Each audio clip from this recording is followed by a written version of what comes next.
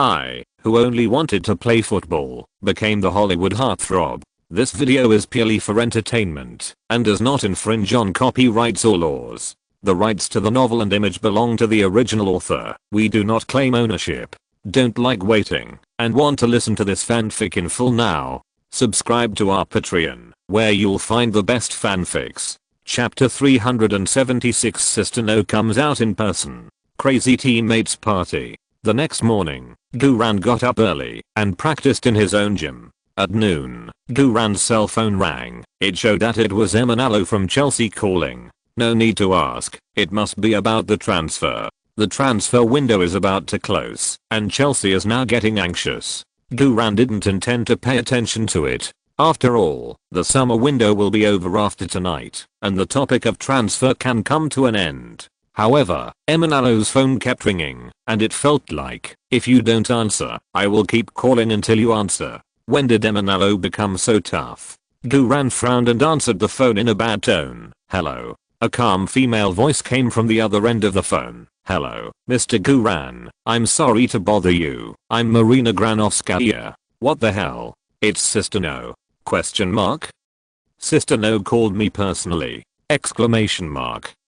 Duran's heart suddenly moved, and he quickly changed his tone to a polite one. Oh, hello Ms. Granovskaya. I'm sorry I was busy just now, so I just answered your call. Sister No on the other side was also very polite. Boo. Although this is the first time we talk on the phone, we have actually known each other for a long time, so don't be so polite to me. Just call me Marina. That's right. In the sun. Sister No, you have had 2 abortions for me ahem. Duran cleared his throat. Okay, Marina, it's a pleasure to talk to you. Sister No smiled and said, I wonder if I have the honor to treat you to dinner? Duran quickly smiled and said, if it's about a transfer, I'm sorry, I won't accept any transfer offers this summer. I already know that. There was no displeasure in Sister No's tone. Although you didn't transfer to Chelsea, you also didn't transfer to other clubs. But I know that a superstar like you will eventually transfer to a big club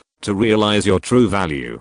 Duran secretly admired. Sister No's thinking is indeed clear-headed. She didn't give up because of the end of the summer transfer window, but made preparations in advance. Then Sister No continued, we at Chelsea have been paying attention to you since you were an amateur player. We are very sincere. We really hope to bring you to Stamford Bridge at the beginning of the next transfer window. I'm ready. No matter what conditions you offer, I can talk to you.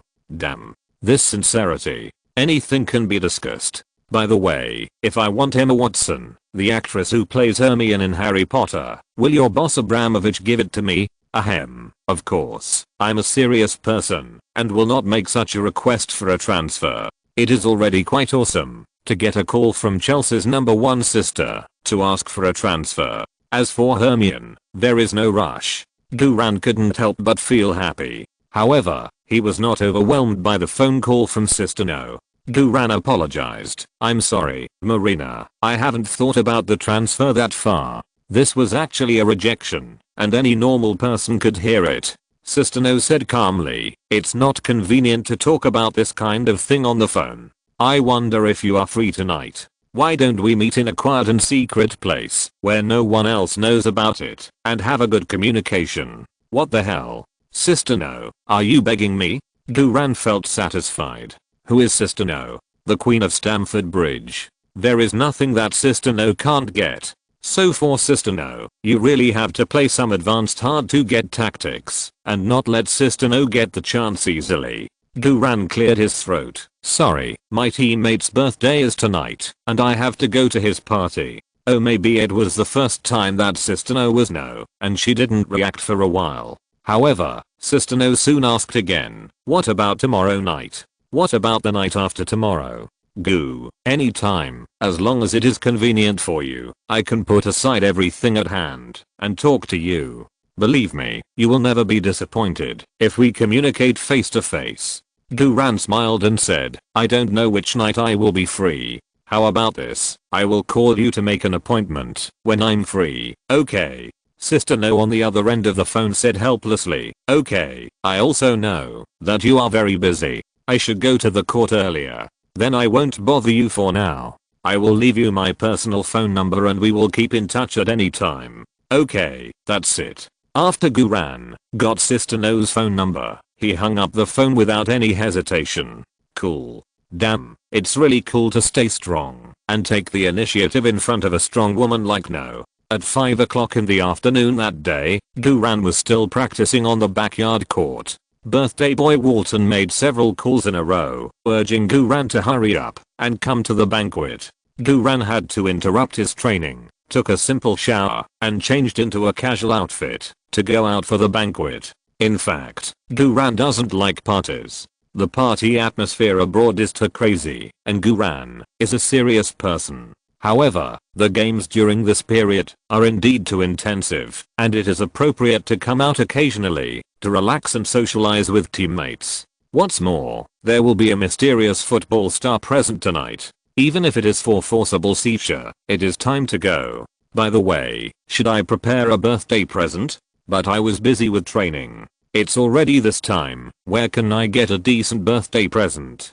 Guran's eyes swept around the living room and finally fell on the candle with a strong smell of cunt that Gwyneth gave to the water queen. No, how can I give this thing to others? But if I don't say it, no one will know, right? This candle with a cunt smell is really an eyesore at home, and it's embarrassing to throw it away, so it's more appropriate to give it to Walton.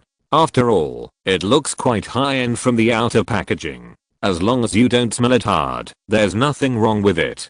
Guran immediately took the candle and drove to a manor in the countryside of Southampton according to the address sent by Walton. This manor is obviously not as grand as Hayden Manor. The nature of the manor is closer to a farm, and the grade is several levels lower than Hayden Manor, but it has a good environment, and is far away from the city. The folk road through the manor is not paved. The ruts have deformed the dirt road. It rained again last night, and some places are extremely bumpy and difficult to drive.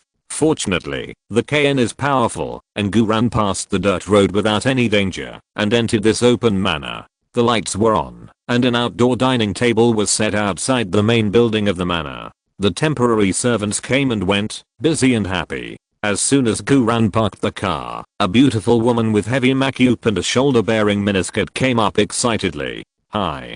Gu. My god. I finally see you. The shoulder-bearing beauty rushed up to give Guran a full hug without saying anything. Before Guran could react, the flaming red lips of the off-shoulder beauty came up to him. Damn. Isn't this greeting too polite? Guran was frightened and struggled to dodge. It's too dangerous abroad.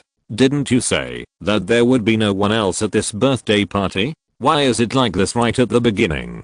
Hello, beautiful woman. Are you a family member of Wharton? Yes, but I can also be not. The enthusiastic beautiful woman's eyes flashed with an almost fanatical light. For you, I can turn that idiot's birthday into a death anniversary. Oh, boo. You are so handsome. You are 10 times more handsome than the one in the camera. You are the most manly man I have ever seen in this world. Your black hair is so charming. Your black pupils are so high-end. Oh, and your nose, your mouth, your ears. Oh god, you are so exotic.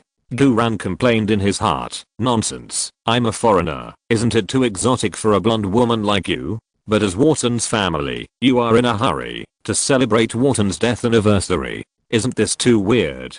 The off-shoulder beauty pressed on Guran enthusiastically and actively. Boo. What should I do? I have been ignited by you. Can you feel my heart burning for you? Her life is coming to an end. You need to keep, repeatedly, and vigorously infuse her with hot energy. Damn, this farm-flavored love talk. I really don't understand a word. Guran hurriedly said, I'm sorry, ma'am. I don't understand what you are saying. It doesn't matter if you don't understand. There is a language that is the most straightforward language between men and women. I promise you will learn it once you learn it. As she said that, the off-shoulder beauty grabbed Guran's hand and pressed it on her hot chest.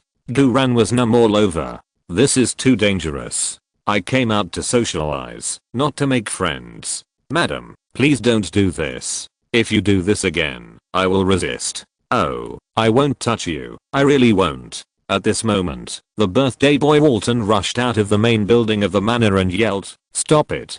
Guran quickly pushed the beautiful woman on the shoulder away and spread his hands to show that he was innocent. Walton, listen to me, it's not what you think. Walton rushed over like a tornado and shouted angrily without saying anything, stay away from my distinguished guest, Lisa. Otherwise I will throw you out to feed the wolves. Gu ran. Not me. The girl called Lisa suddenly showed a trace of disappointment on her pretty face and held up her drooping shoulder straps. Damn dog, you are so fast. I haven't seen you run so fast on the football field. If you are 2 minutes later, I will succeed. Gu ran. I'm not that fast in 2 minutes. What is your relationship? Walton yelled at Lisa angrily. Get out of here, Lisa. If it weren't for the law, I would have shot you. Lisa responded bluntly, sooner or later I'm going to poison you to death, so you'd better be careful when you eat. What a sincere birthday wish. Gu ran was so scared that he didn't dare to breathe. Gu ran guessed that this overly enthusiastic Lisa should have a close relationship with Walton and might be Walton's wife, but looking at the way the two of them didn't get along, they looked like mortal enemies for several lifetimes. But no matter what, he had to stay away from his sister-in-law to avoid unnecessary misunderstandings. Lisa smiled seductively at Gu ran. Gu, Walton's party is so boring. Would you like to come with me to my room to have some fun? Damn it. Sister-in-law, you don't even carry people. At least don't flirt with me in front of your husband. It's really too dangerous abroad. Gu ran quickly said, thank you, sister-in-law, you are so hospitable, but I'm here to celebrate Walton's birthday. Walton is my deputy team leader, and I respect him very much. Sister-in-law? Walton and Lisa were stunned at the same time, and then burst into laughter at the same time. Walton waved his hands and said, Boo, you misunderstood. You really misunderstood. Lisa laughed so hard that her body shook. Oh no, God. Being Walton's wife, I'm going to vomit just thinking about it. Goo, don't get me wrong, I'm not Walton's wife. If I were Walton's wife, his parents, that is, my parents, would have skinned him and hung him up and beaten him to see an orthopedic doctor. Gu ran said in astonishment, so you are? Walton grinned and said, yes, we are brother and sister, but I would rather my father became impotent after giving birth to me, and I would rather she was the bastard born by my mother and the housekeeper. Lisa also said bluntly, I would rather my father was always impotent, and I would rather you were the bastard born by my mother and the groom. Damn, your quarrel with brother and sister really shocked me. Judging from the style of your quarrel, you are definitely brother and sister. Walton looked unhappy. I'm sorry to embarrass you, Gu. Lisa flirted at Gu ran. Walton's party is boring. I feel like vomiting when Walton gets within 3 meters of me, so I'll leave first. I'll stay in the big bedroom with a balcony on the 2nd floor. If you want to have fun, remember to find me. I will never let you down. After saying that, Lisa giggled, touched Gu ran's waist, and walked away with her hips twisted. Gu ran wiped the sweat silently. This woman is too wild. Which man can control her? Walton warmly put his arm around Gu ran's shoulders. Boo. Welcome. I'm so glad you can come tonight. There are no taboos in our manor tonight. You can play however you want. I promise that no one will tell anyone what happened in the manor. But I have only one request, please please please please. Don't touch my sister. Gu ran nodded quickly. Don't worry, Walton, I understand. Although you two siblings quarrel, but as a brother, you definitely don't like others to hook up with your sister. I understand. I understand. Walton waved his hand and said seriously, that's not the case. The main thing is that Lisa has slept with half of the men in the town, and she has slept with all the male servants in the house, even the 60-year-old gardener. It's true. I suspect she is sick. You must not fall for it. Gu ran. Oh my god. Is it too late for me to leave now? I just came out to socialize. Why do I have to risk my life? Then Walton said with a smile, to make sure you come today, I have spent a lot of money to invite 20 party girls. I guarantee that each of them is better than my sister. But they are on their way now, and they should be here soon. Tonight we have no taboos, and have fun, until we can't stop. Gu ran said quickly, Walton, I'm here just to wish you a happy birthday, not for anything else. Walton smiled and said, I understand. I understand. Anyway, do whatever you like. Hey, Boo, what is this? Did you bring me a birthday present? Duran quickly took out a candle gift box from the car seat. Oh, yes, I think this gift suits you very well. Oh, boo, you are so polite. The other teammates came empty-handed, but you brought a gift. Walton said happily. I haven't received a birthday present for a long time. Duran smiled helplessly. If you had told me earlier, I wouldn't have brought one. Ha ha ha. Goo, you are so humorous. Walton opened the gift and took out a white candle as thick as his arm. He was stunned.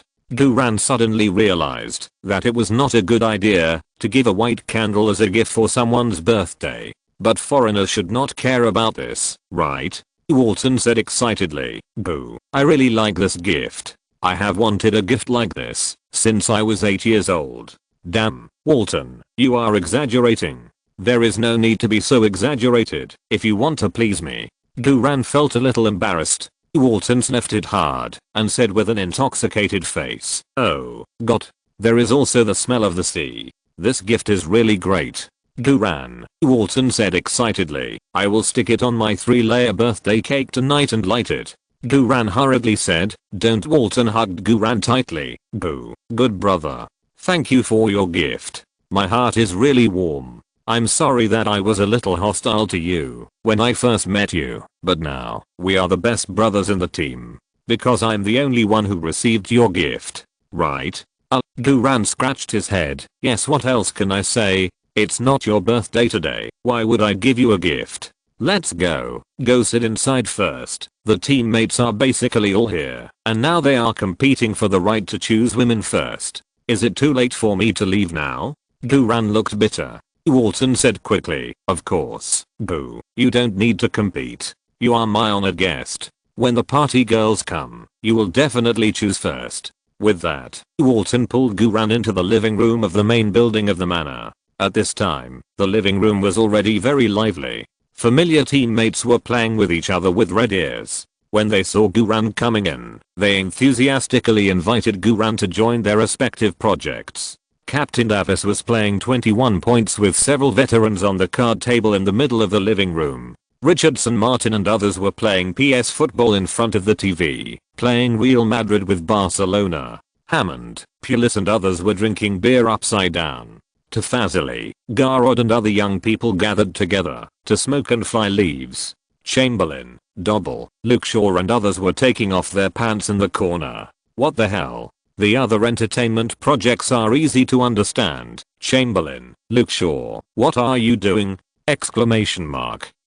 Seeing Duran looking at him in astonishment, Chamberlain immediately waved and said, come on, Boo, come and play together. It's so interesting. Duran waved his hand quickly. No, no, no, you guys play your own games. Good students. Lambert and Lalana walked towards Duran with a smile. Lambert smiled and explained, those kids were so high from smoking leaves. But don't get me wrong, Boo, they took off their pants not to do that kind of thing, but to compare endurance. Whoever has higher endurance will have priority in choosing a party girl later, and can choose one more. Lalana sneered, no one of them can choose. Duran was astonished and said, take off your pants to compare endurance? How to compare? Lambert said, do you know that there was a kind of punishment called ginger punishment in medieval Europe? Now it is also popular to use ginger punishment when major schools test fraternities for membership. Damn. Is it necessary? Just to fight for the priority, to choose a party girl, is it necessary to fight so hard? Isn't it better to use the coin tossing method? These young people are really crazy when they play. Then I heard Lalana sneer again, they are all doing useless work. Duran asked, aren't you two going to choose? Lambert smiled, no, I'm a serious person. Duran couldn't help but nod. Lambert is indeed steady and motivated, just like me. Lalana said, Lambert used to like Lisa, and he was thinking about rekindling his old relationship with Lisa, so he definitely wouldn't play these projects to choose party girls. Lambert was immediately panicked. No, no, no, I didn't. Damn, we are different. Duran couldn't help but ask Lalana again, what about you? Why don't you choose? Lambert sneered, Lalana is a mama's boy. His mother doesn't let her stay out overnight. She must go home before 10 o'clock. Lalana said seriously, holding a party, getting brothers together, and keeping in touch. I think this is very good. But if you get party girls, it will change. Guran couldn't help but nodded, thinking, it has to be Lalana, just as I thought. Then I heard Lalana lower his voice and said, so, I have called to report it. I think the police have intercepted the car carrying the party girls. There may be contraband in the car. Damn Lalana, are you taking revenge on society? We are different. My teammates are all weird. Guran asked, do Walton and the others know about your report? Lalana shrugged, no, they don't know. I only told you when you came. Guran, Lalana, you are so cruel. Guran couldn't help laughing and said, so, it's a game for men only tonight. Lalana glanced at Lambert and said, not really, there's also Lisa upstairs. Lambert's face flushed red and said, I'll say it again, Lisa and I have nothing to do with each other. Lambert asked Guran, Boo, do you want to tell them there are no party girls tonight? Guran said, let them finish the game. That's right. Chapter 377 Superstars make their debut. What a crazy day. 4 red cards in 4 minutes, the referee is going crazy. In less than 3 minutes, Chamberlain and the others couldn't stand it anymore. Chamberlain pulled out the ginger with a grin and shouted excitedly, I won. I took the longest. Ha ha ha. I can choose first. I can be the first to choose after Guran has chosen. Walton and Davis have chosen. Lambert whispered to Guran, do you want to tell them a few truths? Guran still shook his head. The truth is more exciting than ginger punishment. Let them enjoy themselves for a while. Lalana said, it's almost time to eat. Let's go out and wait. Lambert immediately agreed. Okay, this place is full of spicy ginger. As soon as the three walked out of the main building, they saw a silver Ferrari Spider speeding towards the manor, and the roar of the huge engine was extremely harsh. So cool. So cool. Yeah, this is simply a dazzling debut. Who is this? It must be the football superstar invited by Walton. There are not many people in the Premier League who dare to drive a Ferrari so ostentatiously. They must be superstars with real talent to be worthy of it. Lalana and Lambert chatted with each other, their faces full of envy. It is really cool to drive a Ferrari to the banquet, and Guran couldn't help but look forward to it. Bang! Just as the silver Ferrari Spider was about to arrive at the manor, the wheels suddenly slipped, and the whole car fell into the bumpy mud road. Lalana, Lambert, Guran, Ferrari desperately stepped on the accelerator, and the originally clean body was all muddy, but it could not get out of the mud pit. Lalana said, why don't we go and help? Lambert nodded repeatedly, yes, yes, it should be. The two hurriedly ran to the Ferrari that failed to show off. Guran also followed. If you can help someone like this, you should help.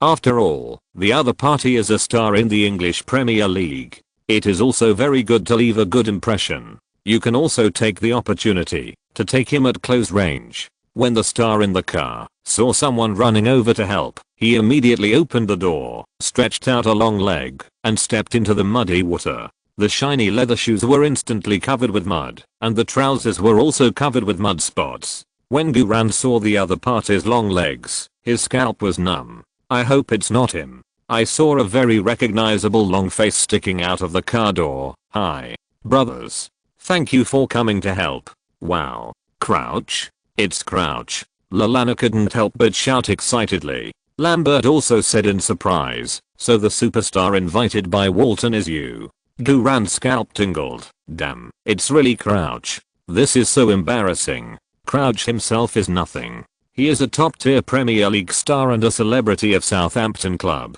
He is also worthy of a Ferrari. But Crouch's girlfriend is Abby Clancy. I have a scandal with Abby Clancy. Of course, this scandal is not true, but it is true. Isn't this a trap? Is it too late to turn around and run away now? The tall Peter Crouch stood up from the low Ferrari. Hi, how are you guys? Southampton guys. Wait, I know you. Crouch saw Guran hiding behind Lalana and Lambert at a glance. Guran wanted to hide more secretly, but he was so handsome and had such a strong aura that Lalana and Lambert couldn't cover him up at all. Crouch took 2 steps at a time and came to Guran. You are Guran, the superstar of Southampton. No, I'm not. Guran quickly calmed down. Hello, Crouch, you are here to attend the party, right? But there are no party girls at this party, and all the party girls have been reported by Lalana, so you can go back directly. Crouch smiled heartily. Party girls?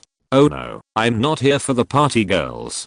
Goo, I'm very glad to meet you. Does my girlfriend Abby Clancy often send you photos? Lalana and Lambert suddenly widened their eyes and pricked up their ears. Duran coughed awkwardly a few times. Mr. Crouch, this is really none of my business. Don't listen to those tabloid reporters. Nothing really happened between your girlfriend and me. We just shot an advertisement, that's all. Crouch grinned and said, I didn't hear it from the tabloid reporters. It was a bee who told me in person. Oh, by the way, I took some photos of her myself. Don't you think a bee has a great figure?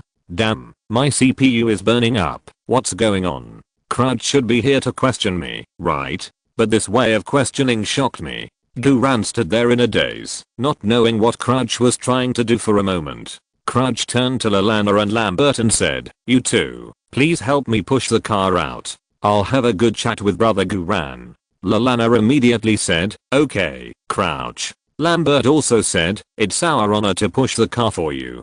Duran hurriedly said, I'll push the car too. Crouch put his arm around Duran's shoulders and said, what car are you pushing? I haven't finished talking to you yet. Let's talk while we walk. Duran said bitterly, I really want to push the car. There will be a chance in the future. Crouch asked, Boo, I've always wanted to know why you ignore my girlfriend Abby. Duran opened his mouth and answered in a questioning tone, because she is your girlfriend? Crouch blinked. So, the obstacle between you is me. Damn. That's not what I meant. Duran said quickly. Crouch, although we just met today, you are a star player of Southampton Football Club. I respect you very much. How could I miss your girlfriend? Duran, am definitely not that kind of person. Crouch smiled. It seems that the obstacle between you is really me. Goo, you don't have to worry about this. Abby and I have always been very open. We are in love with each other sincerely. I love everything about Abby, including the man she likes. Abby's happiness is my greatest happiness. Damn, Duran was completely stunned. What method did Abby use to pull you? Crouch lowered his voice and said, Boo, to be honest, I even considered a beautiful picture of the three of us having fun together.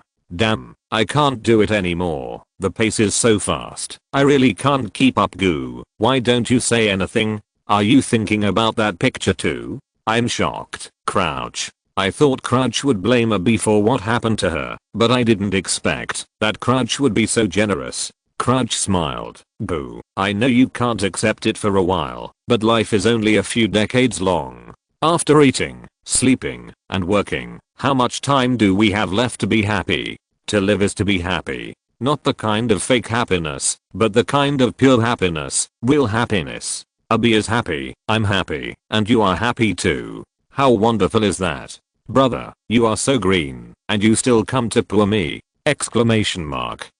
No, I'm a serious person. Then I heard Crouch say again, of course, it is not possible to change your mind all of a sudden. You can try to be happy with Abby first. I strongly support you. Duran's mind was in a mess. Life abroad is really too dangerous. Wait, Crouch, you are not tired of playing, so you want to find a buyer to sell it?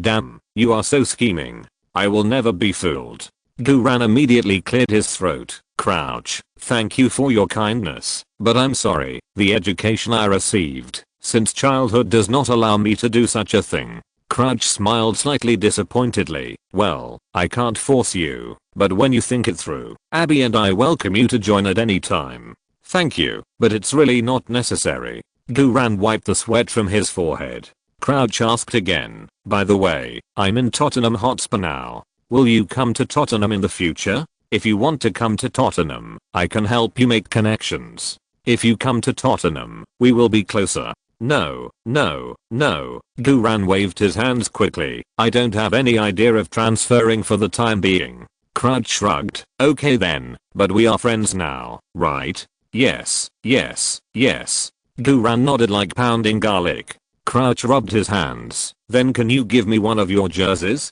It's better to be one you've worn. Ah. Duran was a little confused for a while. Crouch grinned and said, "In this way, I can wear your jersey and pretend to be you and have fun with a bee. A bee will definitely like it."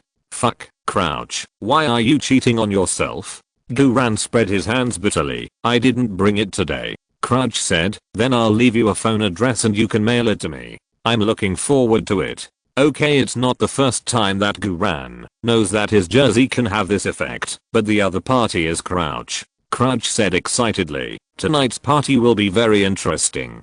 Duran secretly complained in his heart, "No, you have missed the most exciting part." At this time, Walton and others ran out of the main building and hugged Crouch enthusiastically. Crouch's silver Ferrari was also pushed out by his teammates. Duran took the opportunity to concentrate his mind and forcibly took Crouch's star-level skills. Crouch is a top center forward in the Premier League, proficient in confrontation, receiving the ball, running, shooting, especially the header skill, which is definitely the most invincible in the Premier League. Duran directly chose to force Crouch's header skill, super header, high orbit bombing +1. Today's goal was achieved. After Crouch arrived, Walton's birthday party officially began. The players sat around the dining table in a lively atmosphere. The servants pushed out a 3-layer birthday cake with a big white candle that smelled like the sea. Duran subconsciously held his breath. The birthday boy Walton began to distribute cakes to everyone. Crouch, as the most famous VIP today, got the largest piece close to the candle. Duran got the second largest piece, but Duran immediately gave the cake to Crouch. It's not that Duran doesn't like cakes, it's really that Duran doesn't like cakes with white candles that smell like the sea. Crouch was moved to hug Duran and publicly stated that Duran was his best friend. The other players were envious. After cutting the cake, everyone toasted Walton to congratulate him. Duran, Lambert and Lilana all drank water, while Walton and others drank brandy, whiskey and vodka. Halfway through the banquet, most of the players were drunk and reveled around the table. Crouch also performed a set of mechanical dances to celebrate after scoring a goal, which attracted cheers from the audience. After eating and drinking, the party girls had not arrived yet. Walton called to inquire, and then he learned that the party girls had been reported by enthusiastic citizens and taken away for urine tests. After hearing this news, Chamberlain and others wailed. Their butts are still burning and painful. The whole party was in chaos, and the organizer Walton was even more anxious. He had already paid the money for the party girls in advance, and now he couldn't find anyone to refund the money. At this time, the drunk Crouch felt that he had not eaten enough, so he ran to the main building and found a piece of peeled ginger on the table and ate it in big mouthfuls. Walton and others saw that this was too much. They didn't dare to tell Crouch the truth, so they could only desperately try to snatch the ginger from Crouch's mouth. But Crouch is a top center forward. Can the ginger in his mouth be picked out? So, Crouch stuffed ginger into his mouth while running around the manor. The Southampton players could only chase him. Crouch is a world-class star. Most people can't catch up with him. His long legs were so loud. The whole scene was so lively. As he ran, Crouch led all the players into the mud ditch. Everyone thought that tonight's party would be a panting party, but it turned out to be a panting party. Crouch, who had eaten indescribable ginger, was completely excited. He led the Southampton players to run for more than an hour, which made the Southampton players tired. Duran was fine. Duran did not participate in the activity of picking indescribable ginger from Crouch's mouth. Duran just sat at the dining table and watched in amazement. Duran was really shocked by this birthday party. After more than an hour, Crouch was finally exhausted and ate all the ginger in his mouth. No one dared to tell Crouch the truth. What a crazy day. Duran thought Crouch had missed the most exciting part of the party, but he never expected that Crouch was the most exciting part of the party. After this birthday party experience, Duran never planned to attend private parties again. After September 1st, the summer transfer window officially ended, and Southampton club officially entered the era of Nicola Courts's rule. On September 4th, the 5th round of the English League One, Southampton's away challenge to Colchester United began. Colchester United is a weak team, which has been in the lower reaches of English League One and English League Two for many years. Its best result in the past years is only the English Championship. This game is another battle of abuse, but it is different from the previous abuse. Southampton sent a substitute lineup with Guran, Lallana, and Lambert as the main players. Chamberlain, Gooley, Garrod, Schneiderlin, and Walton all took leave due to illness. It is really tiring to chase world stars for an hour at a birthday party. Fortunately, today's opponent is very weak, and having Guran, Lallana and Lambert is enough. Southampton arranged a 42-31 offensive formation and played full court pressure. Colchester United adopted the strategy of full-scale close defense and short pass counter-attack in this game. It is worth mentioning that a Colchester United legend came to the main stand of Colchester United, Romano Trezeguet. There are no particularly well-known big-name stars in the history of Colchester United, and Lualua, a player from the Democratic Republic of Congo, is one of the most well-known club legends. Lualua is a forward, but he was not a football player before he was 16 years old, nor did he receive professional football training, but a gymnast. Therefore, Lualua has good body flexibility and can make various difficult breakthroughs and shooting movements. His most iconic is the backflip shot and the continuous backflip celebration. Once, he scored a goal in a match against Arsenal, and he was so excited that he did more than a dozen somersaults. Then he sprained his ankle and had to leave the field, and the team eventually lost the game. Lualua also has a younger brother, Kazenga Lualua, who was born in Newcastle United's youth training and is currently a talented young midfielder.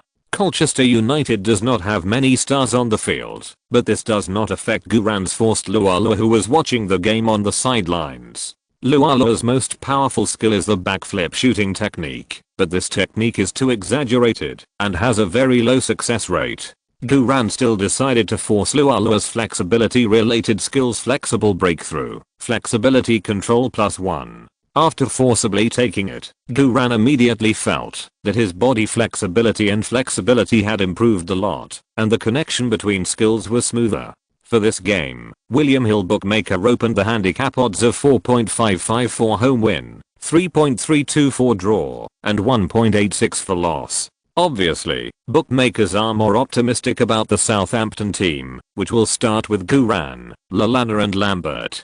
Judging from the rankings of the two teams in the English League One, Southampton ranks second in the English League One, while Colchester United ranks 19th. This ranking also shows the huge gap between the two teams. At the beginning of the game, the Southampton team pressed forward and attacked wildly, but Colchester United was not afraid at all and directly confronted Southampton. Most of Southampton's players are young substitutes, so they were a little confused by Colchester United's strong confrontation. The confrontation between the two sides was very fierce, and players fell to the ground repeatedly. Fortunately, Guran quickly stabilized his position in the defensive midfielder position. In the 11th minute of the game, Guran, with his strong and flexible body, dribbled the ball and ate the fierce pulls and sliding tackles of 5 Colchester defenders in a row, and then saw the opportunity and passed it to Lallana, who was supporting in the middle.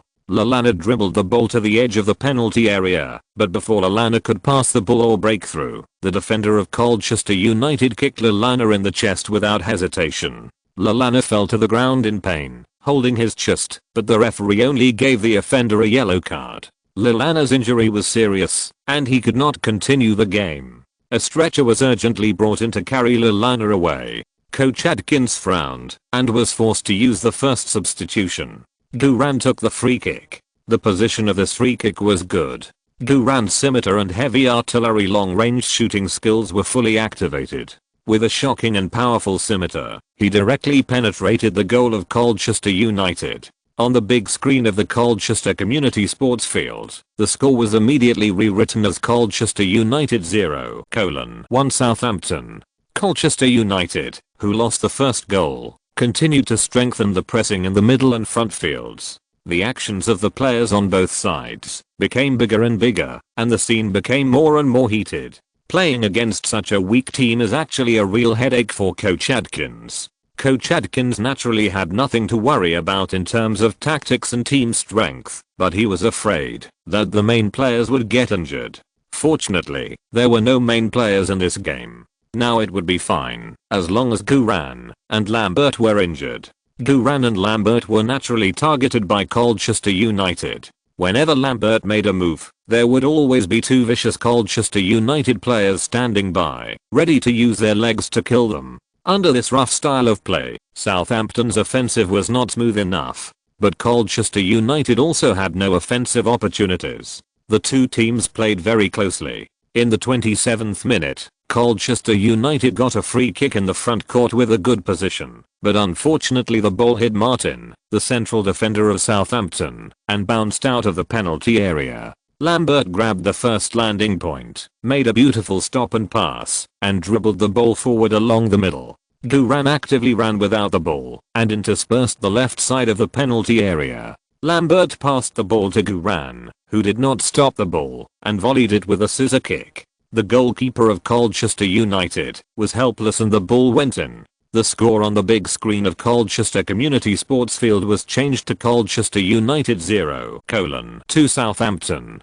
Colchester United, who lost 2 goals, targeted Guran and Lambert even more crazily. During the injury time of the first half, the two sides almost had a fight in the midfield area. The score of the first half was also fixed at Colchester United 0:2 Southampton. In the second half, the two sides changed sides and the atmosphere on the field was still hot, and both sides made more mistakes. Guran used his physical confrontation advantage to knock Colchester United striker, Nigerian international Odija, to the ground when defending. Odija immediately kicked Guran's ankle in retaliation. The Southampton players on the field immediately broke out. Anthony Pulis rushed up first, violently locked his throat, and strangled Odija's neck fiercely. The players of Colchester United were naturally unwilling to be outdone in their home stadium, and they rushed up to punch and kick Anthony Pulis. Fighting. The scene was in chaos.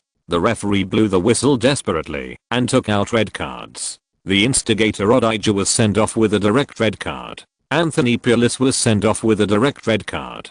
Colchester United midfielder and Devine was sent off with a direct red card. The situation on the field suddenly changed. The referee gave 3 red cards in a row. Colchester United suffered a heavy blow and 2 players were sent off, while Southampton was sent off with 1. The head coach of Colchester United protested loudly, using all kinds of swear words.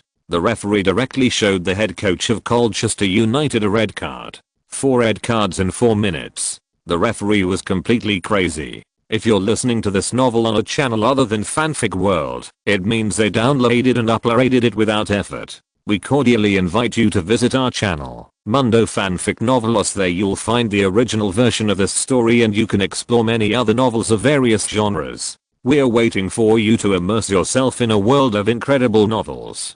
Chapter 378, the predecessor of the God of Gamblers team. Bees are coming. Passion is passion, making money is making money. The head coach of Colchester United knelt on one knee to the referee, but it was useless. This wave of confrontation with Colchester United suffered a big loss. 2 players were sent off on the field, and Colchester United's formation and tactics were completely broken. Originally, Colchester United's strength was not as good as Southampton, and now it is even more troublesome. Physical confrontation is a double-edged sword. It is indeed useful when strangling a strong team, but if it is not controlled a little, it will be stained with a red card and lead to collapse. After the game resumed, Colchester United 9v10 Southampton, and it was Southampton with Guran. This is equivalent to Colchester United 9v11. Guran raised the butcher knife without hesitation. In the 65th minute of the game, Guran dribbled the ball and broke through on the left side. All the defensive players of Colchester United squeezed to the left side to intercept and defend. Guran turned with Matthews' shoulder-sinking pressure step, easily tore through the not-dense defense line, passed the ball to Lambert, who was cooperating in the middle, and then quickly moved forward without the ball. Lambert dribbled the ball forward, attracted the attention of at least 3 defensive players, and then knocked the ball back to Guran, who had already entered the penalty area. Guran used his body to hold 2 defensive players and volleyed the ball with a powerful kick. The ball went in. Colchester United 0:3 Southampton. Guran completed an away hat-trick. Then, 5 minutes later, Duran made 2 consecutive passes with Lambert in the middle, and then passed the ball to the unguarded striker Canali. Canali calmly shot in front of a half-empty goal. The ball went in. Colchester United 0:4 Southampton. Colchester United lost 2 goals in 5 minutes and was defeated. In the 75th minute of the game, the players of Colchester United were obviously unable to run. Originally, their physical fitness was not as good as Southampton. They wanted to rely on their bodies to strangle Southampton's offensive, but they didn't expect that 2 key players were sent off in a row, and the defense line was broken into a sieve. Duran on the opposite side seemed to have just started. His physical strength was so strong that it was frightening. He ran all over the field, sprinted back and forth, and was unstoppable in the midfield. Colchester United's physical strength collapsed, their formation collapsed, their mentality collapsed, and they dared not commit fouls and get cards. They could not limit Duran at all. In the 79th minute, Duran intercepted the ball in the midfield, strengthened his high-speed sprint dribbling, and the son of the wind and the king of Highbury burst into full force. He ate 7 players who were defending and intercepting him in one breath, and suddenly kicked and shot from 40 meters away from the goal line outside the penalty area. The football drew an extremely domineering arc of light and fell directly into the upper left corner of the goal. The ball went in again. Colchester United 0:5 Southampton.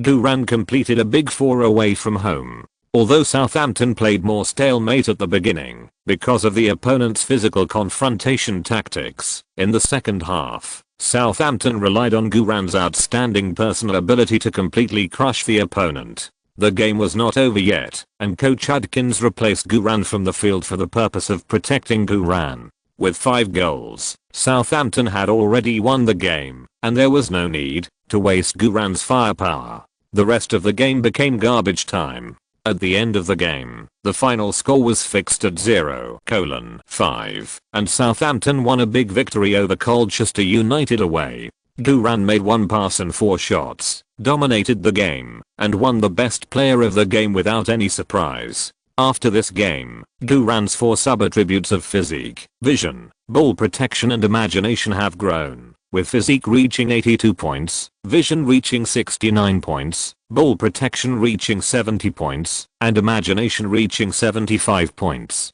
Just like the previous game, because the opponent was too weak, Duran had a wonderful performance, but the gold content was not too high, so even with the beautiful data of 1 pass and 4 shots, he still failed to reach the system's SS score, and could only conduct hidden draws, and could not get a point reset and reorganization. However, this time the draw was quite powerful. Duran drew the most commonly used skill, Matthew shoulder drop. Matthew's shoulder drop was immediately upgraded from +1 to +4. In addition to the physical flexibility skill that Duran took today, Duran felt that his overall skills had improved a lot. After the 5th round of the English League One, Southampton still ranked 2nd in the English League One standings. The top of the English League One standings is still Peterborough United, who just got 3 points by abusing the weak, with a total score of 13 points, while Southampton is closely behind with 12 points. The English League One scorer list was also updated later that day. Duran led by 14 goals, and continued to lead by a long way. The club executives were very satisfied with the results of the first game in September. The only trouble was that Lallana had to be out for a month due to a rib fracture. Lallana will miss the remaining 5 games in September. Of course, there is also good news. That is, the Ginger Warriors have basically recovered from their injuries and returned. On Saturday, September 11th, the match day of Southampton's home game against Brentford in the 6th round of the English League One arrived. That morning, Duran drove to St Mary's Stadium early and began to conduct closed training before the game at the home stadium. During this period, Duran was busy and compact in his life, except for training and hand drawing the script of Captain America. In the absence of Hollywood's point-grabbing artifact, Duran's only way to obtain talent points was to get training bubbles for free and then exchange them, and also to pick up enhanced blue skills during training. In this week, Guran automatically exchanged 5 special talent point bubbles, and at the same time, he superimposed the enhanced reasonable collision to +5, the 2-pass cooperation to the upper limit of +6, the step down turn to +4, the rainbow pass to +5, and the emergency stop acceleration to the upper limit of +6. Guran allocated 3 points of these 5 special talent points to the burst attribute, bringing the burst attribute to 85 points, so as to further optimize his strong ability. The remaining 2 talent points, one was allocated to the speed attribute, and the other was allocated to the dribbling attribute. The speed attribute was increased to 80 points, and the dribbling attribute was increased to 77 points. Guran is constantly improving. At 2 p.m., the long-awaited fans poured into St. Mary's Stadium. The previous few games were away games. Today, Southampton fans can finally enjoy Guran's heroic figure holding up the butcher knife at their home stadium. In less than half an hour, St. Mary's Stadium was full, and almost the entire stadium was filled with red and white flags. Not only the Saints flags, but also the Brentford flags of the away team are also quite a few, and the flags of the two teams are very similar in color stripes. At first glance, those who don't know, would think that Brentford is also supporting Southampton. Brentford is not a weak team, although their business situation in recent years is even more difficult to describe than that of Southampton club. Brentford's team logo is a bee. There are 2 theories about the origin of this logo. One theory is that this is because the area where Brentford is located is rich in roses, and every spring it is full of bees collecting honey, so Brentford Club uses the bee as its team logo and calls itself Bees. Another theory is that more than 100 years ago, a group of students from Borough Road College shouted "Buck up, Bees" when cheering for Brentford. Bees is actually the abbreviation of Borough Road, but a reporter thought they were shouting Bees, so the nickname of the Bees started. Of course, Brentford has another nickname, which sounds more like the nickname of a normal team, the Red and White Army. Their jersey style is a red and white striped shirt, which looks very similar to the style of Southampton's home jersey. Moreover, Brentford and Southampton are both old clubs in the Southern Division. Although they are not mortal enemies, because the two teams have similar main colors, and are both old teams in the Southern Division, the two teams never save face when they play against each other. In the 2010/11 season, Brentford was still sinking in the English League One, but it won't be long before this team meets the famous professional gambler Matthew Benham, and the Brentford club will really rise and soar. In a sense, Brentford and the Seagulls Brighton are mortal enemies. Brighton was just acquired by another famous professional gambler lizard Tony Bloom in the 09-10th season. Although Brighton is still in the English League One, Brighton is already strong and powerful at this time.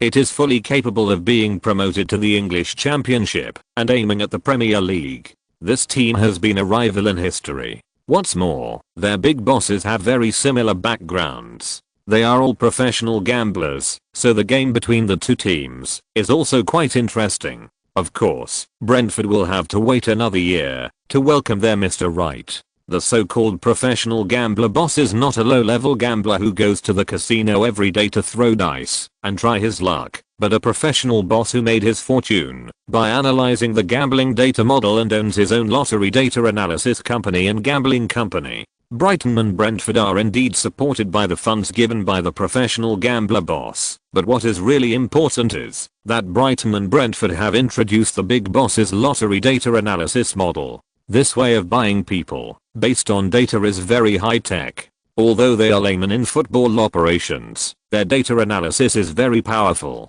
Brighton and Brentford also rely on their strong gambling data analysis capabilities to select various unknown, but overall very strong monsters and mavericks from the vast number of players. For example, Caicedo, Matoma Koru, Morpay, Cucurella, Robert Sanchez, Evan Ferguson, etc. are all analyzed and purchased by Brighton's gambling data system. After Brentford was acquired by Matthew Benham in 2012, it began to buy low and sell high, constantly discovering young talents.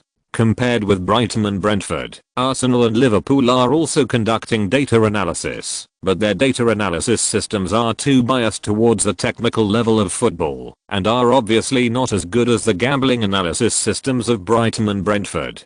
This new way of operation is also destined to make Brighton and Brentford emerge in the later period. The era of big data is already affecting the operation of the club. For now, Brentford also has many young talents. Brentford's club style is to only buy young talents with potential and spend money on the blade. Brentford is good at using a wide range of running positions to create opportunities and often suddenly exerts force when the opponent is not paying attention. At present, after 5 rounds of the English League One, Brentford has 2 wins, 2 draws and 1 loss, with 8 points, temporarily ranking 8th in the English League One standings, closely following the Seagulls Brighton. Therefore, this game is still a relatively critical battle for the upper reaches, and Southampton's head coach Adkins dare not neglect it at all. There are quite a few Brentford B fans who came to watch the game today, at least more than 5,000 people, and the Milton stand is almost full. Major media and scouts from major clubs also came to watch the game. Although the summer window has ended, and Guran stayed in the Southampton team, this has not reduced the pursuit enthusiasm of the media and scouts at all. Everyone knows that with Southampton's black shop style of selling stars, Guran will sooner or later leave Southampton and join the top giants. Therefore, scouts from various teams are also preparing for the transfer in the winter window in advance. Chelsea's Emanalo, Liverpool's Edwards, and Manchester City's Pratt, the 3 big guys gathered together again. The 3 of them are still smiling on the surface, but empty in their hearts. For today's game, William Hill gave the pre-match handicap, home win 1.60, draw 3.86, and lose 5.86. Judging from the odds, the bookmakers are still optimistic that Southampton can take all 3 points at home. Even Matthew Benham, who is still only a fan of the Bees, placed a heavy bet through his bookmaker SmartOdds and bought Southampton's 1.5 goal win, and Guran scored in the first half. Love is love, and making money is making money. At 2:10 p.m., the referee team entered the field to check the venue. Then, the players of both sides entered the field for adaptive warm-up training. Brentford, as the visiting team, entered the field first in blue and black away jerseys. Because their home jerseys are too similar to Southampton's, they can only wear the away team jerseys today to avoid confusion. When Southampton's players entered the field to warm up, the entire St Mary's Stadium was boiling instantly. Almost every Southampton fan jumped up from the stands and shouted Guran's name crazily in standard Chinese. Guran applauded the fans repeatedly and then devoted himself to the warm-up training seriously. Every time Guran touched the ball, there would be screams at the scene. The atmosphere at the home stadium was full to the extreme. At 3 o'clock in the afternoon, the 6th round of the English League One Southampton vs Brentford match officially started.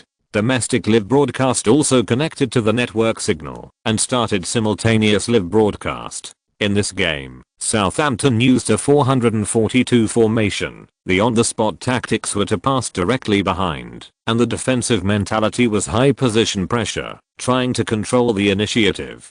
Southampton's lineup today is also a full main lineup. The forwards are veteran Gully and young player Garrott. The left midfielder is Chamberlain and the right midfielder is Schneiderlin. The 2 midfielders are Lambert and Hammond after Lallana was injured. Southampton had no front midfielder in this game. The left back is still Guran, and the right back is Richardson. The 2 central defenders are the young Martin and the veteran JD. The vice-captain Walton has gradually become a substitute due to physical problems. The goalkeeper is still the captain Davis. It can be said that Southampton is still very serious in this game. Brentford lined up their usual 433 attack formation. According to the pre-match military situation, Brentford's head coach Neil MacDonald is flexible in tactics and likes to make on-the-spot adjustments to the 433 formation. Therefore, Brentford's formation is likely to change to a 352 formation or a 442 formation that focuses on defense. Brentford's 3 forwards are number 10 Charlie McDonald, number 29 captain Gary Alexander, and number 23 Robbie Samples on loan from Huddersfield. The 3 midfielders are number 11 Miles Winston, the left midfielder, number 28 Welsh international Owen Jones, the defensive midfielder, and number 7 Sam Sayouds, the right midfielder. The left back is number 16 Sam Wood, the right back is Michael Spillane, and the 2 central defenders are number 6 Pim Borkstein and number 13 Isai Lekpan. The goalkeeper is number 1 Richard Lee. It can be said that Brentford does not have any well-known stars at present, but the overall level of Brentford is not bad in the English League One. They have many young players with high cost performance and former demon stars. For example, their number 29 forward captain Gary Alexander, although he is 31 years old this year, but more than a decade ago, Gary Alexander was also a well-known talented player in England. Especially in the era when physical confrontation was the most popular, Gary Alexander once became the target player pursued by many giants. Even now, Gary Alexander's front court confrontation is still very high. Physical fitness, strength, aggressiveness, running without the ball, and back-to-back passes are still his strengths. Another example is Sam Swords, the number 7 midfielder on the right. This guy is 27 years old this year. 10 years ago, he was 168 centimeters tall but extremely fast, with excellent dribbling, excellent crosses, and a good set piece. 10 years later, he is still 168 centimeter tall. His height disadvantage prevents him from becoming a Premier League player, but in a game of this level in the English League One, Sam Swords is still a very strong organizing core. Today, Sam Swords is playing against Guran. There is also Brentford's central defender, the number 6 Dutch calf Pim Borkstein, who is only 22 years old this year. He can play as a left back or a central defender. Therefore, Brentford can change from 433 to 352 according to the situation on the field, so as to catch the opponent off guard. In short, Brentford does not seem to have any star players, but relying on its overall strength and changing tactics, Brentford is by no means a soft persimmon. Beep. At 3 o'clock in the afternoon, with the whistle of the referee on duty, the game officially began. First, Brentford, who guessed the coin incorrectly, kicked off. As soon as the game started, Brentford launched an attack from their own left side. Southampton's right and centre immediately formed a combination to double team and strangle. Brentford's left midfielder number 11 Mellis Winston intended to use his body to eat up Schneiderlin, who was blocking him. But Schneiderlin was very experienced and kicked the ball out of the sideline. Brentford quickly sent the ball out of bounds, and their number 29 Gary Alexander pulled to the sideline to get the ball and directly kicked it to the back post. Brentford started with a very fast pace. Southampton hadn't reacted for a while, and the defensive line in the penalty area couldn't keep up.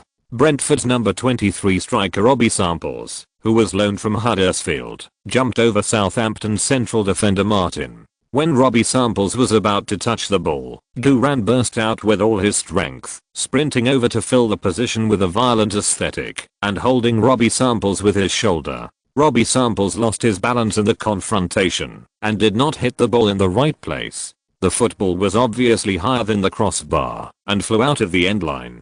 Defense does not necessarily mean to fight for the ball. As long as you give the opponent enough pressure at the right time, and in the right position, you can keep it firmly. Duran has gradually gotten better at the left back position. The Saints fans behind the goal also breathed a sigh of relief. Robbie Samples, who missed the ball, glared at Duran in annoyance. Duran was unceremoniously and spit at Robbie Samples' feet. The players on both sides were very passionate. Less than 2 minutes after the start of the game, Brentford launched an extremely fast and destructive attack. Southampton's defense was almost torn apart. The rhythm of the game was suffocatingly fast. Although Brentford was playing away, judging from their crazy attacking style of play, they were really not polite at all. And Southampton, who played at home, and had more than 30,000 fans cheering and shouting, was naturally not afraid. Goalkeeper Captain Davis kicked the goal kick, and kicked the ball directly to the unmanned area in the left half. Duran broke out from the backcourt, and chased the ball with a violent aesthetic sprint. Brentford's right midfielder number 7 Sam Swords also rushed to grab the ball at a very fast speed.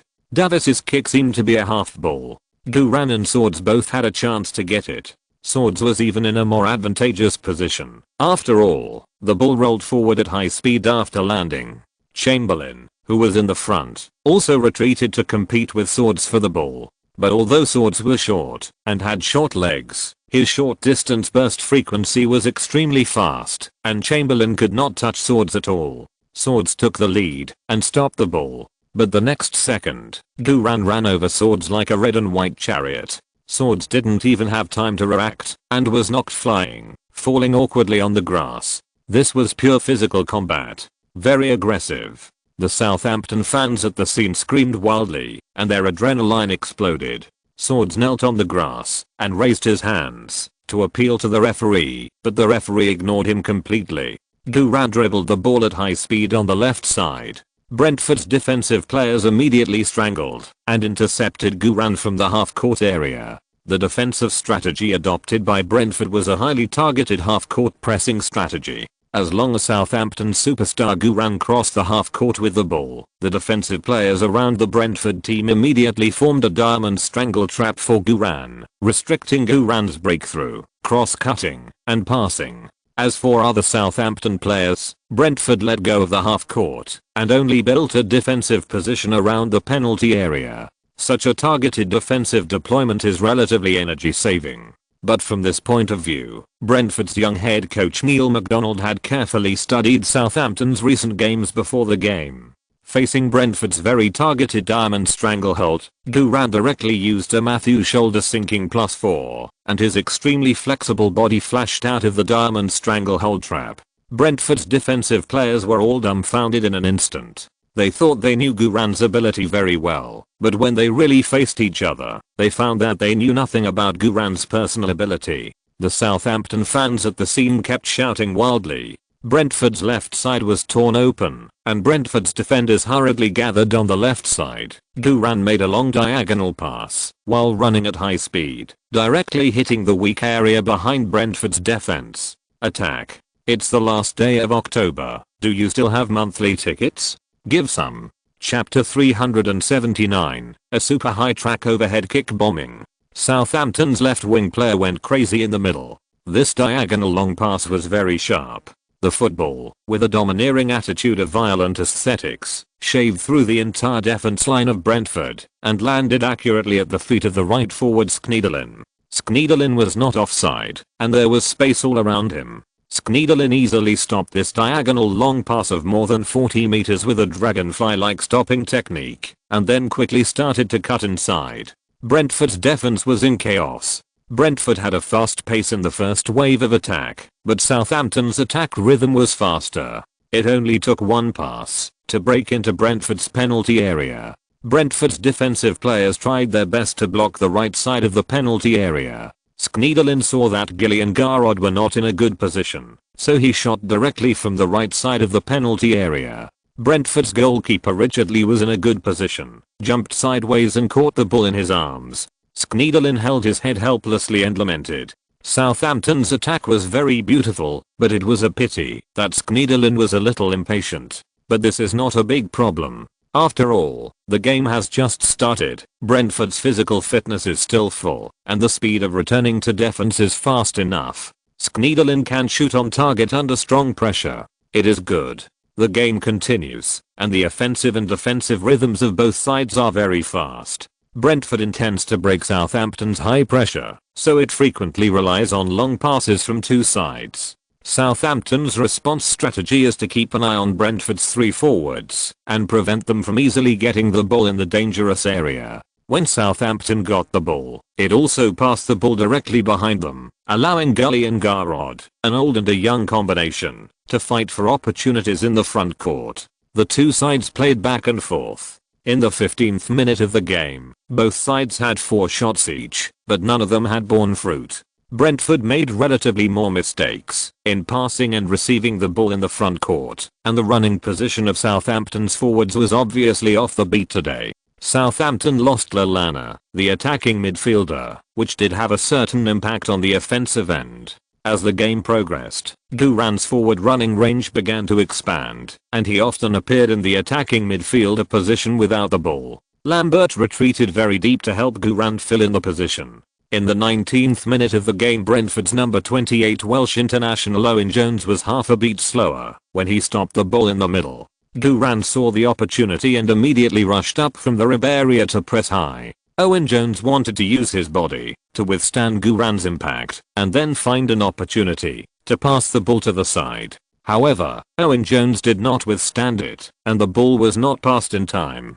Guran made an enhanced and reasonable collision, knocking Owen Jones back 2 steps, and aggressively broke the ball at Owen's feet. Owen Jones hurriedly counter-grabbed on the spot, reaching out to pull Guran's arm with a rough movement. Guran immediately swung his arm to block it, and then made a beautiful Marcel turn, even protecting the ball and rushing through, and instantly got rid of Owen Jones. The center of the Brentford team was wide open. Guran drove straight in with the ball. Garrod and Gooley, who had been ambushing in the front court, accelerated and started inserting into the 2 ribs of the penalty area. At least half of Brentford's defensive players double-teamed and strangled Guran. Facing the almost airtight defense, Guran made a deep-fried meatball move, followed by reverse dribbling, strengthening the crotch, passing the ball between the legs of the Dutch calf Pim Borkstein, and accurately sent it to the empty space in front of Garrod. This crotch-penetrating and magic lamp-guided straight pass was so beautiful. Garrod didn't even need to turn around to stop the ball, nor did he need to adjust his pace. He just swung his right foot. Southampton fans have already started to celebrate. This ball is almost certain to go in. However, Brentford's right back number 22 Michael Spearing raised his foot in front of the goal. The football bounced out of the penalty area in an instant. Southampton fans immediately held their heads and wailed. But the ball is not dead yet. Guran ran quickly to the front of the penalty area with a ghostly movement. Brentford players hurriedly blocked it. The ball bounced a little high, and it was difficult to stop the ball at the front of the penalty area. Even if the ball could be stopped, the landing speed of Brentford's defensive players was enough to block Guran. Therefore, almost everyone thought that the ball was gone, and it was difficult to organize a second attack. And at this moment, Guran turned sideways and jumped towards the high-flying football, his body extremely flexible and stretched, his back 1.4 meters off the ground, and his toes 2.3 meters off the ground. Super high track inverted golden hook. Everyone present held their breath. Bang! Under the force of Guran's toes, the football turned into a sharp and domineering arc of light and ruthlessly bombarded Brentford's goal. This shot was extremely fast, powerful, and at a very tricky angle. The most important thing was that the posture was very handsome. Brentford goalkeeper Richard Lee was dumbfounded. Richard Lee has always been known for his quick reaction and occasional crazy saves, but even Saint Casillas would have to stick to this ball. The football was shot into the net without any surprise. The huge impact of the shot stirred the net and even the doorframe hummed. The ball went in. Amid the heart-wrenching cheers of the Saints fans, Guran fell heavily on his back and fell on the grass in the penalty area. It hurts, but with the Iron Man protecting him, it's no big deal. Before Guran could get up, the crazy Southampton teammates rushed over and pressed Guran under them to celebrate. The female fans of the Saints screamed continuously, wishing that they were the ones who pressed Guran.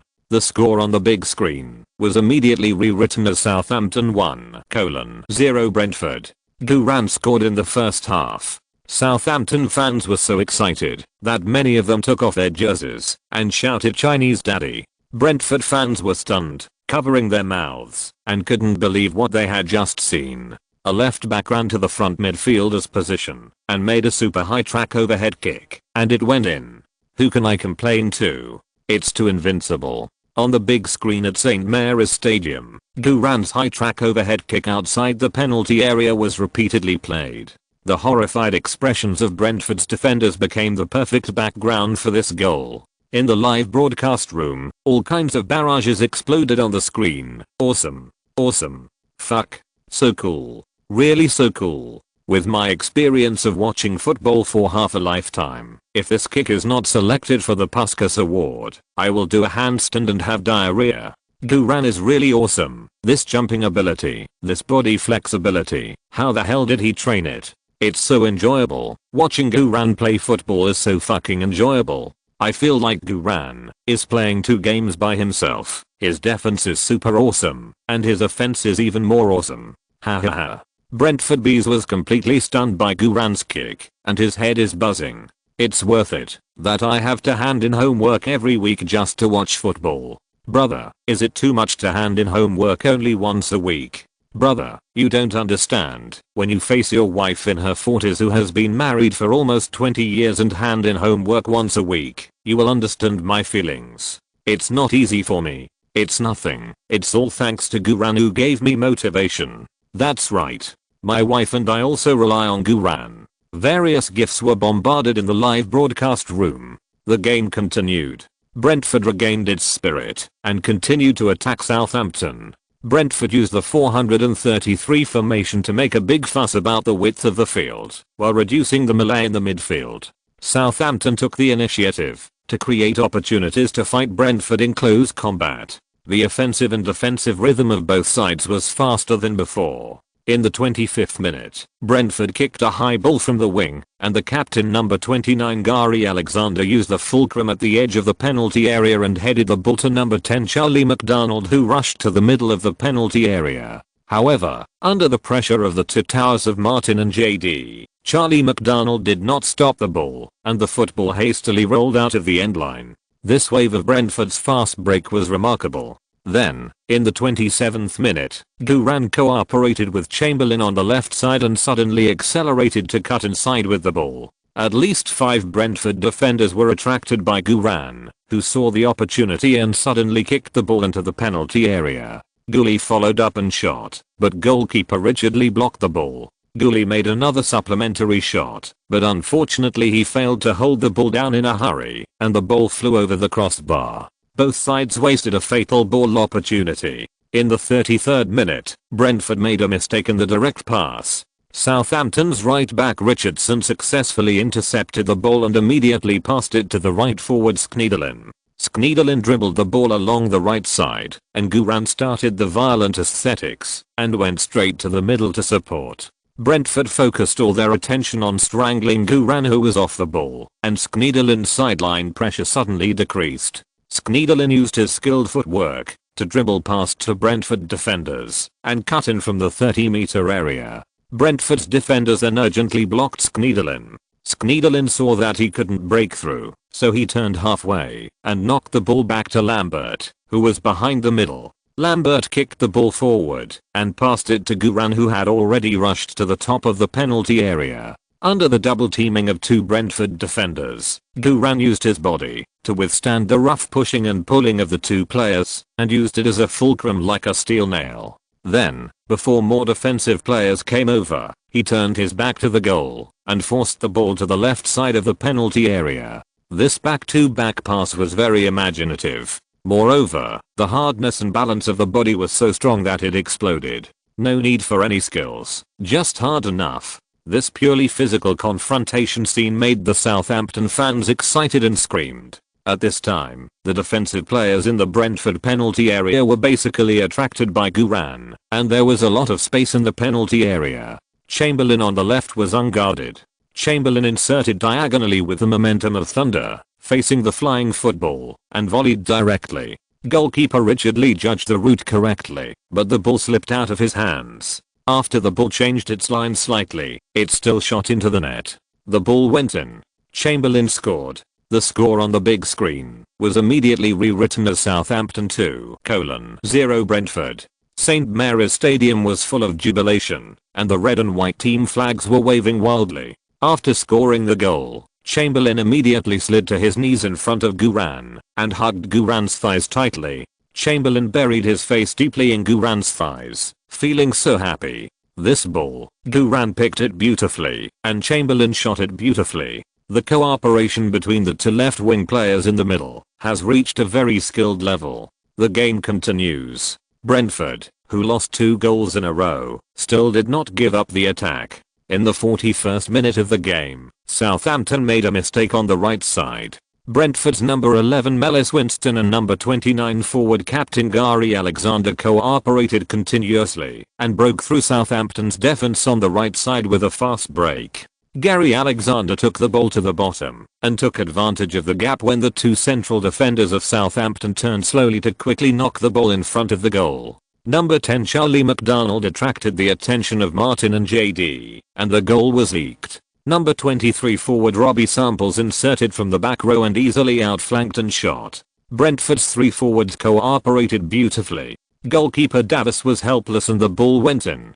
Brentford relied on 433 to sprint repeatedly to avoid fighting with Southampton's midfield and finally scored a goal in more than a dozen fast breaks. The score on the big screen was immediately rewritten as Southampton 2:1 Brentford. The suspense of the game is still there. Brentford still has the possibility of equalizing the score, or even overtaking. Brentford's bees also excitedly waved their bees flags in the Milton stand, cheering for the players. In the 45th minute of the first half, the fourth official raised a sign to add 3 minutes of stoppage time.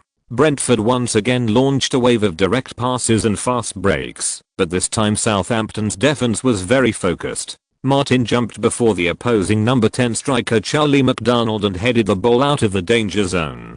Duran immediately started quickly and competed with the number 7 Sam Swords on the opposite side. This was not the first time that the two of them competed on the line. This time, number 7 Sam Swords was still in a more advantageous position. But after the lesson of being crushed by Duran last time, Swords obviously learned his lesson this time. He could have gotten the ball faster than Duran, but he slowed down in the last few steps. He wanted to wait for Duran to touch the ball first, and then suddenly accelerate and steal the ball from Duran's feet. When Duran stopped the ball, Swords was short, but his feet were extremely flexible, and he was very confident in this ability to steal the ball. Duran saw Swords suddenly slow down, so he didn't hesitate to rush forward with a violent aesthetic sprint, and caught up with the ownerless ball in 3 big steps in an instant. Swords' eyes lit up, and he immediately accelerated, ready to steal the ball, when Duran stopped the ball. However, Duran didn't stop the ball at all, and didn't even slow down. Instead, he touched the ball, and passed it, while running at high speed. The football immediately rose from the ground, and flew towards Chamberlain on the left. Swords was dumbfounded. Was he seen through? Exclamation mark. Is this still stealing chicken feathers? The next moment, Duran directly used his shoulder to knock away Swords, who was blocking the way. Poor little short Swords was knocked to the ground again. All the Southampton fans were excited and cheered wildly. Such a physical fight is really too exciting. On the left side of the road, Chamberlain stopped the ball with his toes, stabilized it, and then dribbled the ball quickly. Duran's pass was very sharp and very unexpected. It was a pity that Chamberlain dropped a little when he received the ball. Otherwise, if he had directly cut inside with the ball, this wave of attack would have been even more sharp and exciting. Brentford's defensive speed was not vegetarian either, and Chamberlain's path to cut inside was quickly cut off. Chamberlain could only dribble the ball to the bottom. Southampton's front court players rushed to the penalty area frantically, waiting for the response. Gilly, Garrod, and even Schneiderlin at the back post were all closely guarded by Brentford's defensive players. Since the first half had started, the confrontation between the two sides had reached a suffocating level, and Brentford dared not neglect it at all. Chamberlain faked a pass, flashed a passing channel, and then turned back to knock the ball to the top of the penalty area. Since Gilly and Garrod were both guarded, Chamberlain chose to pass the ball back to Duran, who had already reached the top of the arc. Behind Duran, 3 Brentford defenders were desperately chasing back. It seemed that they were only 2 positions away. In front of Duran, 2 central defenders were desperately coming up to defend Duran. This was a 5-man double team. Brentford's double team was very fast, leaving Duran with only 1 second to handle the ball. Duran was super calm and did not stop the ball. Instead, he touched the ball and shot directly from a distance. Heavy artillery long shot, piercing cloud arrow +3. Heavy artillery long shot, stone shattering +3. Heavy artillery long range shot, cruise missile +1. Top pass and shot, God's kick +2. Super pass and shot, 1 kick out +1. All skills activated. The football was like an electromagnetic afterburner shell, tearing through the restricted area with lightning speed that was invisible to the naked eye, and went straight to the upper left corner of the goal. Brentford goalkeeper Richard Lee only felt a hot arc of light passing in front of his eyes, and the whole person immediately stood there in a daze, not even able to do the basic defensive action of kneeling and bouncing. The ball went in. A super domineering and powerful world wave long range shot. The football lifted the ball net up, and the goal frame trembled slightly. The Saints fans in the stands shouted at the top of their lungs, cheered and jumped. except for the Milton stand, which was as quiet as a cemetery. All the stands in St Mary's Stadium were shaking up and down like noodles, and even the ground was shaking, as if it was a magnitude 5 earthquake. This ball was too explosive. All the fans of Southampton were full of adrenaline, and the joyful dopamine was secreted crazily. The shouts of Chinese dad were endless. The score on the big screen of St Mary's Stadium was immediately rewritten as Southampton 3:1 Brentford. Brentford's performance in the first half was already very good. They even dared to play against Southampton, which was stronger than them, and they played well, but they didn't have a star. They didn't have a superstar like Guran. Guran made 1 pass and 2 shots in the first half, and dominated the game. Amid the crazy jumping and cheering of Southampton fans, the wonderful first half of the game ended. Southampton's players returned to the locker room to rest and adjust in high spirits. The players of Brentford walked off the green field with their heads down. After the 15-minute halftime break, the players of both sides returned to the field and changed sides to fight again. Brentford changed its formation. Although the 433 formation was gorgeous and beautiful, the passing success rate under Southampton's high-pressure defense was far less than half of what they had in training. So at the beginning of the second half, Brentford took the initiative to change the formation to 352 with 3 defenders and 2 wing-backs to strengthen the defense in the backcourt. In the front court, Captain Gary Alexander, number 29, was adjusted to the front midfielder position to serve as a fulcrum for the front court connection. Southampton continued to maintain the 422 formation, with Guran as the front midfielder, and the whole team continued to press high, using physical confrontation to consume Brentford's physical strength and suppress Brentford's space for passing the ball. The two sides played back and forth in the first 15 minutes of the second half. From the scene, Southampton has firmly controlled the rhythm. After Brentford changed its formation, it weakened on the offensive end, but they invested more manpower on the defensive end, which did cause a lot of trouble for Southampton's offense, and played several good quick counter-attacks. It can be seen that Brentford is ready to take the path of defensive counter-attack in the second half. In fact, if they didn't do any 433 offense in the first half, and played defense and counter-attack steadily, even if the score is still behind now, at least the physical strength will be guaranteed, and theoretically there will be a chance to equalize. It's a little late to play defense and counter-attack now.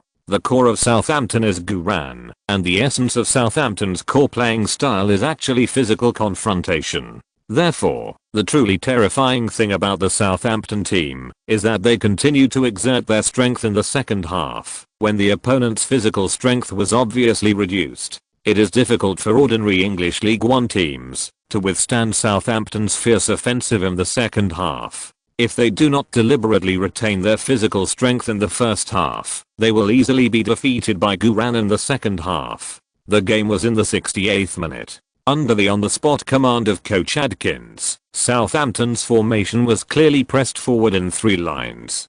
Gu passed the ball directly to Chamberlain in the left winger position in the backcourt. Chamberlain relied on his speed to cut to the edge of the small penalty area and knocked in front of the goal. Garrod got rid of the defense and volleyed the ball directly from a small angle, but unfortunately the football hit the crossbar and bounced out of the end line. Then, in the 73rd minute, it was Guran who passed several people and headed to the front midfielder position, and the magic lamp pointed the way to the goal. This time, Guran's pass caused Brentford goalkeeper Richard Lee and defender Azai Lekpan to collide due to a positioning error. The football was picked up by Garrod, who inserted in the back row and easily pushed the ball. The ball went in. Southampton scored another goal. This ball was almost the same, as if it was fed directly into the stomach. Not to mention Garrod. Even if Garrod's grandmother was placed in front of the goal, this ball would definitely go in. The score on the big screen was immediately rewritten as Southampton 4:1 Brentford. This goal also put Brentford in a desperate situation. There is still hope to catch up with the gap of 2 goals, but with the gap of 3 goals, the goddess of victory has already pulled up her pants and walked away. Brentford goalkeeper Richard Lee and defender Azai Lekpan blushed and accused each other. Brentford is on the verge of collapse, and the game is coming to an end. Chapter 380. 3 consecutive hat-tricks. Another mysterious man appears. Hot stifter. The game continued. Brentford, whose physical strength was gradually exhausted, was still looking for opportunities. In the 76th minute of the game, after a round of substitutions, Southampton's defensive mentality was relaxed. Brentford made a long pass from the right and hit the ball directly into Southampton's penalty area. Number 11 Miles Winston stopped the ball and passed it to the goal. Richardson, who was responsible for defense, stepped forward to intercept, but his arm touched the ball. The referee immediately blew the whistle, indicating that Richardson had handballed in the penalty area. Richardson hurriedly appealed and defended, but the referee still insisted on the penalty, showing Richardson a yellow card and awarding Brentford a penalty. Brentford fans saw hope again. Richardson was very upset, but it was not his fault for this ball. There was no problem with his interception and pressing. It was just bad luck. Captain Gary Alexander stepped forward to take the penalty and scored it in one fell swoop. Brentford tenaciously recovered a goal, and the score was rewritten as Southampton 4:2 Brentford. The players of the Brentford team also happily gathered together to celebrate. But there was really not much time left for them. Southampton kicked off, and Guran directly hit the front midfielder position, dribbling the ball to the edge of Brentford's penalty area to attract firepower. Brentford's players' physical strength could not keep up, and under Guran's repeated pulling, the loopholes in Brentford's penalty area defense line were very large. Guran saw the opportunity to dribble forward, and Brentford's defensive players could not limit Guran in a normal defensive way, so they could only shovel from behind. Guran was immediately shoveled to the ground. The Southampton fans at the scene roared angrily. Fortunately, Guran stood up immediately and indicated that he was not injured. The referee showed a yellow card to Owen Jones, number 28, who made a shovel, and awarded Southampton a free kick outside the penalty area to the right. Guran took the free kick. All Southampton fans stood up to watch, and every Saints fan was ready to cheer. Guran's scimitar was fully opened, and the football bypassed the wall of people, drew a sharp and domineering scimitar-like arc in the air, and with a strong sense of falling, it fell straight into the goal. The speed of the ball was too fast. Goalkeeper Richard Lee had never experienced such a scimitar attack before, and he missed again and again. This kind of ball is beyond the ability of a League One goalkeeper. Richard Lee stood on the goal line and watched the football burst into the net.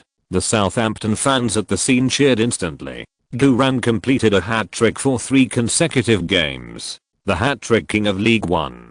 The score on the big screen was immediately rewritten as Southampton 5:2 Brentford. This shocking scimitar also completely killed the suspense of the game. Brentford's head coach Neil MacDonald kept shaking his head and sighing in the visiting team's technical area. His deployment and on-the-spot changes today were actually quite good, and the players played aggressively, but they were still ruthlessly crushed. Southampton has Guran, who can really run rampant without any reason. The rest of the game became garbage time. In the end, the referee blew the whistle to end the game, and the score was fixed at Southampton 5:2 Brentford. Guran made 2 passes and 3 shots, including a stunning high-track inverted golden hook goal, a world-class long-range shot goal, and a free kick. In this game, Guran's performance was very high, with a round-trip running distance of more than 12 kilometers, 4 key clearances and interceptions, and played the entire game with abundant physical strength. The score after the game reached 9.0 points. Such performance is also enough to get the system SS level score. After 2 S-level games with low gold content, today we can finally regroup and reset our points. After Guran finished thanking the audience, he walked back to the players' tunnel while thinking about the hidden lottery and regrouping and resetting his points. As soon as he walked into the players' tunnel, a middle-aged man with a refined temperament, wearing a high-end suit and his hair combed back meticulously, walked up with a smile. "Hi, Boo. Congratulations." "Oh, thank you." Guran responded simply, not taking the other party's chat seriously, and continued to walk towards the locker room. This is not that Guran is arrogant, but every time he walks back to the players' tunnel, there will always be staff members to greet him. If he meets everyone and stops to have a good exchange, then he will not be able to leave the stadium all night. Moreover, after greeting, the general staff will be satisfied and will not disturb Guran again. However, the middle-aged man followed Guran leisurely. I have seen your goal highlights, but I have to say that watching you play live is even better than watching your highlights. Gu, your playing style is so passionate. I like you. Guran was slightly stunned. Although it was not a new thing to be confessed by a middle-aged stranger, the temperament revealed by this middle-aged stranger was definitely not something that ordinary people could have. Guran immediately realized that this middle-aged stranger was definitely not a staff member of the stadium. You know, this is the players' channel, and non-staff members cannot come in unless they use some kind of relationship. And people who can use some kind of relationship to get so close are definitely not ordinary. Guran quickly looked at the other person and immediately felt that this person was a little familiar. A celebrity in the football circle? Who is it? Guran couldn't help but stop and frowned slightly and asked, "Excuse me, who are you?" Seeing that Guran was interested in him, the middle-aged man in a suit immediately smiled elegantly, with a hint of businessman's shrewdness between his eyebrows. "You may have heard of my name. Let me introduce myself. My name is George Menz." Damn. Guran instantly felt like thunder was pouring into his ears. George Menz, the strongest agent in the football circle. No wonder he looks familiar. Wait. Menz actually came to watch me play football in person and took the initiative to talk to me? Guran was completely stunned.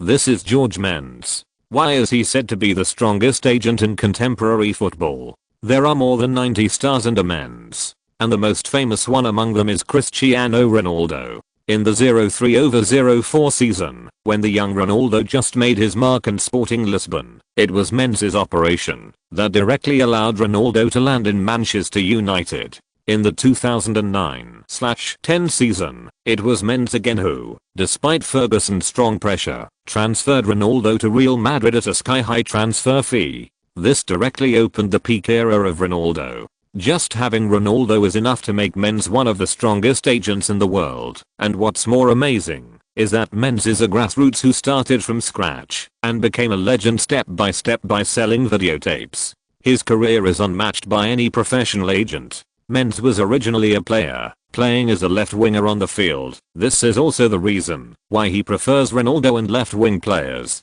He regards Ronaldo as another self. In his own words, he operates Cristiano Ronaldo not to run a business, but to run a dream, a football dream that has never changed since he was a child. In a sense, Ronaldo is him, and he replaces Ronaldo. Of course, Menz's own football ability is completely incomparable to Ronaldo. Menz's career as a player was very short. He only played in the 3rd Division League, and his knee was injured not long after playing, so he had to retire. However, after retiring, Menz did not leave the football circle. With his shrewd business acumen, he opened a video store, specializing in renting and selling videotapes. Of course, most of them are serious videotapes of player game highlights, and some are more profitable videotapes. By watching these highlights videotapes repeatedly every day, Menz has accumulated vision, acquired skills, and is very accurate in judging people. His professionalism is no less than that of a professional scout.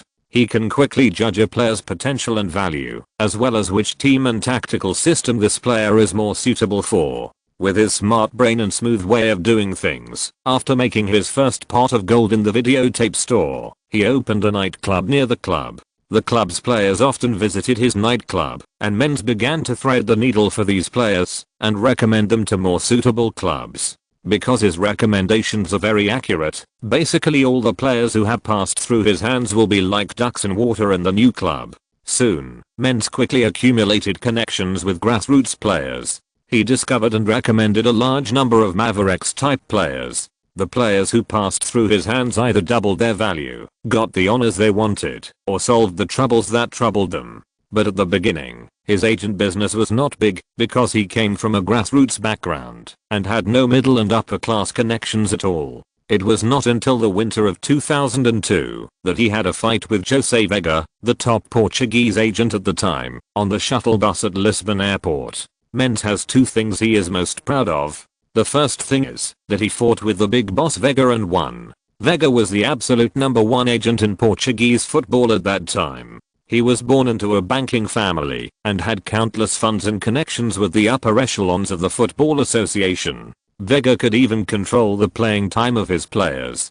The most famous player under Vega was the Portuguese superstar Figo. Mendes was just a grassroots who made videotapes at that time. Mendes wanted to be Vega's younger brother and recommend talented young players to Vega, but Vega didn't even look at Mendes. Shortly after the ferry battle, Portugal's first genius Cristiano Ronaldo announced that he would join the Heartthrob company, the agency founded by Mendes in 1996. In August 2003, Mendes lived up to expectations and brought Cristiano Ronaldo to the theater of dreams. The second thing Mendes was most proud of was that in 2004, he organized a party in the Camelo restaurant in Porto. Mendes booked the entire restaurant and closed it to the public. There were only 4 guests in the restaurant: himself, Chelsea's owner Abramovich, Chelsea's CEO Ken Iron, and Porto's head coach Mourinho. Without knowing Mourinho at all, Mendes found Chelsea's big boss Abramovich and told him that he could bring Mourinho to the Blues and make Chelsea win the championship within 2 years.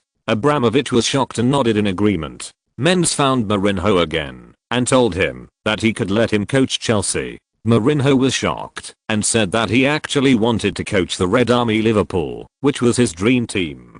But Mendes used his eloquence to persuade Mourinho and took Mourinho to dinner with Abramovich. So, 2 days after the dinner, Mourinho announced his entry into Chelsea. Mendes is a very talented persuader, and more importantly, he really understands football and what people who play football really want. In that era, Ronaldo, Mourinho, and Mendes became the 3 great Portuguese players. Who would have thought that a videotape seller could be compared with Ronaldo and Mourinho?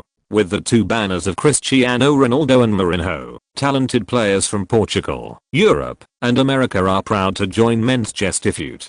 DG, James Rodriguez, JLUO, Angel Di Maria, Nani, Coentrao, Peep, Marcelo, and even Barcelona's Deco. Mendes Gestifute not only controls a large number of excellent player resources, but also indirectly controls many clubs in Portugal in the future, as well as Dynamo Moscow, Valencia, Deportivo La Coruña, Atletico Madrid, Monaco, Wolves and other clubs. Mendes is not like other football agents, who come from a big banking family and have huge money to spend at will, nor is he like some football agents, who come from high positions in the Football Association and have top-down connections, and are even more unlike some football agents, who rely on conspiracy to control their players and make the players obey their orders and obey completely. He started from scratch with his smart mind, from a grassroots who rented videotapes, and gradually grew into a legendary football agent. Now, this legendary football agent is standing in front of Guran in person.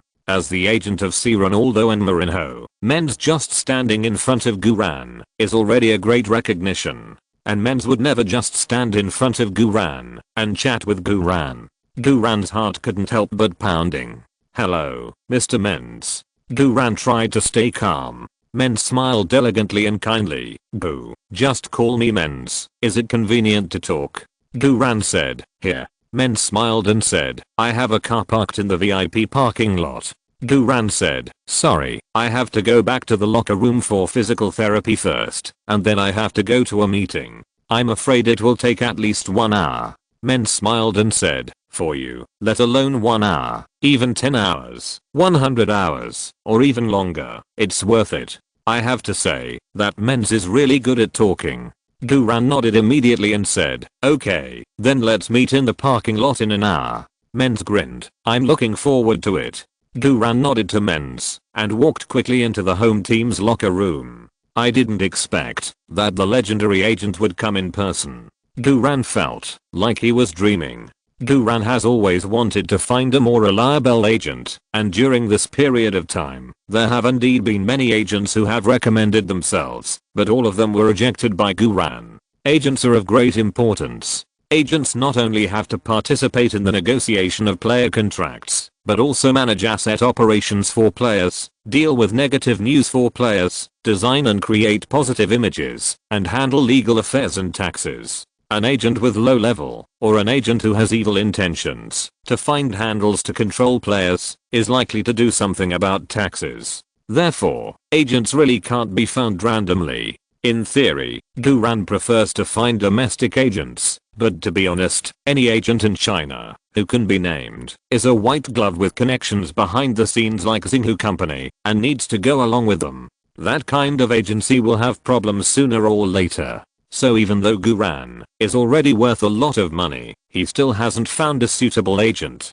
Guran has to share the advertising revenue in the contract, and he also has Hollywood film and television profit sharing projects. He also has to deal with taxes, and he plans to buy a club in the future. Without a strong and trustworthy team of agents, he will definitely not be able to handle it all by himself. The appearance of Men's is like timely help. Moreover, if he can join Men's Ristafort agency, he will be from the same family as the madman Mourinho and Ronaldo.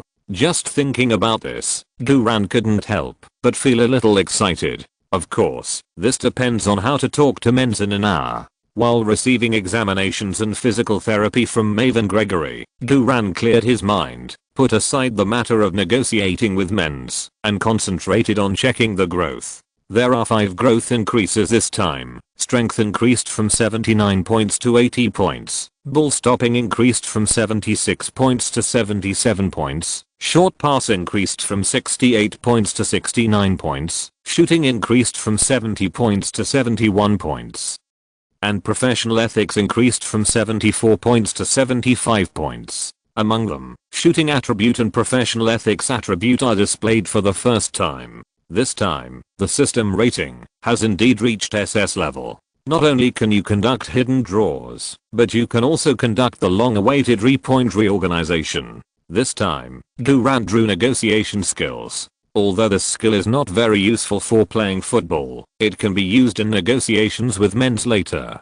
Guran thought quickly and decided to use the repoint reorganization on emergency stop acceleration. Emergency stop acceleration is just a very ordinary football skill, but it is also very practical. Moreover, emergency stop acceleration is already +6, reaching the upper limit of A rating. At this time, repoint reorganization can open up new space for emergency stop acceleration. Guran immediately gathered his mind and reorganized the emergency stop acceleration. Emergency stop acceleration +6 was then reorganized into enhanced emergency stop acceleration +1, and 6 general talent points were washed out at the same time. Guran then took out 2 of the talent points and allocated them to the physical fitness attribute, raising the physical fitness attribute from 88 points to 90 points. The physical fitness attribute also became Guran's first sub-attribute to reach 90 points. Such physical fitness data also reached the level of English superstars. Immediately afterwards, Guran took out another 2 talent points and allocated them to the relatively weak balance attribute, raising the balance attribute from 78 points to 80 points. The higher the balance attribute, the less likely it is to be pulled down and tripped during physical confrontation. The last 2 talent points, Guran allocated to the flexibility attribute, which was also relatively weak, and the flexibility attribute was immediately raised from 70 points to 80 points. The higher the flexibility attribute, the smoother the connection between actions. In this way, among the sub-attributes of the physical category, only the bounce attribute 77 points remained, and all other sub-attributes reached more than 80 points. After the physical therapy, Coach Adkins held a summary meeting in the locker room, briefly analyzed the situation of today's game, and once again praised Guran. Then, Coach Adkins announced a 2-day holiday and told Guran to rest for the next round of the home game against Swindon in the English League One. Coach Adkins also explained to Guran why he did this. First, because Guran is still young, the frequency of the game cannot be too high to avoid irreversible strain. In addition, 2 days after the 7th round of the League One match with Swindon, it will be the 3rd round of the League Cup knockout match. At that time, Southampton will go away to challenge the Blades Sheffield United, so it is normal to take a rest before the important League Cup knockout match. Guran readily accepted it. Although it is actually not necessary, Guran can't say that he has a system and his physical fitness will recover quickly at 90 points, right? After arranging the tasks for the next stage, Adkins announced the disbandment. Guran stayed in the locker room for a while, and when most of his teammates had left, Guran put on his sports backpack and went to the VIP parking lot. As soon as he entered the VIP parking lot, Men's greeted him with a smile. "Hey, boo, come sit in my car for a while." Men's pointed to a luxury Mercedes-Benz Maybach. "Okay." Men's personally helped Guran open the car door. After Guran got in, Men's walked around to the other side and got in. Putting aside other things, the fact that the world's strongest agent was so humble had already moved Guran. Of course, Guran was not a 3-year-old child. Guran knew very well that there was no good in the world without a reason. Guran secretly triggered negotiation skills +4. "Today, no matter how eloquent you Men's are, I will not be easily persuaded by your tongue like Marinho. Unless I get tangible benefits. Goo, do you need something to drink?" Men's pressed the button in the car, and the central armrest area in the back row immediately flipped over, and bottles of fine wine rose up. "Wow, so high-end and classy." Guran cleared his throat and said calmly, "No, Mr. Men's, I don't drink. Let's get down to business." Men's put down his glass immediately. "Okay, that's direct. I like you. I really like you. Then I won't beat around the bush. Boo, you should know why I'm here, right?" Chapter 381, A Conversation Between Strong Men. The Ronaldo style agency contract is finalized. I'm now a fellow student of Ronaldo. Guran smiled calmly. "The strongest agent in football is here. It's definitely not to show me the wine cabinet in the car. Ha ha ha." Men's laughed heartily. "Boo, I didn't expect you to be so humorous. I really like you even more. You really have good taste in calling me the strongest agent in football." On the surface, this was a compliment to Guran, but in fact, it was a compliment to himself. Who doesn't like to hear good words? Guran's negotiation skills were triggered actively, and his tongue was like a spring coated with honey. "I'm not complimenting you, but telling the truth. Mr. Men's, you came from a grassroots background and became the agent of Cristiano Ronaldo and Jose Mourinho. Just based on this, you are the strongest agent in the football world." Men's was overjoyed. "Oh, boo, I really love you to death. Although you are young, you are too smart. You can recognize my ability, which shows that you are also a very capable person. Yes, I'm the strongest agent in football, because Cristiano is my superstar. The relationship between Chris and I is not just an agent relationship. We are not father and son, but we are like father and son. I regard him as a younger version of me, and he has realized my impossible dream. I take care of everything for him except the court, so he became the greatest star in the world, and I became the strongest agent in the world, because of his greatness." Men's paused for a moment and grinned. "Is it a bit exaggerated to say that Chris and I are like father and son?" Guran said calmly, "No, it's not an exaggeration." Men's published an autobiography in 2015, and Ronaldo wrote the preface for him. The original words Ronaldo used in the preface were "my father of football," and the reason why Men's can be the #1 agent in the football world is almost entirely due to Ronaldo. When Men's got married in 2005, Ronaldo also gave Men's a private island worth 17 million euros. So, before their father and son broke up, they were indeed as close as father and son. Men's adjusted his sitting position with satisfaction. "Boo, let's get down to business. In fact, I noticed you a long time ago. I have been paying attention to you since you played a friendly match with Arsenal. I saw your crescent moon scimitar, your elevator ball, your strong physical confrontation, your excellent speed and skills, and your wonderful breakthrough on the left road. But these are not what shocked me the most. Myra Stifford Company has collected data on all your previous games. I can accurately tell you the defensive and offensive data of every professional game you played. These progressively expanding data are what shocked me the most. Since I became an agent, I have never seen a young player improve so quickly. Never anyone, including the greatest player in the world, Cristiano Ronaldo. What I want you to know is that Chris is the strongest player in my heart. So I never compare other players' data with my Chris, but when I saw your data, I couldn't help but compare your data with Chris. I want to know, did the greatest player in the world also have such crazy growth at the age of 17? The answer shocked me. Your initial data was terrible. You were just a non-professional grassroots player, but your growth rate was amazing. If we only look at the actual data, you and Chris are completely incomparable, because when Chris was 17 years old, he was already a well-known genius in Portugal. He was 90 points at the age of 17, while you were only 70 points. But Chris grew from 80 points to 90 points, while you grew from 0 points to 70 points. If we only compare the growth rate, you have surpassed Chris's 3-year growth in just a few months of your professional career. I'm really shocked. I can't believe how you did it. How did you manage to surpass the world's strongest players in terms of growth rate? What shocked me even more is that your basketball IQ is much more mature than your peers. Many of your operations seem to be grassroots and unconventional operations, but they can always be just right for your team to succeed. How should I describe you?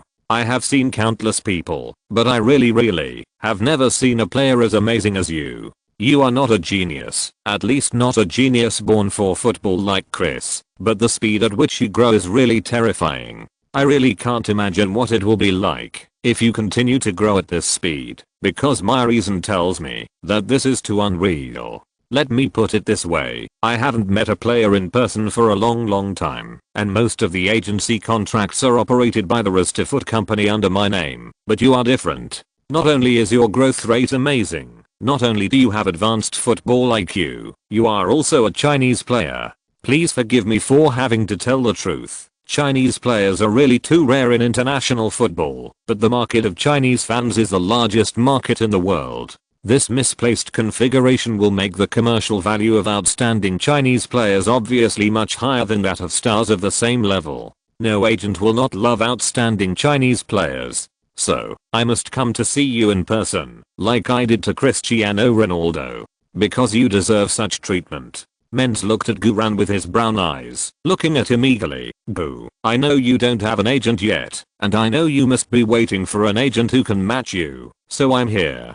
Join my hotspot, I will never let you down. Guran's heart couldn't help but beat wildly. Menz is really good at talking.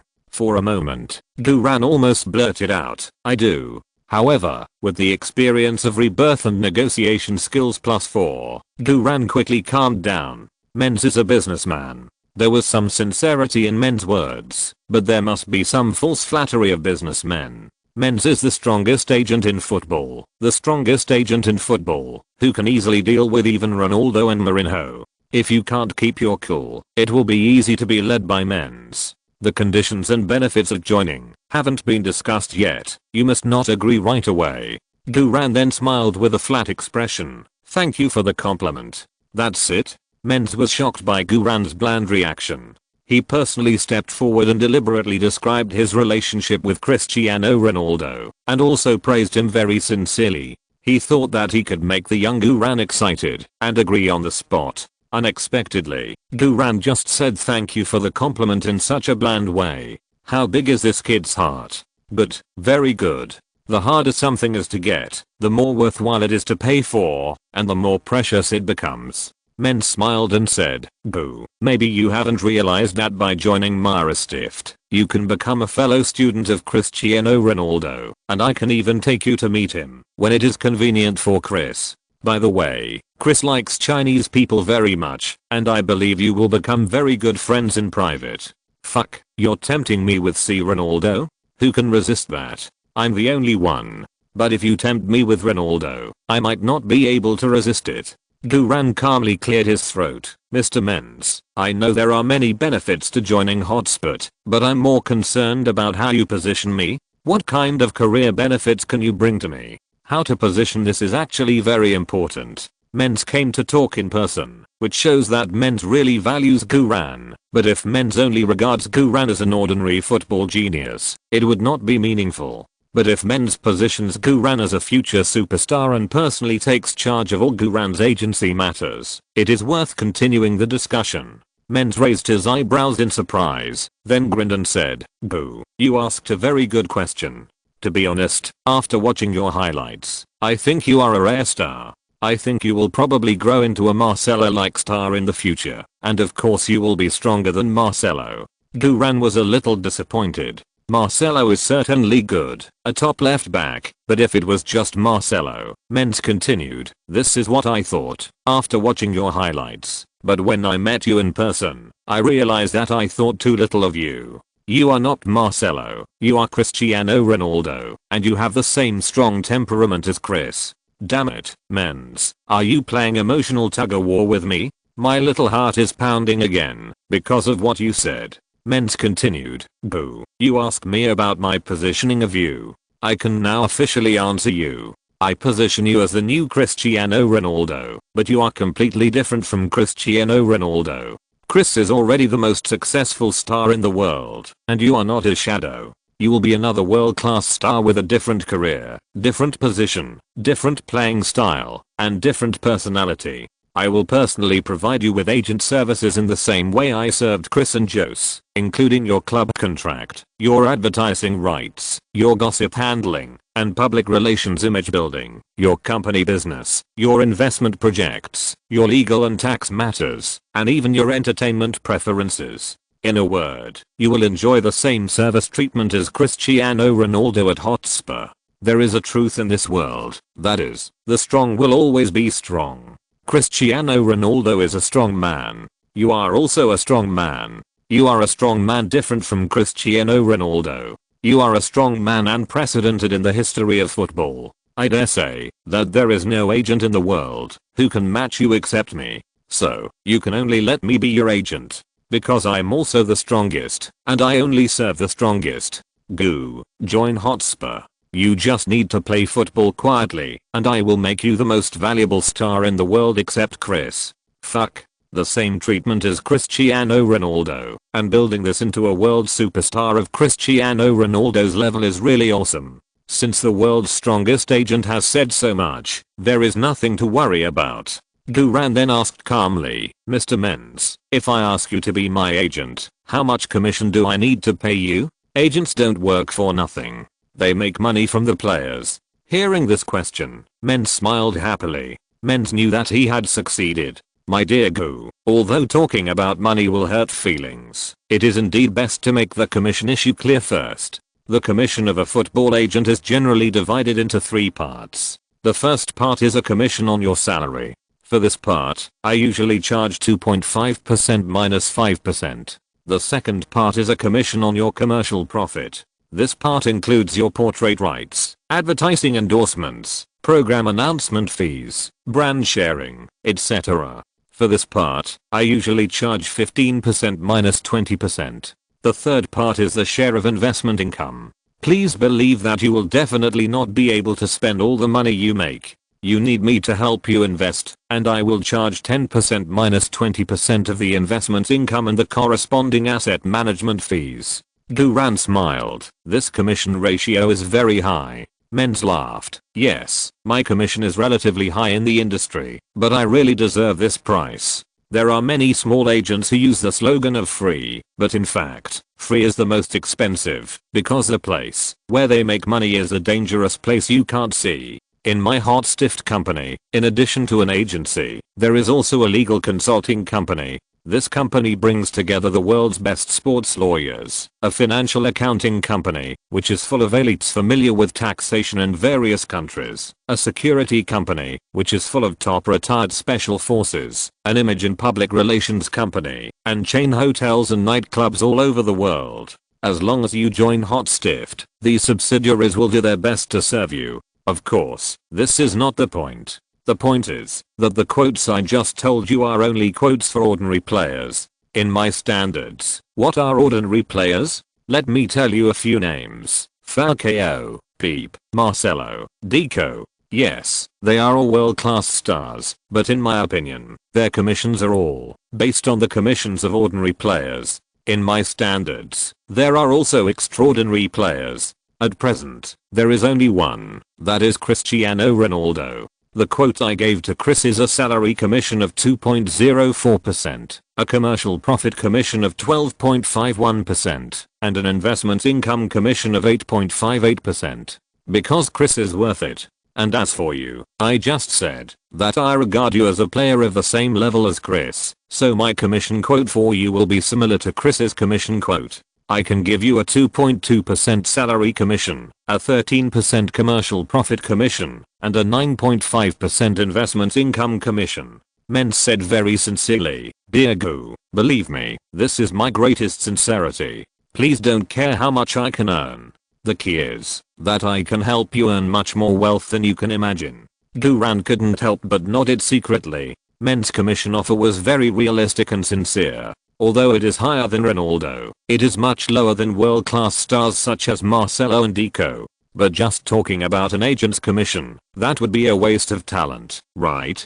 Guran smiled. "Mr. Mens, I have no objection to the salary commission and the commercial profit commission, and I have no objection to the investment income commission, but I want to make my own decisions on investment projects." Mens laughed. "Of course, you want to invest in a hotel, or real estate, or the stock market, cryptocurrency? Believe me, I can give you the most inside information."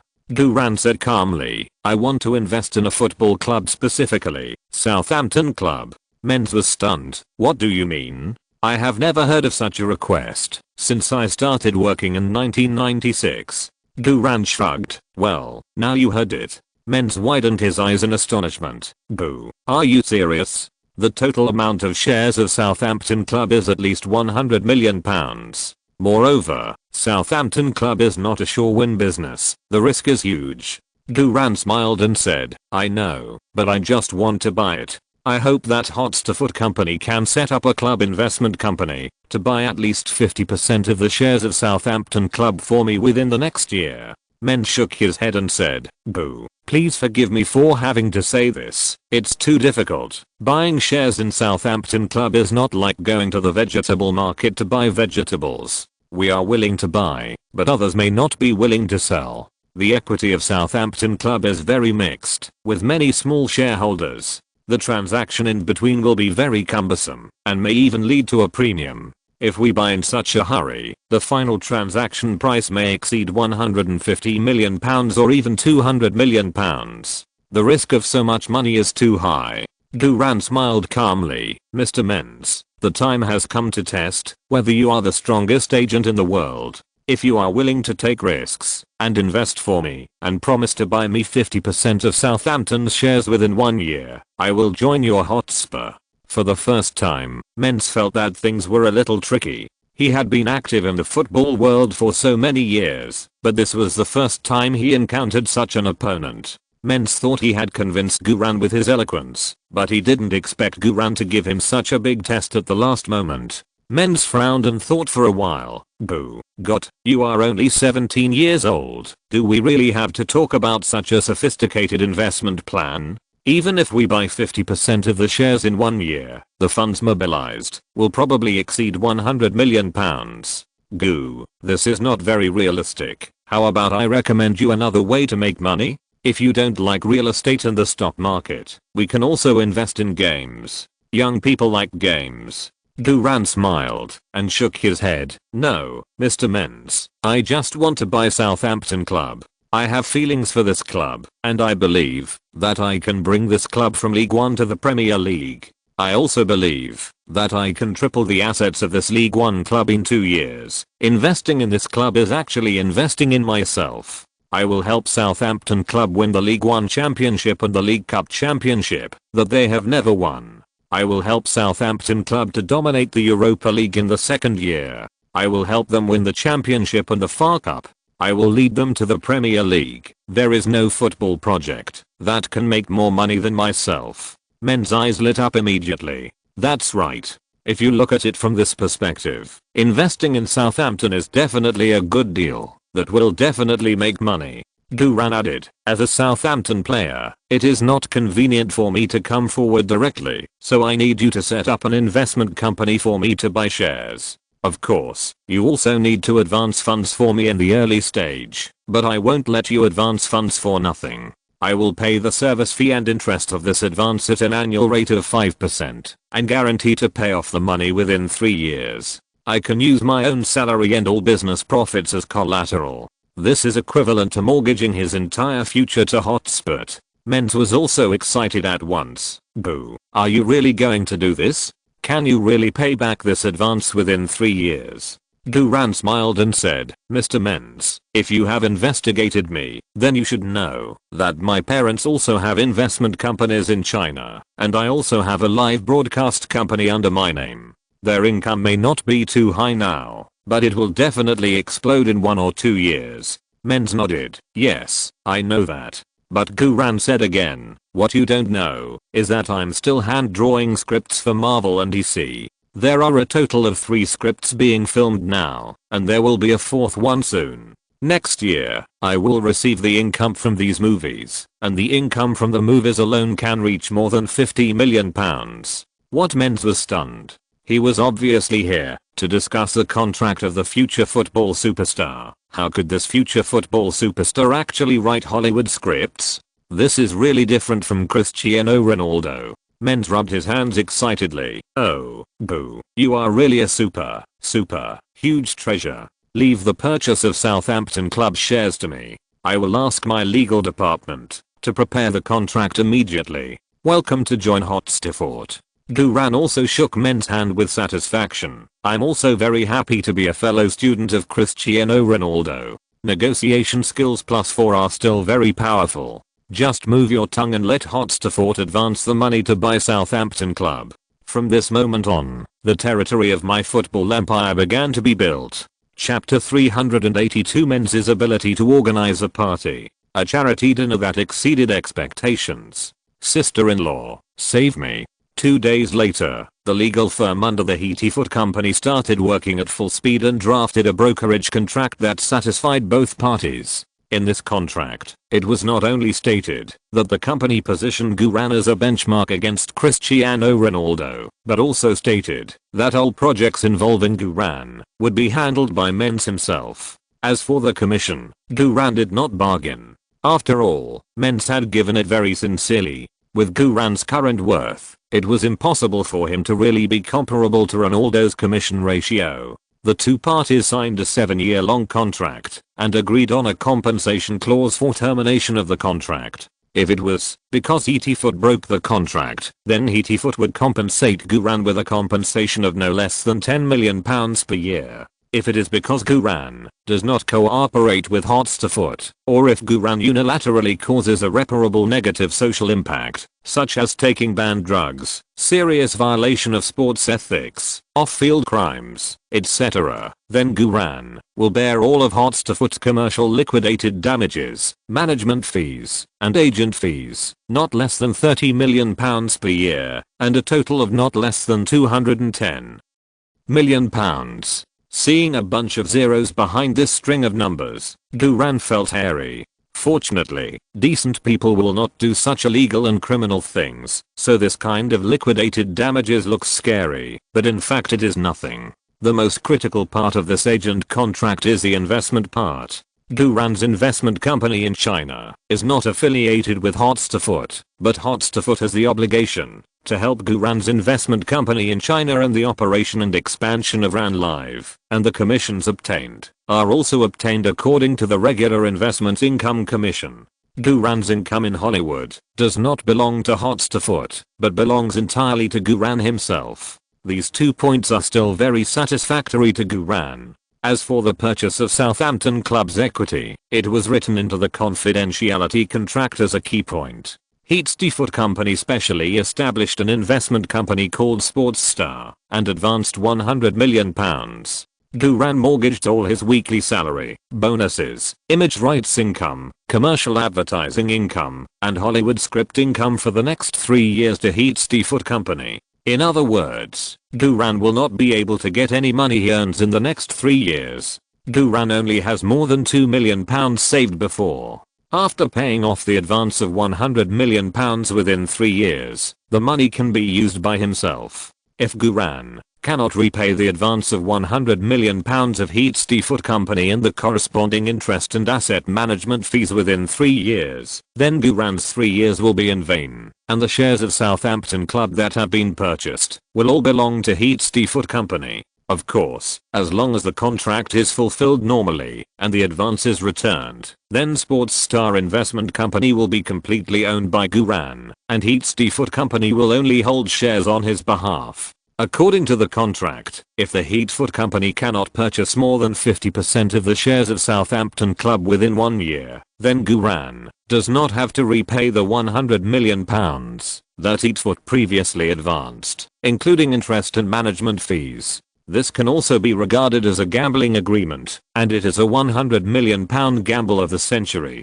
Heartthrob will inevitably acquire the shares of Southampton club in full swing. After another day, the contract was officially finalized after several minor details were modified. Guran drove to London specifically and signed this more than 80-page agency contract in the hotel under Men's name. At this point, Guran officially joined the Heartthrob agency and officially became a fellow student of Ronaldo and Mourinho. Men's happily hugged Guran. "Boo, that's great. You are finally mine. I'm so happy. I'm happier than when I signed James, second only to when I signed Chris." Guran also smiled happily and said, "Men's, I will rely on you in the future." Men's said, "Don't worry, I will definitely make you one of the stars with world influence this Saturday night. I will hold a charity dinner in your name in London. Remember to wear a suit and make a shining appearance." Guran hurriedly said, "It's better not to. I don't like crowded occasions, especially formal occasions." Men smiled and said, "Boo, you are already a celebrity. Although you are far behind Chris, you are really a celebrity in England. You have to change your thinking. You can no longer do things with the thinking of ordinary grassroots. You have to do things with the thinking of celebrities. You have to work hard to maintain social interaction. You have to have sufficient exposure, and you have to occupy more front page headlines in major media. Believe me, fame is not only about playing football on the field, but also requires other celebrities to help promote the field. It is the best way for me to organize a party for you and invite celebrities to support the field. Therefore, you must come on Saturday night, which is also part of your fulfillment of the agency contract. I will invite some celebrities at that time. Is there anyone you particularly want to see?" Damn, after signing the agency contract, I really can't help myself. Men's is right. I have become famous. I really can't do things with the mentality of a loser. I have to wear a small suit and raise a small wine glass. But I really can't get used to it. Being a celebrity is so troublesome. I really just want to play football quietly. Forget it. The contract has been signed, and I still have to rely on the Heartthrob company to buy the Southampton Football Club. Moreover, it would be great if I could meet Ronaldo and get something for free. Thinking of this, Guran immediately said, "Can Cristiano come?" "Oh, he can't." Men's laughed. "Although he can come with just one word from me. But, boo, your current status is not enough. If Chris comes, he will completely steal your limelight. Everyone will flock to Chris, and you will be forgotten in a corner where no one can see you. I'm using my connections to organize a game to promote you, not to organize a game for Chris. Chris doesn't need me to organize a game for him now. When you win the Puskas Award or the European Golden Boy Award and get a good ranking in the Europa League and the Champions League, I may help you to organize a game with Chris. Let Chris assist you and raise your popularity to a whole new level, but now is not the time." Guran nodded in conviction. "I understand, Men's. You are an expert in this area, so you can do it as you see fit." Men smiled and said, "I plan to invite all the important figures from the Premier League giants to you, such as Sir Bobby Charlton of Manchester United, Sir Alex Ferguson, Sir Kenny Dalglish of Liverpool, Chelsea's owner Abramovich, and David Bernstein, the former chairman of Manchester City and the current chairman of the English Football Association. Of course, not all of them will come. After all, these old guys are still quite noble, and you are currently just a League One player. I hope some of them can give me some face." What the hell? Guran couldn't help but complain in his heart. Although I shouldn't say this, a group of old guys, there is nothing worth forcing. It's better to ask my brother Benny to come. Of course, brother Benny should be in Milan preparing for the Champions League now, and he definitely doesn't have time to fly back. Then I heard Men's continue, "Of course, I will also invite some stars to help you gain popularity, but I will try not to find active players and stars. I will find retired or about to retire stars, and then find some entertainment stars, as well as well-known media such as The Guardian, Transfermarkt, Sky Sports, etc., to stir up your attention first. Guran said with a smile. Men's, I don't like hype. Men's put his arm around Guran's shoulders. It's okay, you just need to put on a suit, stand there and smile. You can smile, right? I can smile like a charmer, and it's an enhanced version. Guran sighed deeply, and gave Men's a fake smile that couldn't be faker. Great. Men's said with satisfaction. That's enough. In short, everyone is just acting according to the situation. This won't be harder than playing football. The agent contract has been signed, and Men's has tried hard to use his connections to organize the game. This face really can't be given. What's more, the game on the weekend happened to be a rest, and there was really no excuse to refuse. Okay, Guran thought for a moment and said, please invite Old Rice from our club. Oh, and Sir Adelaide from Hayden Manor. Old Rice was a great help to Guran, and Sir Adelaide had helped him with key matters before, and Sir Adelaide was also Guran's hidden father-in-law. With the two of them around, Guran would feel a little more relaxed. Men's nodded. Okay, I'll contact them, but whether they are willing to give me this face is hard to say. Damn, I have face too. Okay. Guran smiled and said nothing. That night, Men's wanted to keep Guran in a hotel in London to celebrate, but Guran insisted on driving back to the Dune Villa in Southampton. Only in this way can we not delay getting up early tomorrow to practice and go to Staplewood Base for training on time. Although it is a rest period for the game, training still needs to be normal. During this period, Guran used the white training bubbles to exchange for 5 special talent points, and increased the enhanced emergency stop acceleration +1 to +3, and increased the sideways stop and sideways cut to +4. Guran then allocated 3 of the 5 talent points to the jumping attribute, and the jumping attribute was immediately increased from 77 points to 80 points. So far, all the sub-attributes of Guran's physical attributes have reached 80 points. With such physical attributes, let alone in the English League One, even in the Premier League, it is absolutely possible to stand firm.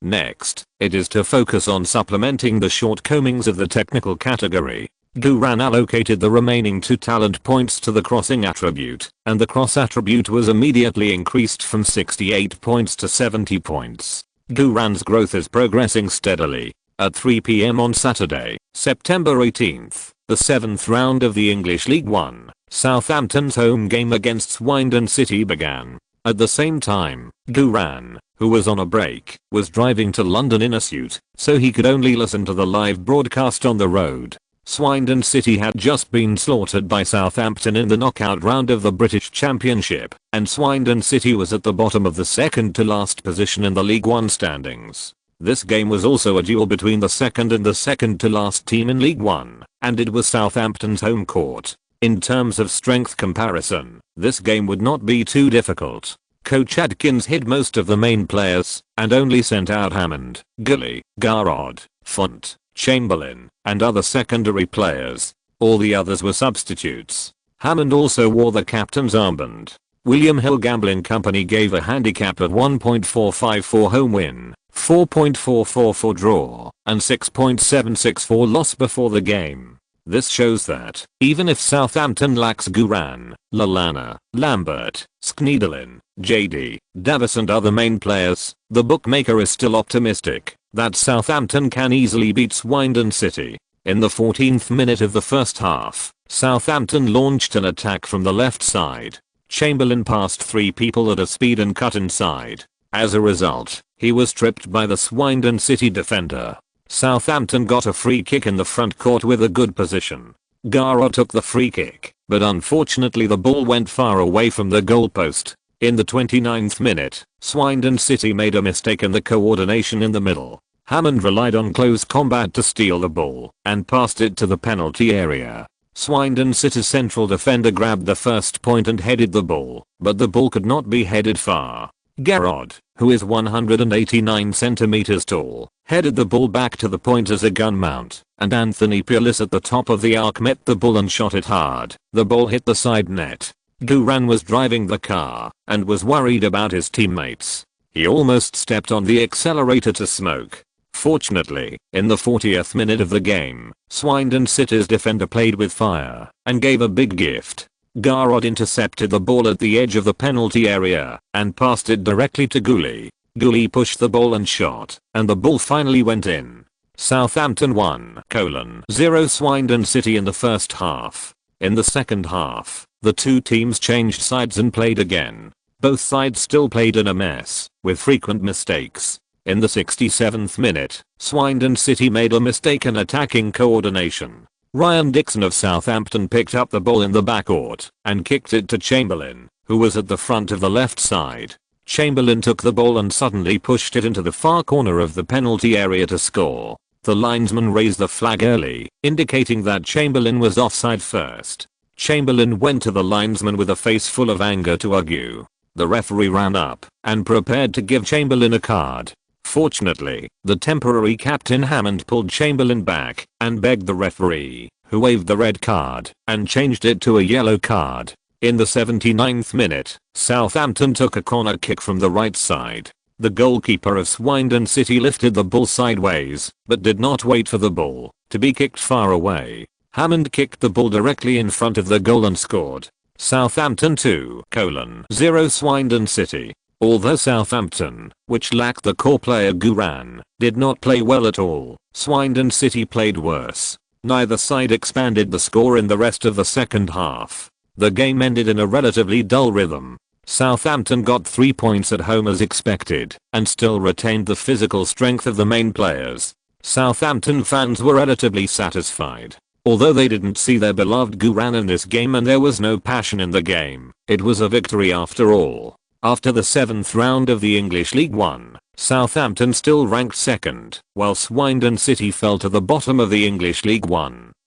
24th.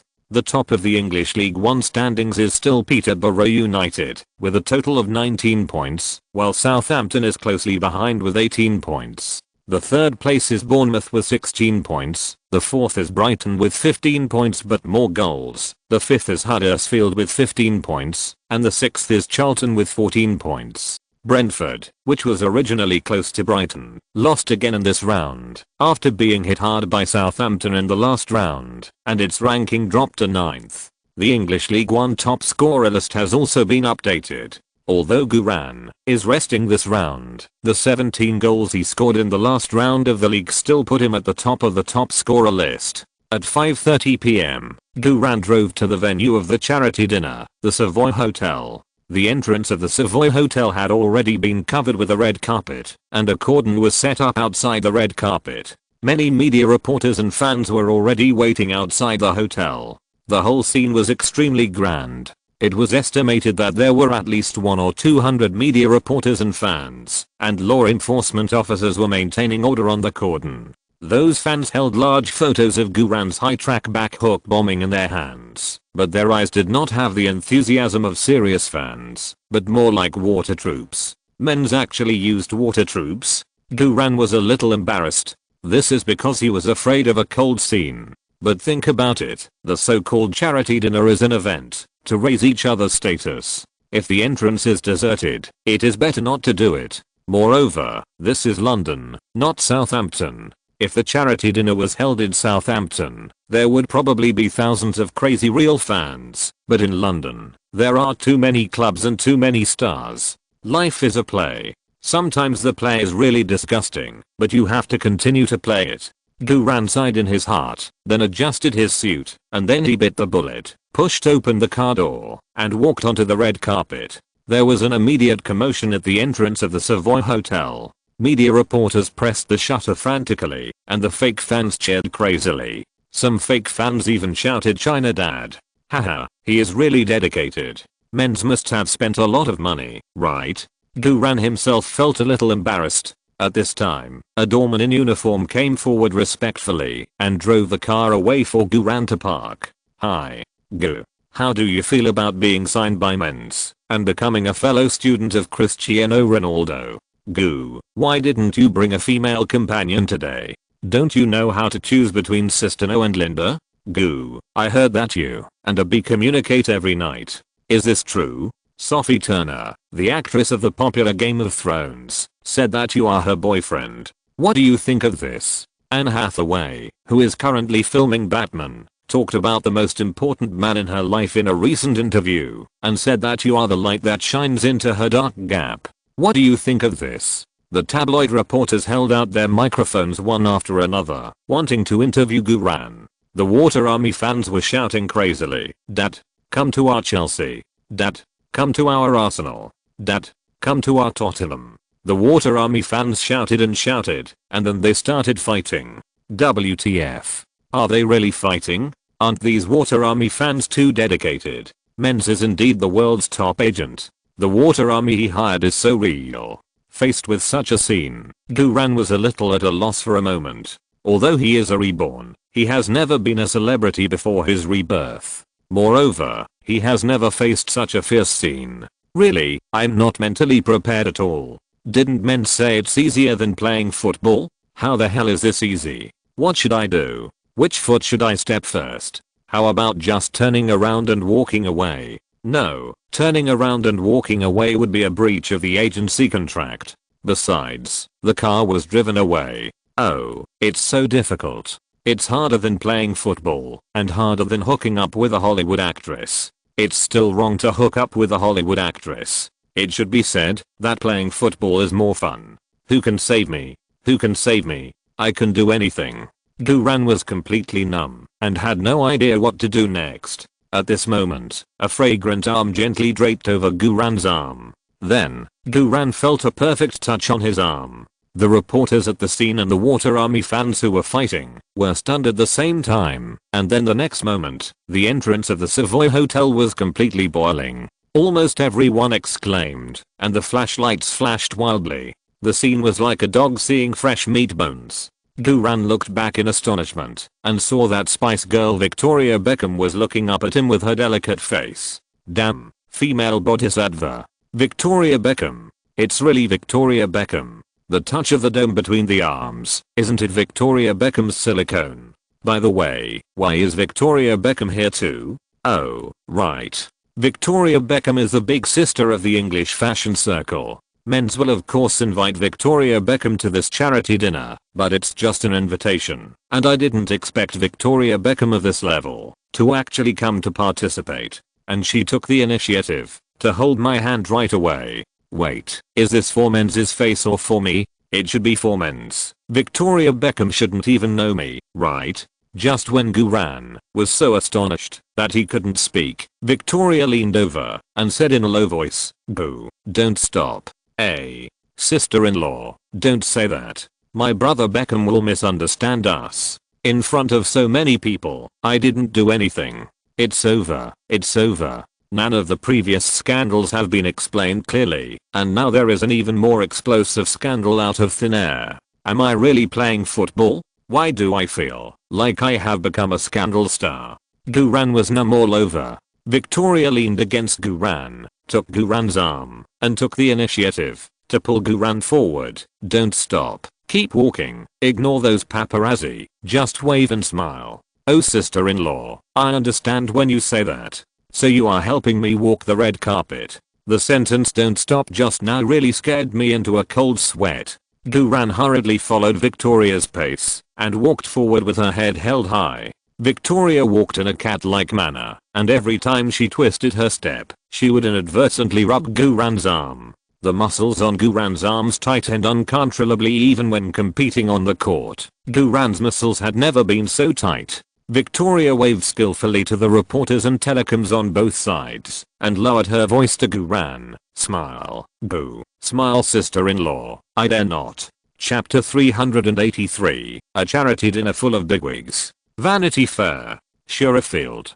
Two female bigwigs fighting. Guran was floating like this, following Victoria into the newly decorated Savoy Hotel. This old hotel is not luxurious, and it still adopts the Edwardian 7 style of decoration, but it is precisely because of its historical and cultural atmosphere that it has a kind of elegant and pretentious taste, so the upper-class celebrities like to gather here. After avoiding the small media reporters and the Water Army arranged by Menz, Guran breathed a sigh of relief, but his arms were still tense. In addition to being unaccustomed to the touch of this silicone, Guran was more afraid of getting entangled with Victoria. How to say it? Although Guran is like this and that, in his bones, Guran is really a serious person. He still likes the traditional touch. Guran wanted to pull his hand out of Victoria's round arms, but Victoria didn't seem to want to let go of Guran. Guran exerted a little force, and Victoria followed suit. So, not only did Guran not pull it out, but Victoria held it tighter.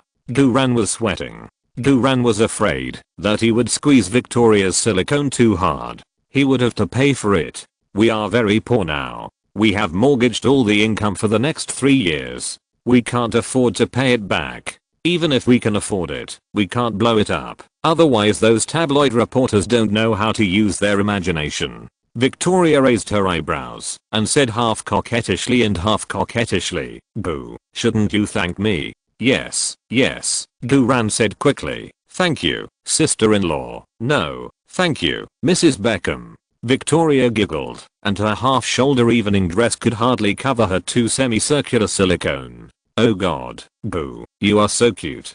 Don't call me Mrs. Beckham, and don't call me Victoria, just call me Vicky. That's what David calls me." Guran said quickly. Then, "How can I be embarrassed? How can I be the same as my brother Beckham?" Victoria smiled and said, "What's there to be embarrassed about? Or by the way, what did you call me just now? Sister-in-law?" "Oh," Guran explained quickly, "I wanted to call you sister-in-law just now. This is our Chinese habit of calling, to show, respect." Victoria smiled with interest and said, "We British people do have this word, but we basically don't call it that way when speaking.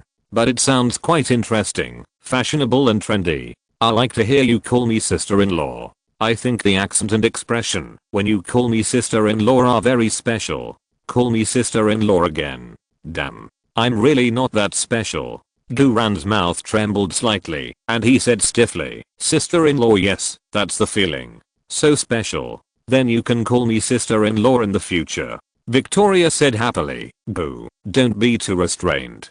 David has already told me that you are his little brother. You can kick the crescent moon scimitar just like him." Guran hurriedly said, "Thank you for the compliment, Brother Beckham." Guran said sincerely, "Yes, Beckham is my big brother, and I have always wanted to be my big brother. No, I mean, I have always taken my big brother as my role model." Damn, I almost said the wrong thing. Victoria chuckled, her eyebrows and eyes showing endless charm. "Not only that, David also praised you, saying that your scimitar is longer and more powerful than his. I really want to see it with my own eyes, so that you can compare it in front of me." "Sister-in-law, are you sure you are talking about the scimitar?" Guran's mouth trembled. "Sister-in-law, I can't do it." Victoria laughed so hard. "Boo, we haven't compared them together yet. Why do you say you can't do it first? The more you say so, the more I look forward to you two competing together. But unfortunately, David is now playing Formula in Serie A, and you are in English Football League 1, so you two should not meet each other." "That's not necessarily the case. As long as we win the League Cup, we can play in the Europa League next year. In the Europa League, we may meet AC Milan, which was eliminated from the Champions League. At that time, we can compare whose scimitar is longer." Pa. Guran said this in his heart, but on the surface he was relieved. Fortunately. Victoria smiled and said, "Oh Goo, you are so cute. I like you. Why don't you smile?" This time, men's organized a meeting, and I finally got this place to attend the meeting, just to be able to meet you. Just smile for your sister-in-law to see. Damn, it's really for my face. I'm so influential now. Sure enough, from now on, I have to do things with the mentality of a celebrity." Guran tried hard to smile at Victoria, and said abruptly, "Sister-in-law, I have facial paralysis." "Ah." Victoria exclaimed, "Boo, so you..." Guran said with a sense of reality, "Yes, sister-in-law, I have defects." Victoria immediately looked at Guran distressed. "Oh, Boo, I'm sorry, it's all my fault. Sister-in-law shouldn't be like this. Sister-in-law feels sorry for you. Sister-in-law must make it up to you." As she said, Victoria stuck to Guran's body, as if she was hugging a wounded kitten. Guran was completely numb. He wanted to pretend to have a defect, so that Victoria would stay away, but who knew that he would trigger Victoria's overflowing love. This is too much to bear. Guran was sweating. At this moment, Men's, dressed in a neat suit, came out from the direction of the banquet hall with a red face. Aha, my dear Goo, you are here. Oh god, Victoria? Welcome long time no see, how are you recently? Men's hugged Victoria warmly. Guran finally took the opportunity to pull out his stiff arm. Victoria complained to Men's, George, you are really not nice. You held a charity banquet in London, but you didn't take the initiative to invite me. I have to fight for it myself. Men's said apologetically, I'm sorry, my dear Victoria, this is a negligence of my staff. They thought you were attending the fashion week in Milan and would not take the time to come. For this, I have already scolded them severely. Men's ability to pass the blame is average, and even a 3-year-old child can hear it. But with Men's attitude, Victoria didn't pursue it. Victoria naturally took Guran's arm again. I'm Guran's sister-in-law. David and I love him. In order to support David's little brother, of course I have to come. George, next time there is an opportunity, you must put me in the first place, otherwise I will be really angry. Ha ha ha. Of course. Of course. Men said, while looking at Guran. That luck seemed to say, good boy, you told me earlier that you have this relationship with Victoria. Guran gave an innocent look in return. I just found out that I have this relationship with my sister-in-law. Men's cleared his throat. Anyway, Victoria, you can come. It really makes this charity dinner shine. Please come into the banquet hall. You are considered to be here early. Sit in the banquet hall for a while. Other celebrities should be here soon. Okay. Victoria took Guran's arm and walked towards the banquet hall. Guran's arms were stiff again. Hey, Men's called Guran again. You are the protagonist today. Don't look sad. You have to keep smiling. Smile. Guran smiled at Men's very reluctantly. Not much better than crying. Victoria frowned and said, George, don't force him like this. I will feel bad. Leave him to me. I will guide him slowly. Guran, don't help. Sister-in-law, I really can't smile at you. Something will happen. Men's, help. Men's grinned and said, it all depends on you, Victoria. As soon as the two entered the banquet hall, Old Rice and Sir Adelaide each came up with a glass of champagne. Ha, look who's here. Old Rice gave Guran a strong bear hug without saying anything. Guran breathed a sigh of relief. Mr. Rice, thank you for coming to this.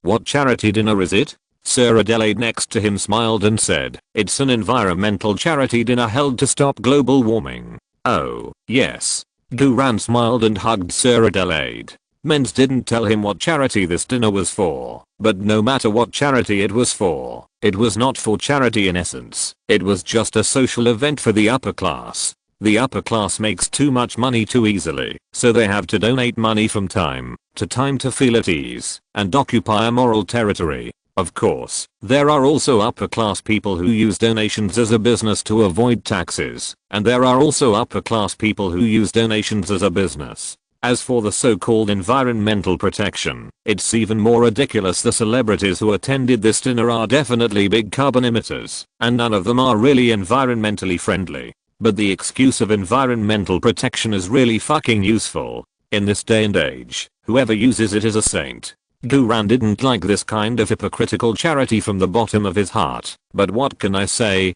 Once you are in the arena, you can't help yourself. This charity dinner is for Men's and him. You can't just flip the table like an angry young man and curse at these well-known guests, right?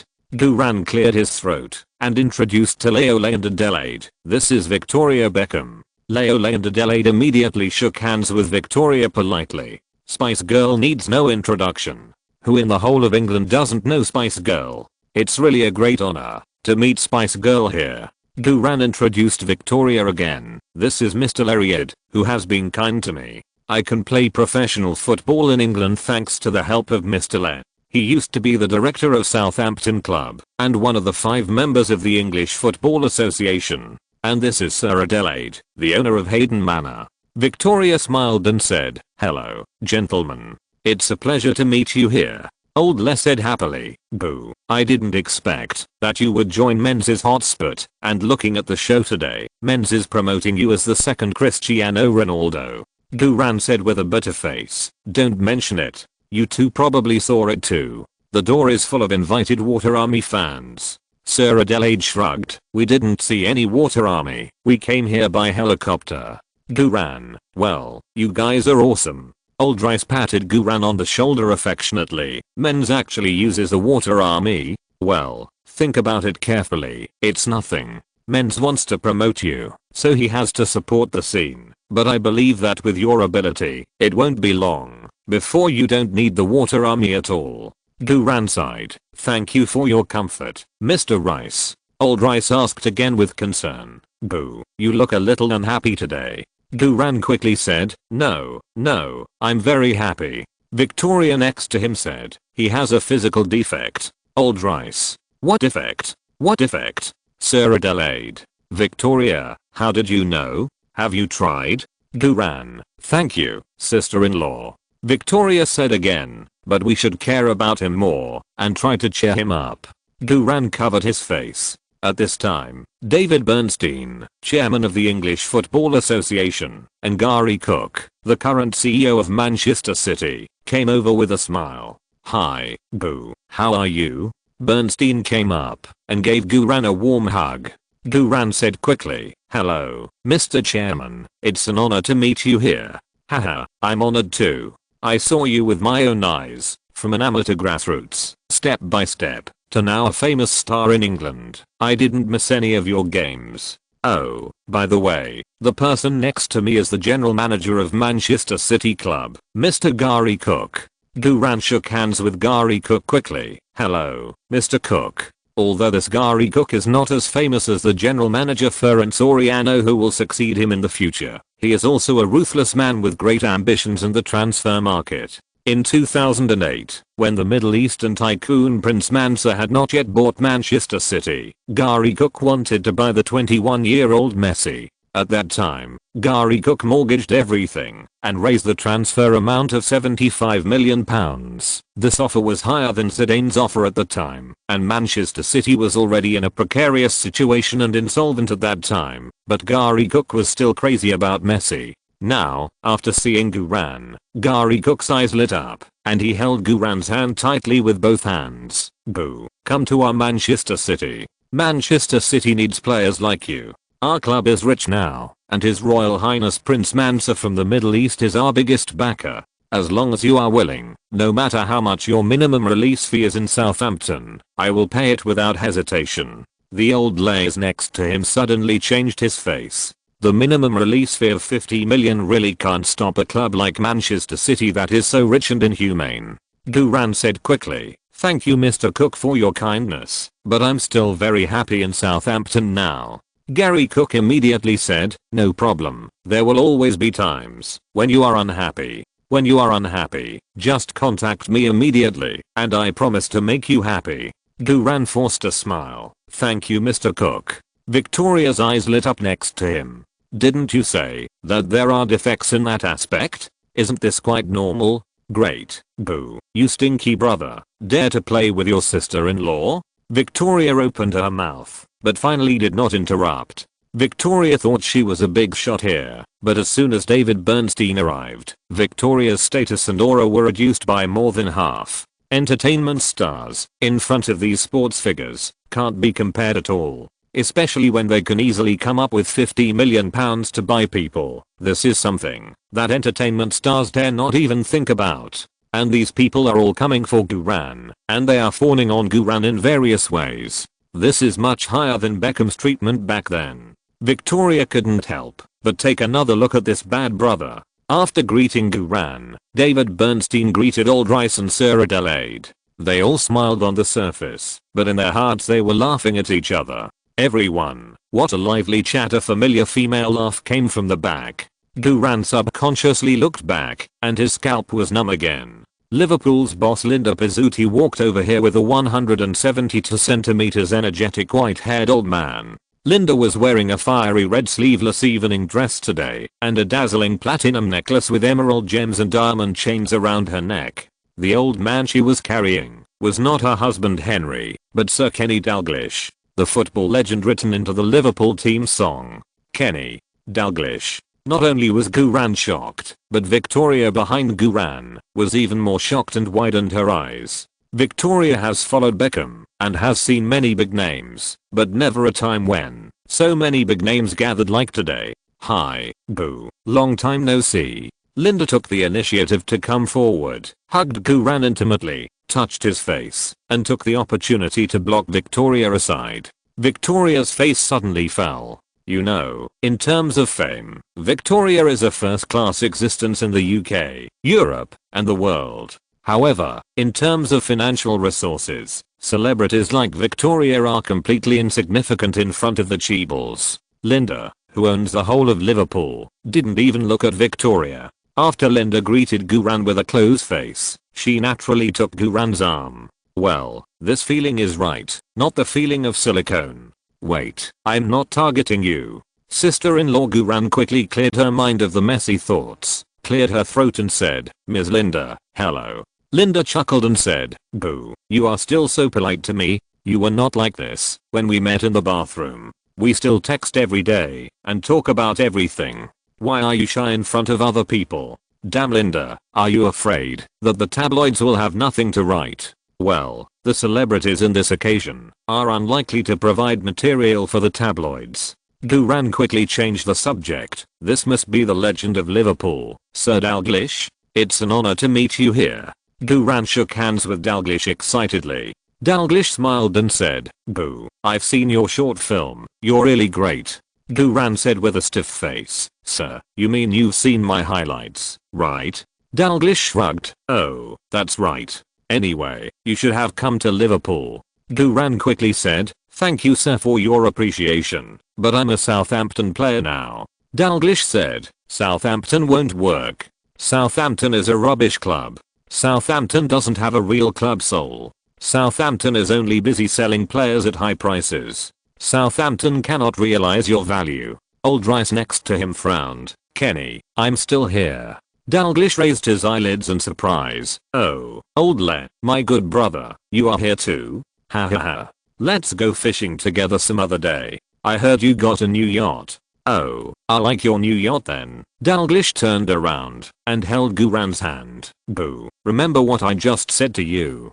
Guran, to be honest, Dalglish's coming here really exceeded Guran's expectations. What was even more unexpected was that after Linda got the news, she also followed Dalglish. Guran now only hoped that the other heroine of the Sun, Sister No, would not follow Abu. By the way, Abu is so cool, he shouldn't come in person, right? As soon as this thought came up, I saw the billionaire Abu holding Sister No's hand and entering the banquet hall surrounded by a group of people. Sister No was wearing a blue evening dress today. The delicate makeup on her face could not conceal her unique aura of a strong woman. Even standing next to Abu, Sister No still had a strong aura. To be honest, Sister No is not extremely beautiful, but the charm of a woman is not just about the skin, but the bones. As soon as Sister No and Abu came in, they attracted the attention of everyone in the banquet hall. Even Guran couldn't help but look at Sister No for a second time. Sister No also saw Guran and immediately pulled Abu over here. Guran was completely numb. The three women in the Vanity Fair might turn into a Shura field. Victoria behind Guran was also shocked. She thought she only lowered her status in front of the sports boss, but when Linda came, she lowered her status by half again. Now that Sister No is here, Victoria doesn't even have a little bit of status. It's all thanks to Guran that she can stand here. There is another person who was also shocked, that is Linda. Linda didn't expect that Abu and Sister No would actually come to this charity dinner in person. Doing charity must be fake, and Guran who came to snatch her is a real one. But who is Linda? Linda is not the kind of person who will give up and let Guran go. The more she couldn't get it, the more motivated Linda was. Linda raised her eyebrows, twisted her waist, and took the initiative to greet him. Hi, Marina. You are so beautiful today. You are a perfect match for Roman. The so-called Roman is Abu. Abu's full name is Roman Arkadievich Abramovich. Linda did this, of course, not to greet Abu, but to step on Sister No's face and secretly curse Sister No for being a woman who relied on Abu to get to the top. Sister No was not panicked at all, and also hugged Linda warmly, and put her face close to hers. Hi, Linda, you are even more beautiful today. How is your husband Henry? On the surface, she was greeting Linda's husband, but in fact, Sister No was secretly cursing. You, a scheming woman who relied on marrying a dead old man to get to the top. Are you qualified to snatch Guran from me? The two strong women smiled on the surface, but in their hearts, they were MMP, and they both wanted to kill each other. Chapter 384 The Real Red Devil. Tribute to Sir Bobby Charlton. Hi, Gu, how are you? Abramovich took the initiative to walk in front of Guran and extended his hand with a smile. Guran hurriedly shook hands with Abramovich and said calmly, "Hello, Mr. Abramovich, it's an honor to meet you here." Abramovich is a top tycoon. Abramovich's current publicly available assets are $22 billion US. That is, he can buy at least 110 Southampton clubs. This is only the assets that can be made public, and the grey assets that cannot be made public will only be more. In comparison, Linda's husband Henry's assets are only $2 billion US, which is only a fraction of Abramovich's publicly available assets, and can only buy 10 Southampton clubs. At the same time, Abramovich is also the only top tycoon who is truly passionate about football. Ordinary football tycoons run football as a half hobby and half business, but Abramovich really doesn't need to rely on the club to make money. He really pays for whoever he likes. As for whether the club can make a profit, Abramovich never cares. That is what Sister No cares about. Ordinary football tycoons rarely come to attend charity dinners with players in person, but Abramovich comes whenever he wants, and doesn't care about the difference in net worth. Of course, this is also because Men's is awesome. If it were an ordinary agent, it would be impossible to get through to Abramovich directly on the phone, and to form such a powerful team in such a short time. It's a pity that Abramovich is really miserable 12 years later. However, Guran was really excited to see Abramovich in his heyday as a player in English Football League One. This charity dinner is really full of bigwigs. This wave will definitely increase his invisible net worth a lot. Abramovich smiled and said, "Marina showed me your video highlights. I was impressed by your hookshot and world wave crescent moon scimitar. How about it? Are you interested in coming to our Chelsea? I know that the group of Southampton guys who eat people without splitting bones deliberately set your termination fee at £50 million. But as long as you nod, I can pay you £50 million at any time." The old rice next to him turned black.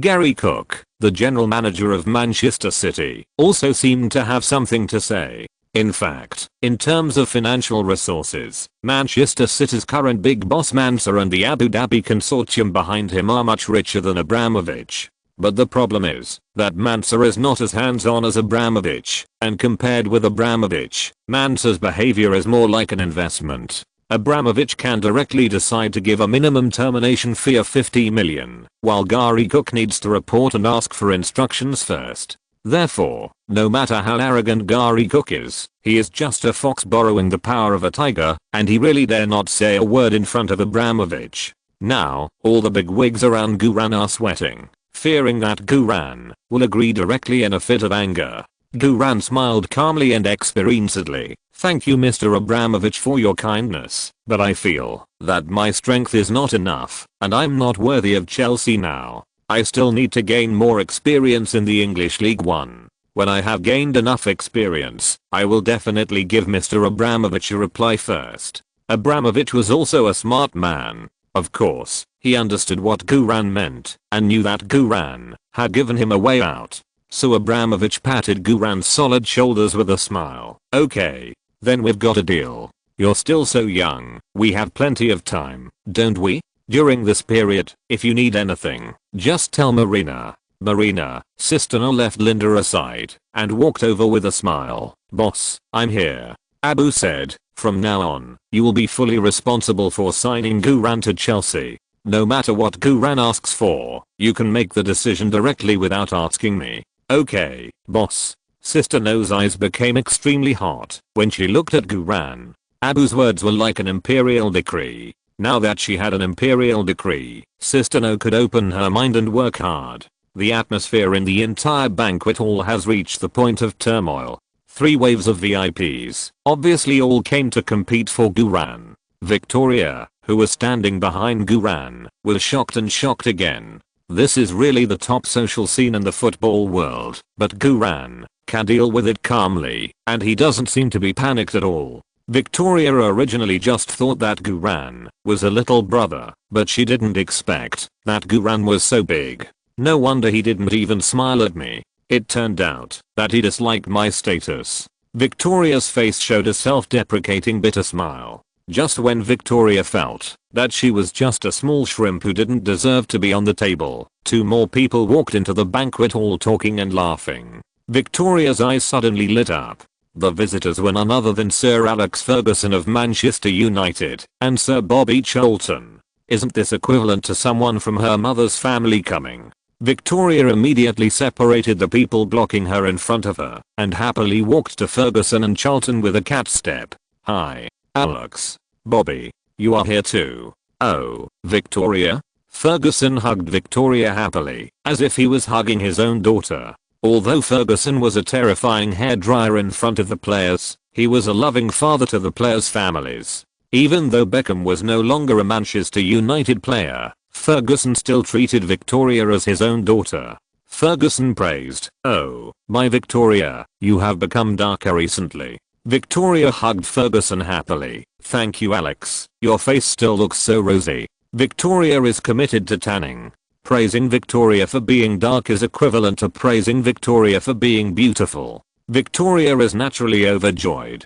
Charlton also stepped forward and hugged Victoria enthusiastically. "Victoria, how are you recently? How are the children at home?" "Great, Bobby. I didn't expect you to be here too," Victoria said with a beaming face. "Come, let me introduce you to my good brother, Guran." Ferguson and Charlton widened their eyes in surprise at the same time. They came here just for Guran. They were just worrying about how to talk to Guran. They were so high ranking, they couldn't just use their old faces to stick to him, right? Unexpectedly, Victoria had such a close relationship with Guran. This is really a good sign. Victoria took Ferguson and Charlton to the crowd and introduced them proudly. "Boo. This is Sir Alex Ferguson. This is Sir Bob Charlton. They are both our Manchester United's meritorious legends. I think you should know them." The other bigwigs present were all in awe when they saw that even Sir Ferguson and Sir Charlton were here in person.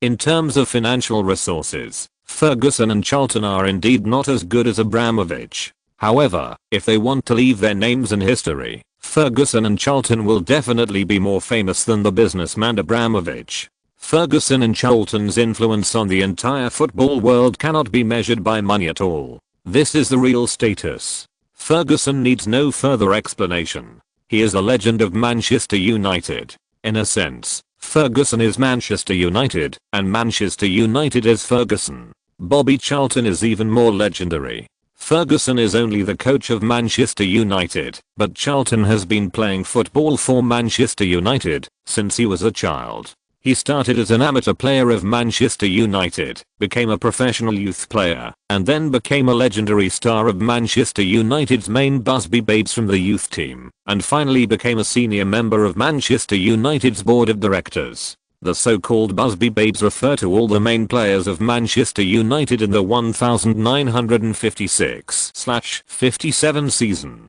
At that time, the average age of Manchester United's main players was 22 years old. It was the youngest and most combative team among all European clubs at that time. The Busby Babes did not disappoint everyone. Under the leadership of Bobby Charlton and Duncan Edwards, Manchester United successfully defended the English Premier League Championship that season. Why is Charlton more legendary than Ferguson? It is not just because their generation of Busby Babes won the top league championship for 2 consecutive years, but because of the famous Munich air crash in football history and the passionate reconstruction afterwards. On February 6, 1958, the Lord Polly plane carrying Manchester United crashed after failing to take off for the 3rd time in the snowy runway of Munich Airport in West Germany. 23 of the 44 passengers and crew members on board were killed, including 8 Manchester United players and 3 club staff. This also included Duncan Edwards, who was hailed as the rising star of England at the time. Bobby Charlton was thrown out of the cabin by the blast of the plane and was in a coma for several days and nights. In just 1 week, half of his hair fell out. This air crash caused an irreparable blow to Manchester United, which was on the rise. Nearly half of the main players were killed, and most of the remaining players were seriously injured.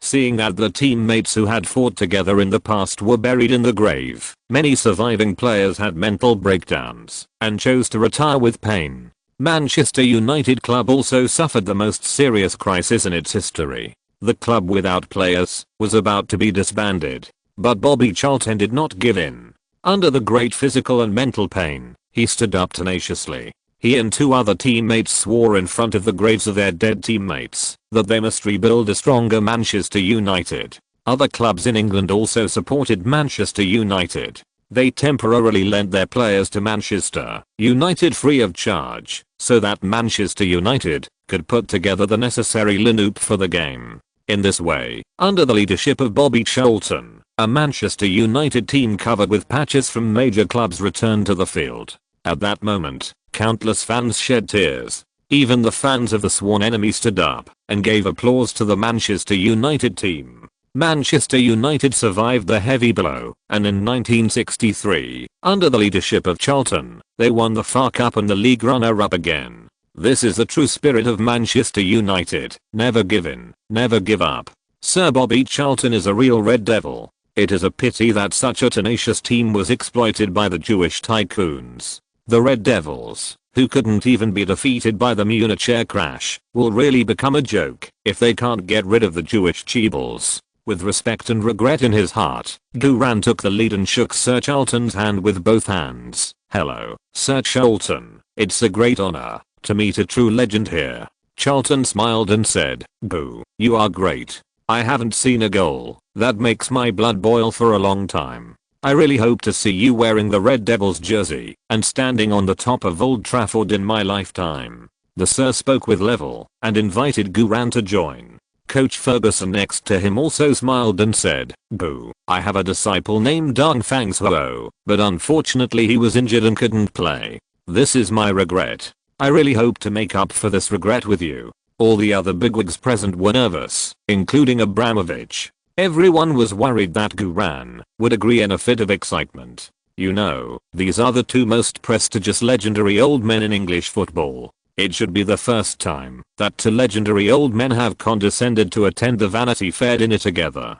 Duran hurriedly said politely, "Thank you for your kindness, sirs, but I feel that my strength is not enough, and I'm not worthy of Manchester United now. I still need to gain more experience in the English League One. When I have enough experience, I will definitely give an answer to Sir Alex Ferguson and Sir Charlton first." Abramovich, good trick.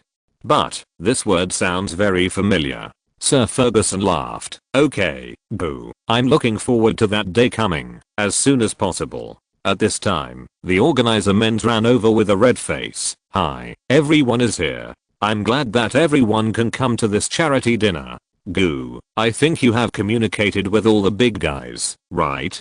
Duran smiled and said, "Yes, mens. I'm really honored to meet all the industry big guys and football legends." Mens grinned and said, "I didn't expect that my face would be so big and the invitations I sent out had been responded to by the big guys. Then, please take your seats. The waiters will lead you. Our charity dinner is about to begin, and when the banquet starts, there will be a little flower star who is relatively popular recently to sing to cheer up. But please forgive me now, I have to borrow Goo for a while. We'll see you later." As he said that, Mens took Duran's arm and walked to another corner of the banquet hall. The big guys also smiled at each other and took their seats under the guidance of the waiters. A very strange balance was maintained between the big guys, and this strange balance would be maintained as long as Duran did not show any tendency to transfer. Mens said excitedly, "Boo, this charity dinner is really great."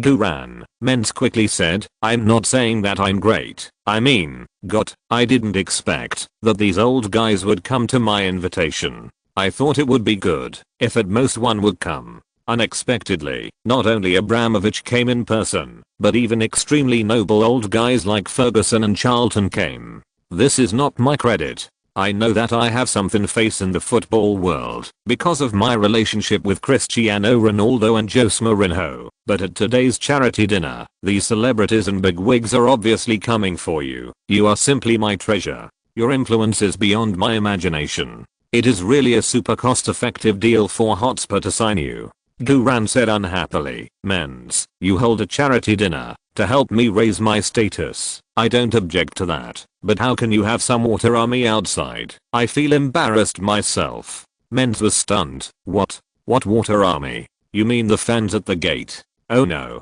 Gu. I can swear on Chris's reputation that I didn't find any water army for you. Okay, I admit that I found some reporters who can say good things about us, but I really didn't find any water army. Guran was shocked. What? You didn't? So those fans who fought, well, they are indeed my real fans. Guran suddenly felt a little bit amused, but he was relieved in his heart. Mens took Guran and said, I will take you to meet the sponsors I invited. They are all our potential customers in the future.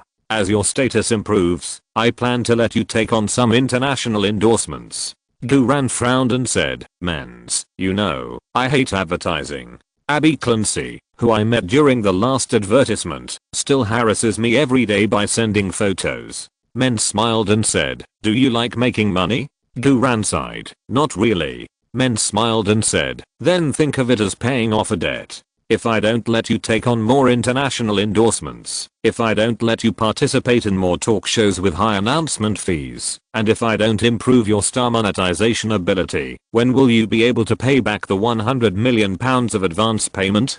Damn, this really hits me in the heart. Guran could only helplessly say, okay, but I only sell my art, and not my body. Mens laughed and said, Gu, you are really humorous. We are a serious agency and don't do that kind of pimping.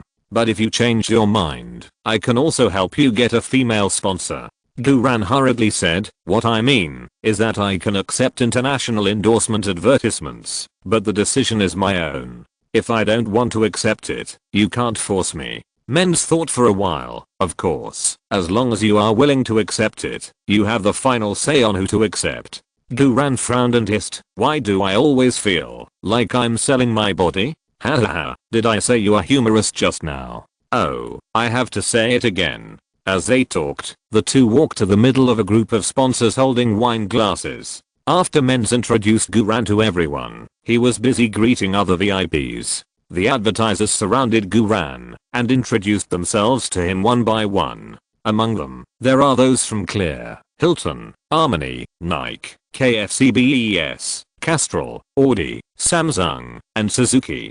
Mr. Guran, your image and temperament are really great, especially your hair quality is really perfect. I wonder if you have used Clear shampoo? Mr. Guran, I noticed that your suit is very ordinary, it is a miscellaneous brand. How can it match your temperament? If you sign a contract with us, we at Harmony are willing to provide you with suits for life. Mr. Guran, a future superstar, like you must have a pair of sneakers tailored for your feet. If you sign a contract with us, we at Nike are willing to serve you. Mr. Guran, if you sign a contract with us, we can provide you with an Audi coupe. Mr. Guran, if you sign a contract with us, we can provide your Audi coupe with lifetime lubricants. Mr. Guran, Samsung mobile phones are currently the best-selling mobile phones. If you are willing to endorse Samsung for us, we can consider giving you one. Mr. Guran, Suzuki. Guran just smiled politely before, but when he heard about Samsung mobile phones, he couldn't hold it anymore. When he heard about Suzuki cars, his face turned cold and he said, sorry, I won't endorse your products. The sponsors of Samsung and Suzuki asked in unison, why? Guran said coldly, there is no reason, just treat it as prejudice. Damn, I'm a star now, how can I spoil you? The representatives of the sponsors of Samsung and Suzuki were dumbfounded. They didn't understand the situation at all, but Guran slapped them twice, which made them lose face. Guran said, sorry, everyone, I'm going to go out for some fresh air, you guys can chat first. After that, Guran turned around and walked away from these advertising sponsors. The representative of Samsung's sponsor said angrily, isn't this Chinese guy too arrogant? We are the sponsors. How dare he talk to us like this? No one should cooperate with him. The representative of Suzuki's sponsor also said indignantly, that's right. This kid is so arrogant just playing in English Football League 1. What will happen in the future? No one should cooperate with such an arrogant guy.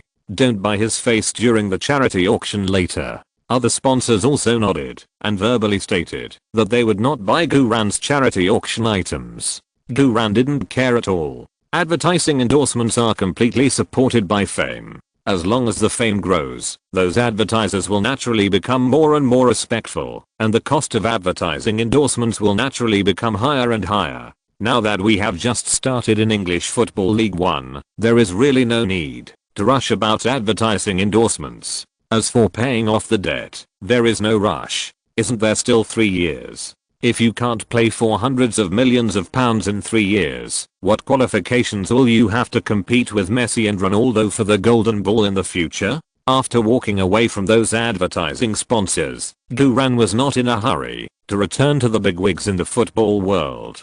First of all, sister-in-law Victoria was enough to make Guran's scalp tingle, and now there are Linda and Sister No. Why go back so early? Join the surer field. It's better to find a place where no one is, and take a good breath. This is the Vanity Fair of celebrities, and although Guran is already a well-known star, he is really not used to this kind of occasion. In Guran's heart, he really just wanted to play football quietly. Just as Guran walked out of the back door of the banquet hall and walked into a quiet corridor of guest rooms, he suddenly heard bursts of intense female panting coming from a room at the end of the corridor. What the hell? Who is this? This voice is quite nice. Guran immediately came to life. If you're listening to this novel on a channel other than Fanfic World, it means they downloaded and uploaded it without effort. We cordially invite you to visit our channel, Mundo Fanfic Novelos. There you'll find the original version of this story and you can explore many other novels of various genres. We're waiting for you to immerse yourself in a world of incredible novels. Chapter 385. The female celebrity performing in the charity show is actually Guran. WTF. This is such a stupid and cute jerk-off artifact. Guran tiptoed to the door of the room where the panting sound came from. There was a temporary sign on the door, guest performer. There was also a warning sign on the door handle that said VIP guest is resting. Please do not disturb. Guest performer? Oh, by the way, men said that today's charity dinner will have a popular singer perform at the beginning.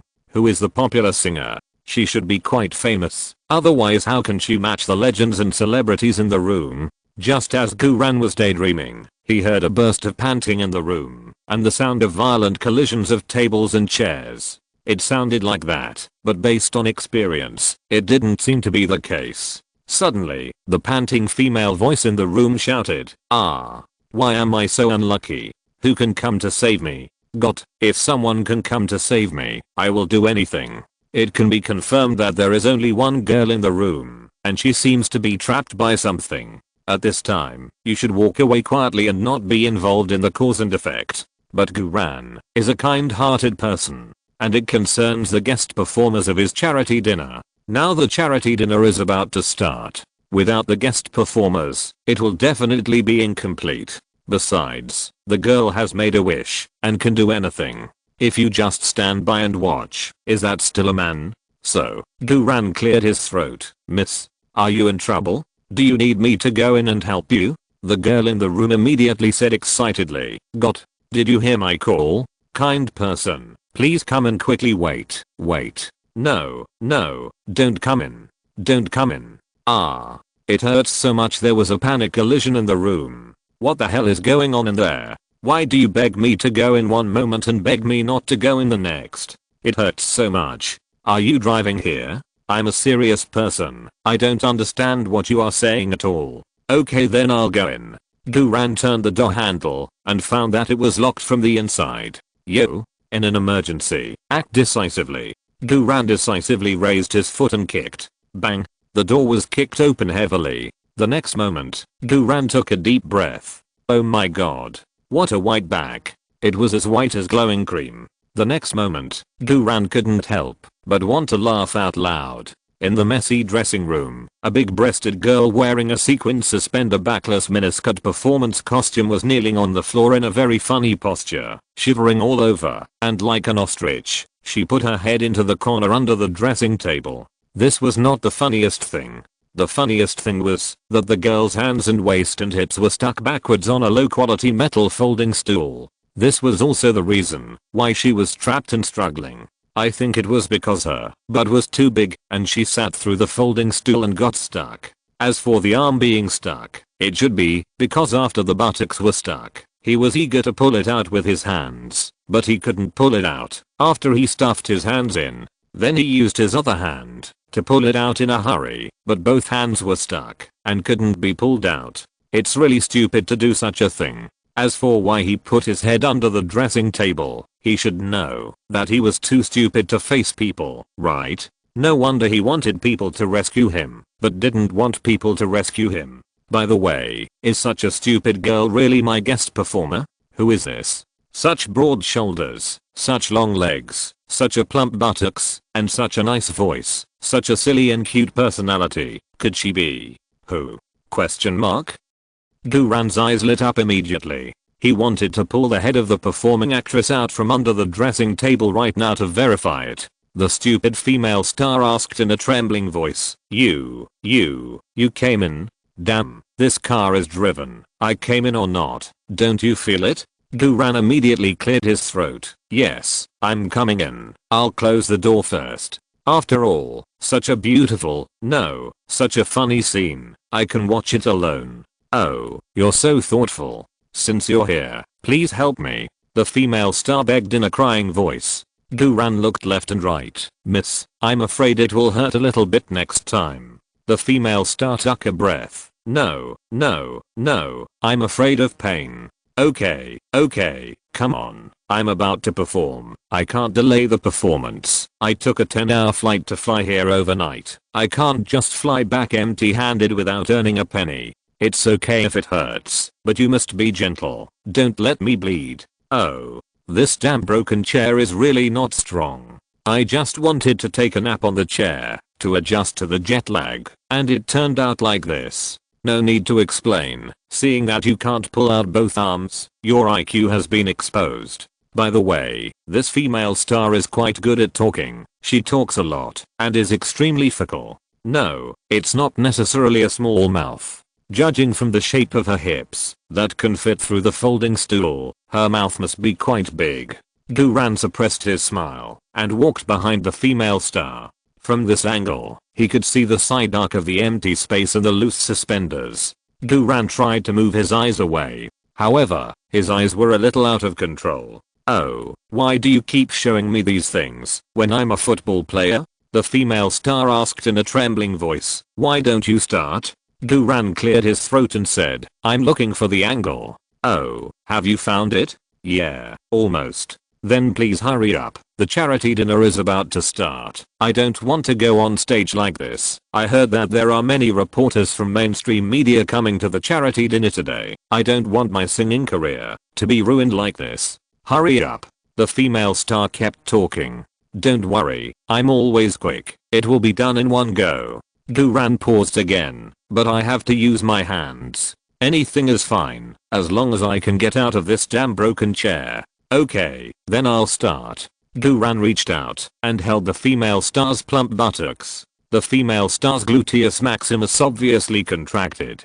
Duran took the opportunity to push hard. The female star screamed and her head hit the wall under the dressing table. But her buttocks were still stuck on the metal folding chair. Duran, oh, this is a bit embarrassing. Duran couldn't help but said, I didn't expect it to be so tight. The female star cried and said, can you do it? Otherwise, go and call my assistant for me. I asked her to check the audio equipment for me. Ask her to find a cutting machine or something when she comes, but don't tell others what it is used for. I'm so unlucky. If I had known, I wouldn't have flown from the United States to earn this money. Damn, no woman dares to say I can't do it. Duran was also a little excited. I can do it. Let's do it again. This time let's cooperate well. Duran patted the female star's gluteus maximus. Here, tighten. The female star's whole body tensed up. What are you doing? Duran said nothing, directly holding the metal folding chair with both hands, while raising his knees, exerting force from his waist and abdomen, and pushing hard. Go. Ah. The female star screamed miserably, and then the whole person was freed from the metal folding chair, and the whole body fell heavily on the floor. Duran breathed a sigh of relief. How about it? I said I can do it, right? The female star got up from the floor in a mess, endured the pain in her hips, and covered her face with her hands and said, "Thank you, I'm so unlucky. Please keep this a secret for me. By the way, you should be a service staff here, right? Tell me your name, and I will ask my assistant to give you some money as a thank you fee later." Guran looked down at his suit, as expected. In such a place where celebrities gather, a cheap suit can easily make people mistake him for a waiter. What a joke. Am I the kind of person who is short of money? Well, I just owed £100 million. I'm short of money, but I'm more short of magic weapon. Guran smiled and said, "My name is Guran. If I guess correctly, you should be Taylor Swift, right? In addition to Taylor Swift, which female singer can be 180 centimeters tall and so unlucky and silly?" Like the moment Guran revealed her identity, a red talent point bubble was generated under the feet of the female star. That's right. This silly and cute guest performer is Taylor Swift. Taylor Swift at this time is already a household name in the United States as a country folk diva. However, the overseas market has not yet been fully opened, so Taylor Swift's fame is not yet world class, but it won't be long before Taylor Swift is a world class diva. It's so nice to be able to meet Taylor Swift at this time, and to give Taylor Swift a couple of thumbs up, and Taylor Swift even says thank you. Taylor Swift, whose identity was exposed, trembled all over, and continued to cover her face, saying, "No, I'm not. I'm really not good. I'm Taylor Swift. Oh my god. I'm so unlucky. I haven't even performed on stage yet, and I've made such a fool of myself. How did you recognize me? Are you my fan? Forget it. It doesn't matter. What do you want? More money? Or my autograph? What do you want, so that you don't tell others what happened today?" In Taylor Swift's chattering, Guran calmly picked up the red talent point bubble. "Miss Swift, I don't want anything. Just perform well. See you later." After saying that, Guran smiled at Taylor Swift and turned to walk out of this temporary dressing room. The long-held enhanced charming smile +1 was automatically triggered. Taylor Swift trembled all over immediately. When she came to her senses, Guran had already left. Taylor Swift gasped with a trembling voice, "This waiter is quite handsome, but it hurts too much. Wait, what does he mean by see you later?" Taylor Swift rubbed her buttocks with a sour expression. A few minutes later, Guran returned to the charity dinner and sat down at the front table. Victoria, Linda, and Sister No rushed to squeeze into a table with Guran.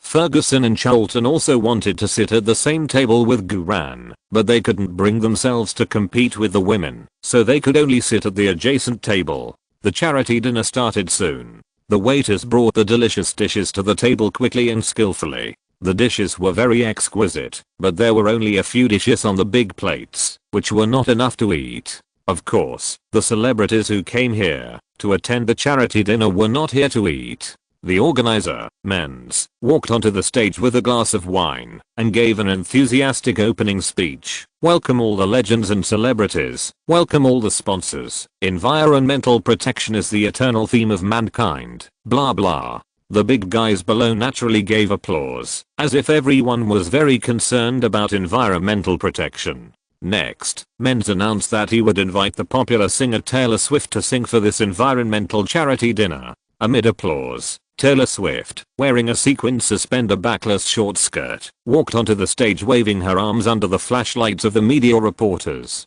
Before Taylor Swift opened her mouth, she saw Guran sitting in the middle of the first row. Guran smiled at her mischievously. Taylor Swift was stunned. "No wonder," she said. "See you later." It turns out that this handsome Asian guy is not a waiter at all. He is a celebrity. I'm so unlucky. Such an embarrassing thing happened to me in the hands of a young and handsome celebrity. How can I face people in the future? No, after the banquet is over, I must talk to him alone. I must shut him up. Taylor Swift took a deep breath and sang her famous song Love Story with the accompaniment. The song was beautiful, and Guran was intoxicated. Guran had listened to this song many times on the playback software in his previous life, but listening to it live at such a close distance, the feeling was really different. Victoria, who was sitting next to Guran, tilted her head and asked Guran, "Gu, don't you think that the female singer on the stage has been secretly looking at you? Do you know her?"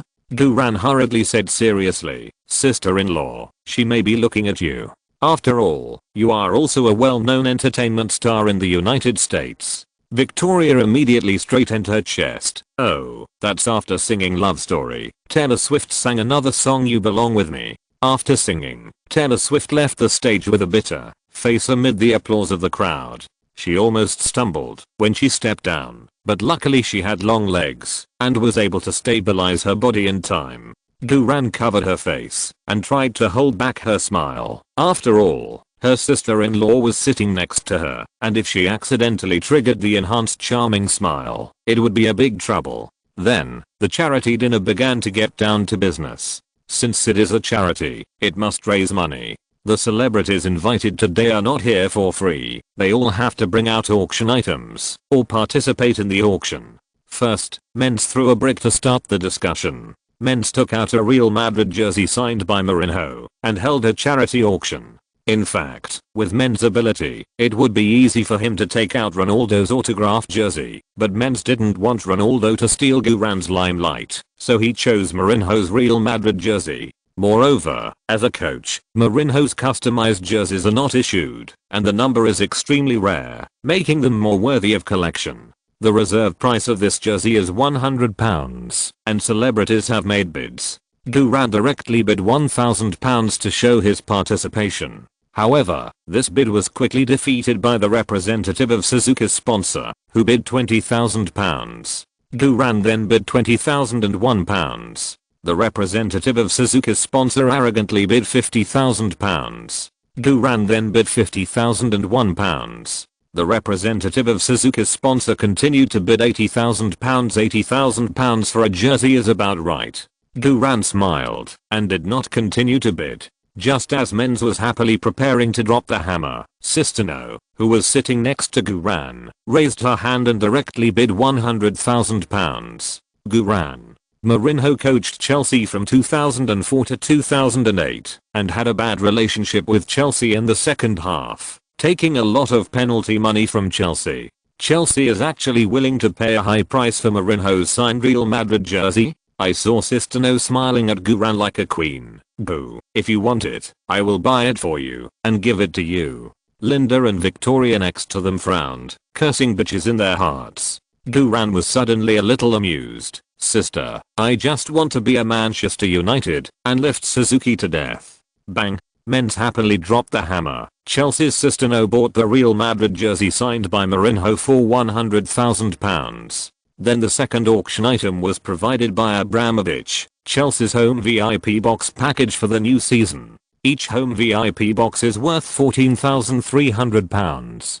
Throughout the season, excluding various cup games and intercontinental games, the Premier League has 38 home games, so based on ticket prices alone, Abramovich's charity auction item is worth at least £543,400. Sure enough, the top rich people are generous when they make a move. The bidding price is still starting at £100. Duran directly bid £1,000. Now that he is so poor, it is not bad to make a profit. However, major sponsors enthusiastically raised their placards, and in less than 2 minutes, the price was raised to £450,000. This price is already very close to the ticket price, and there is not much point in bidding higher. Duran did not participate after bidding £1,000. In the end, the sponsor representative of KFCBES Bank won Abramovich's charity auction item at a price of £475,000.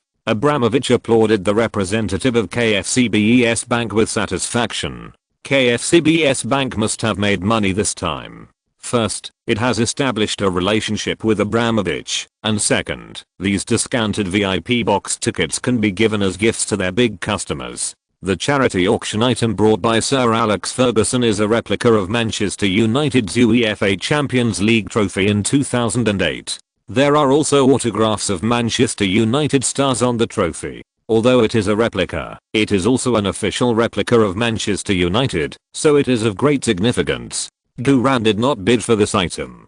After all, if he bid, other clubs would misunderstand that he wanted to transfer to Manchester United. In the end, the sponsor representative of Nike bought the replica trophy for £120,000. Sir Alex Ferguson smiled and personally presented the trophy to the sponsor representative of Nike, who also made a big splash. The item Sir Charlton brought was the number 9 jersey he wore when he was a Manchester United player. Although Sir Charlton wore number 7, number 11, and number 10 at Manchester United, he wore number 9 jersey at the time of the Munich air crash. This jersey is very rare in terms of history. This time, Duran directly bid £10,000. It is easy to be misunderstood when bidding for a replica trophy of Manchester United, but it is not easy to be misunderstood when bidding for a legendary star jersey with historical significance. The bidding price quickly climbed to £100,000, £200,000, £300,000, and continued to rise. In the end, the top tycoon Abramovich sold out the entire venue in one go with a price of £600,000, which was also the highest price ever paid at the charity dinner. It's so fucking good to be rich. Duran clapped his hands and sighed in his heart. This is fucking. Spending money is like throwing away waste paper, and others still have to call you daddy. In fact, if Abramovich raises his hand at this time, he will definitely increase it, and even increase it to £1 million. But the question is, who dares to go against the top rich? Sir Charlton happily shook hands and hugged Abramovich. Abramovich's bidding price gave the old sir enough face. After Abramovich got Sir Charlton's number 9 jersey, he turned around and gave it to Duran at the next table. Duran, after a moment of silence in the banquet hall, more enthusiastic applause broke out instantly. The media reporters pressed the shutter even more frantically. Aren't there materials for tomorrow's news? Duran was holding Sir Charlton's jersey, and he was shocked. The jersey bought for £600,000. Without a second of hesitation, he gave it away. Abramovich must be given 101 points for pretending. Give one more point, and you are not afraid of Abramovich's pride. Sister No's face was full of smug smiles. Linda's chest was heaving with anger. At today's charity dinner, her limelight seemed to be completely suppressed by the Chelsea people. Next, it was the charity auction item of Liverpool's Sir Dalglish, the Anfield crown. This was a brass crown made for Dalglish by Liverpool fans spontaneously when Dalglish retired. There was also a line of small cursive characters engraved on the crown, dedicated to the eternal Liverpool King Kenny. This charity auction item is not a replica. There is only one in the world. It can be seen that Liverpool has also spent a lot of money to compete at the charity dinner this time. Sponsor representatives bid one after another, and Duran also bid £50,000. After all, such a commemorative crown is still very collectible. In the end, the Anfield crown was once again bought by Abramovich at a price of £600,000. Dalglish happily hugged Abramovich, but Dalglish did not intend to put the crown on Abramovich himself. And Abramovich had no intention of wearing the crown. After getting the crown, Abramovich turned around again and put the crown on Duran's head. Thunderous applause rang out at the scene. The media reporters pressed the shutter of the camera even more frantically. Sure enough, where Duran is, there must be big news. In just a few minutes, Abramovich had already spent £1.2 million on Duran. This is really a pure big brother on the list. He really does whatever he wants, buy whatever he wants, and give whatever he wants. But the whole picture also looks very strange. The owner of Chelsea put the King's Crown of Liverpool on the head of a Southampton player who was holding the Real Madrid coach's jersey in one hand and the Manchester United legend's jersey in the other. Chapter 386, Women's War. The little queen of the singing world spent £700,000 just to win the smile of the most powerful demon star. Duran is undoubtedly the brightest star of the entire charity dinner. And Liverpool's female boss Linda finally got a chance to raise her head. At least, in a certain sense of nothingness, Duran's acceptance of the Anfield crown is equivalent to being crowned the King of Liverpool. Of course, the happiest people are not Duran and Linda, but Men's. Men's thought that as a rising star player in the English League One, Duran would not be too popular, but this charity dinner has far exceeded his expectations. Duran's attention and topicality are super explosive. Stars with attention and topicality are the real stars. If C. Ronaldo was born for football, then Duran was born to be a star. It's so explosive before it's even started. If it continues to strengthen its operation, it will explode. Menz was so happy that his face was flushed. The next few auction items failed to sell at a high price, but it was enough. The last item was Guran's charity auction item. As the star secretly promoted by this charity dinner, Guran naturally had to bring out some real things for charity. Guran's bidding item was simple. He didn't expect this charity event to be so grand and intense, so he just prepared a set of Bucks Steel Horns jerseys that he wore in the Southampton High School amateur school team. This set of jerseys is also the only one he has collected.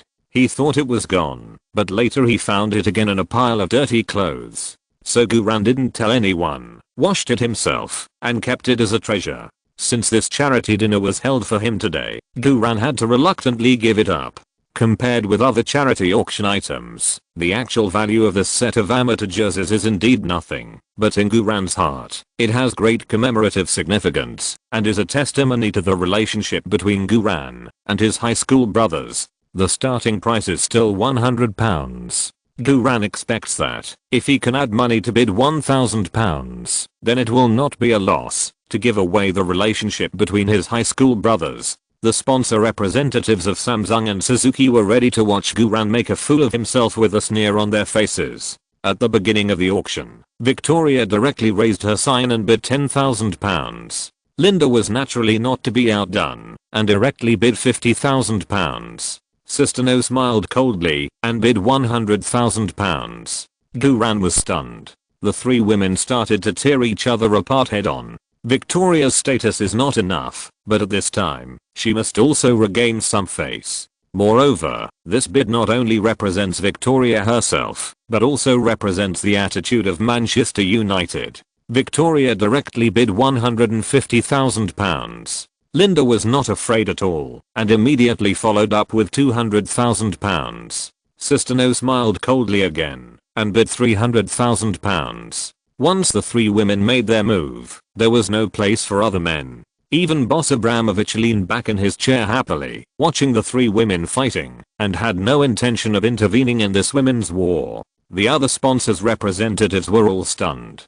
To be honest, they originally wanted to listen to Samsung and Suzuki, and not bid for Guran, but as the charity dinner progressed, they all realized that Guran was a treasure that these celebrities and bigwigs were vying for. And it was a super huge treasure. Even the top rich man Abramovich gave Guran a gift of £1.2 million.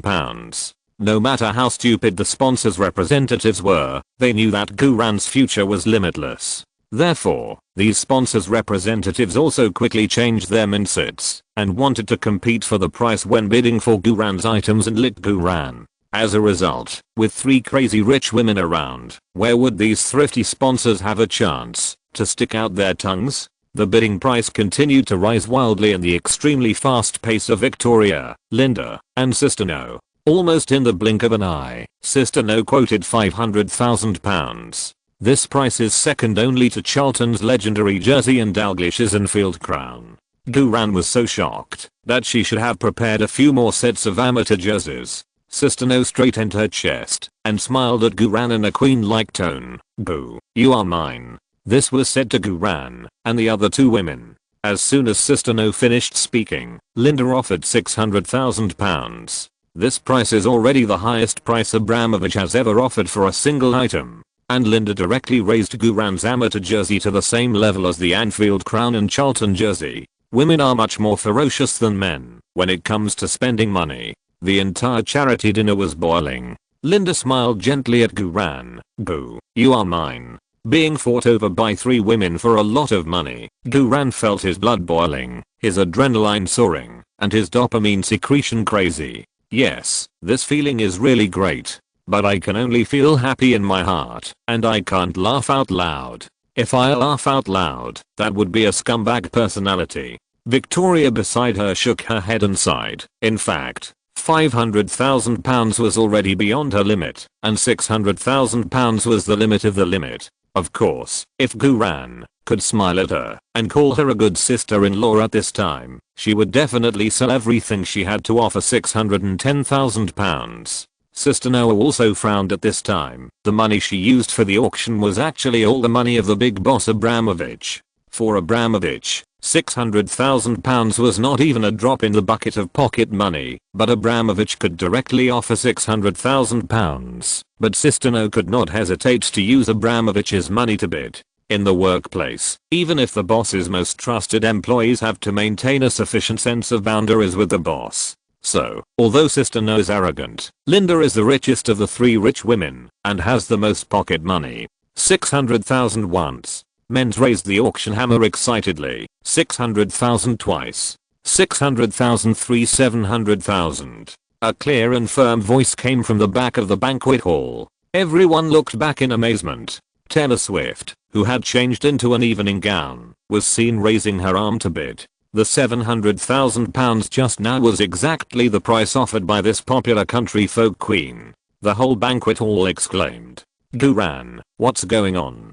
Taylor, are you stupid? Well, you are. Victoria, great. I guessed that you two were having an affair. No sister, who is this 180 centimeters tall girl? Is she also a football player? She looks a little familiar. Linda, Walt fuck. Another competitor who wants to snatch Guran from me. Men's, so exciting. But Miss Taylor, did you forget that your performance fee is only £500,000? You are really giving yourself away for charity? The mainstream media reporters at the scene pressed the shutter frantically. The pop diva and the football star seemed to have a secret that could not be told. The pop diva spent £700,000 just to make the football star smile. This must be the headline.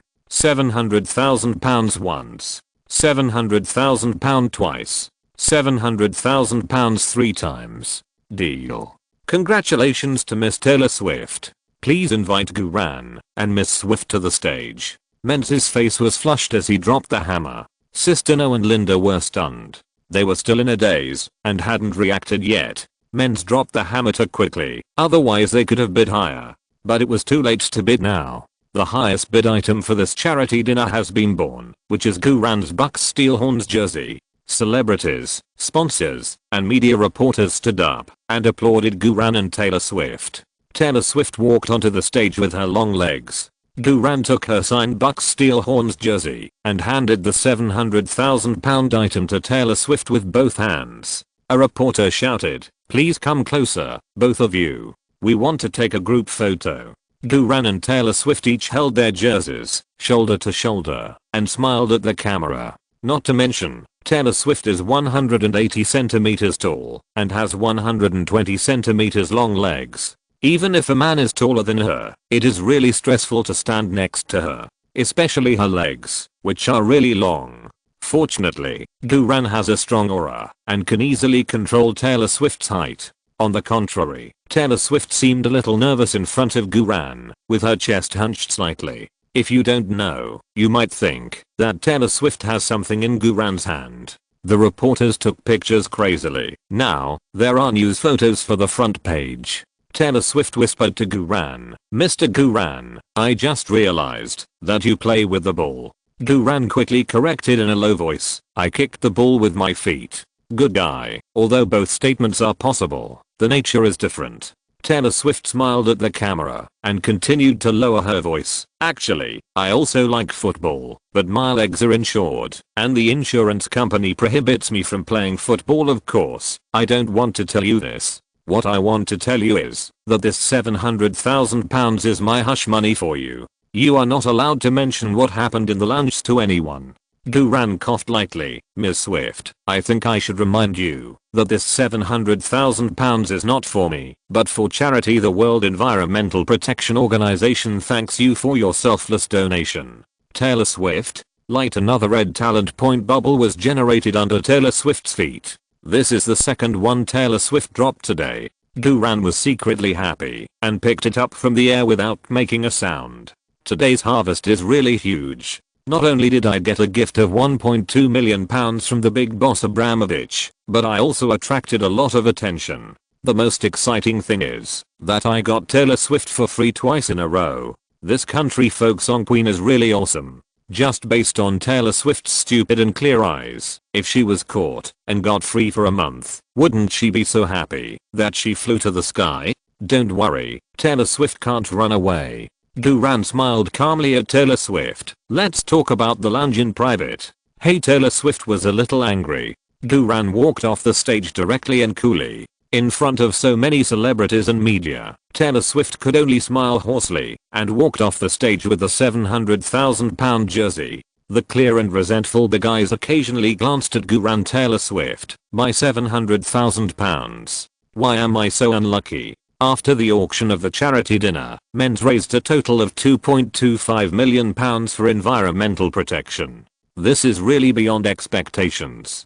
To be honest, after deducting the £500,000 for Taylor Swift to sing 2 songs, the £150,000 for the hotel's private service fee, and the $1.25 million operating expenses that each stepfort deserves, there will probably be more than £300,000 for environmental protection charity. How to say it? It's a win-win situation. Boss Abramovich pretended to be cool. The celebrities enhanced their relationship. Taylor Swift sang songs and got money. Duran got benefits and fame. The media reporters got news materials. Heat Stepfort made money. And the World Environmental Protection Foundation had money without any effort. Everyone was very happy, except Taylor Swift. Taylor Swift was obviously here to make money, but she paid another £200,000. The key is that this £700,000 was not the hush money for Duran. Taylor Swift just stood in the corner with a numb expression. It's not that she doesn't want to sit, but her butt hurts. Whenever her butt hurts, she thinks of Duran. Whenever she thinks of Duran, her butt hurts. Her eyes and mind are full of Duran. After the auction, the banquet continued. Celebrities raised their glasses, congratulated each other, and communicated with each other. Liverpool's boss Linda held a glass of champagne and said to Duran, "Hi, Boo, my future king of Anfield. Your performance tonight is great. You already have the style of a football star." Duran said politely, "Thank you, Linda. I'm also very grateful for your support." Although Linda did not take out the £600,000, this heavy friendship was visible to Duran and within reach. Linda deliberately puffed out her chest and glanced at me. "Why are you so polite to me? Just tell me what you want, and I can satisfy you. However, shouldn't you satisfy me too? My requirements are not high. How about having a drink with me?" Duran said quickly. "Linda, you know I don't drink, and I drove here, and I can't drive if I drink." Linda giggled, and the heavy emerald on her chest trembled with the flowers. "Why are you driving? If you are drunk, don't leave. My villa is in London and you can stay there." "Damn, isn't this bad? Although your husband is not at home, I'm really a serious person." Duran said quickly. "Thank you, Linda, but forget about the wine today. Let's do it another day." "Another day?" Linda pouted coquettishly. "Okay, you said it. You can't go back on your word." Victoria and Sister No next to them cursed her in their hearts. As soon as Linda put down the champagne in her hand, Sister No came to Duran with a glass of vodka. "Goo, I know you are a real man, and a real man should drink real wine. Just like a real man should come to Chelsea, you must drink this glass of wine." "Damn. Are you trying to get me drunk and then do something? Those who know you want to dig me out, but those who don't know would think you want to take turns to get me. Boys who are alone outside really have to protect themselves." Duran hurriedly said, "Sorry, Marina, I just said that I really can't drink. I really have to drive." The more she said no to Sister No, the more excited she became. "Okay, if you don't drink, then I will." Sister No drank a full glass of strong vodka in one gulp, and then exhaled happily. "Boo, every time you reject me, I will drink a glass, until you are willing." After that, Sister No picked up the vodka on the table and filled herself up with another glass. Duran was immediately numb. Sister No is such a cruel woman. Duran hurriedly said, "No, no, no, Marina, this occasion is not convenient. Let's do it another day. Can we do it another day?" Sister No raised her eyebrows. "You said it. You can't go back on your word." Linda and Victoria next to her cursed the bitch in their hearts. Before Sister No put down her wine glass, Victoria picked up a glass of Evian mineral water. Boo. Sister-in-law will also toast you a glass. You can choose not to drink their wine, but your relationship with sister-in-law, can it be an ordinary relationship? They don't care whether you drive or not, but they force you to drink. Sister-in-law cares about you, and sister-in-law asks you to drink sister-in-law's water. You can't refuse this, right?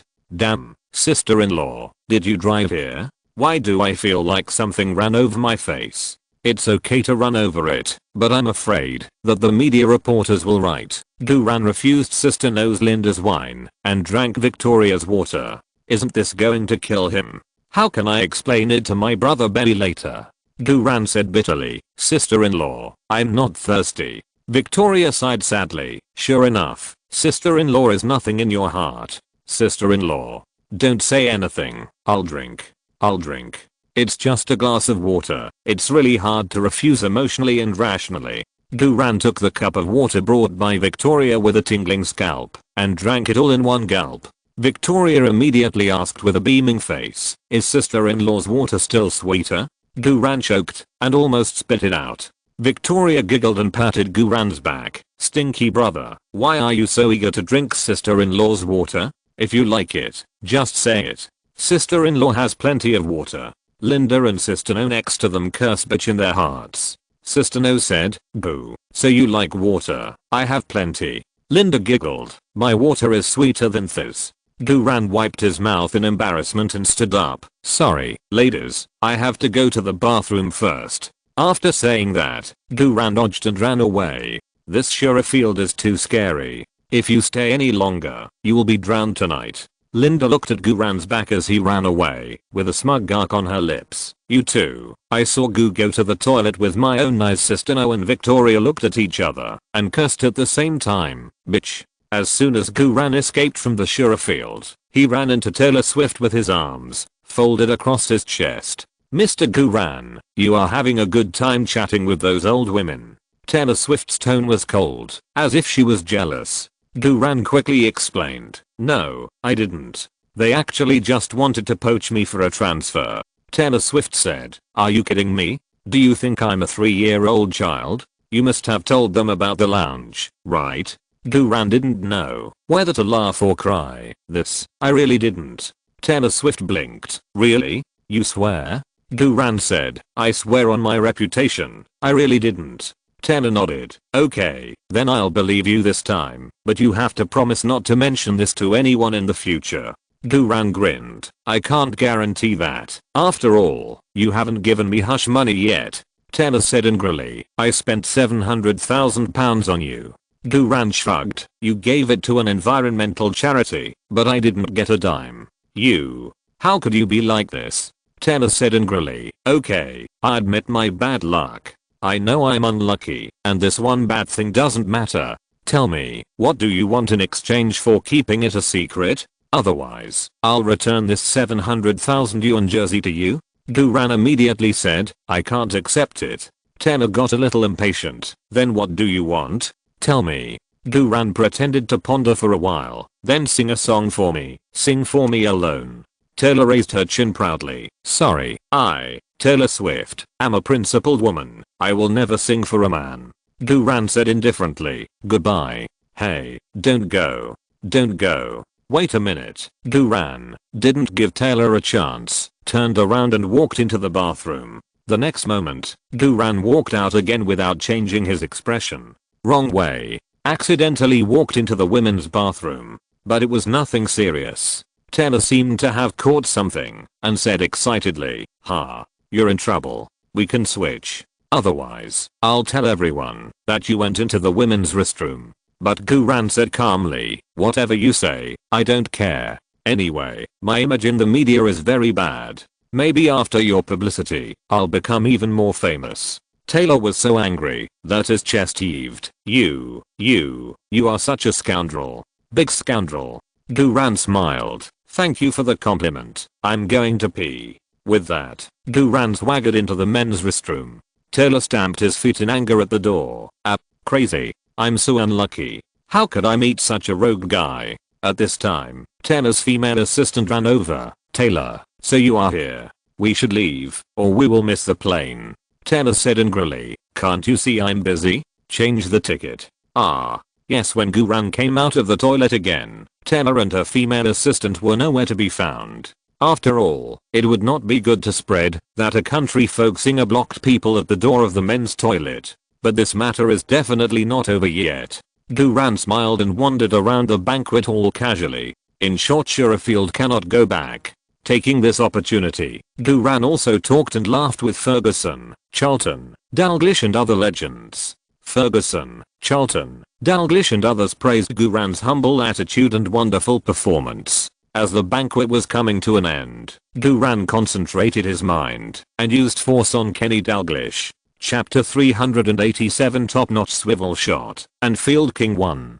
Guran, Little Queen, get in the car. Bobby Charlton and Kenny Dalglish were both superstars when they were young. In contrast, Alex Ferguson was not so shining when he was a player.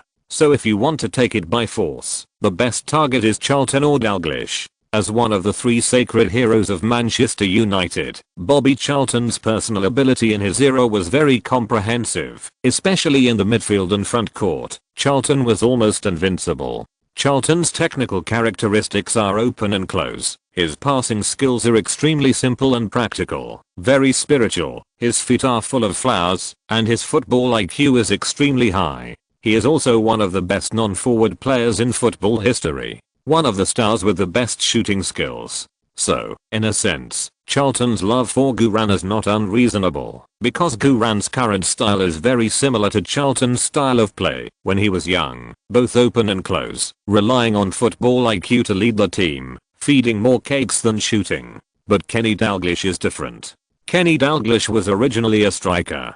Kenny Dalglish created a way for strikers to score goals that had never been seen in their era, taking the ball with his back to the goal and then quickly turning around and shooting. This technique, in modern times, is definitely a shooting technique that any striker, center forward, or even front midfielder must know. But the one who created and perfected this technique was King Kenny Dalglish. Perhaps this technique had been used by stars before Dalglish, but none of them had formed a technical style as systematically as Dalglish. Dalglish's turning and shooting technique not only includes shooting skills, but also includes running, stopping the ball, protecting the ball, and physical confrontation skills, which are very comprehensive. It can be said that Dalglish is the ancestor of turning and shooting. Now, there is a chance to get the ancestor for free without going through middlemen, and Guran will naturally not miss this opportunity. Therefore, although Guran also wanted to force Bobby Charlton's footwork, after weighing and choosing,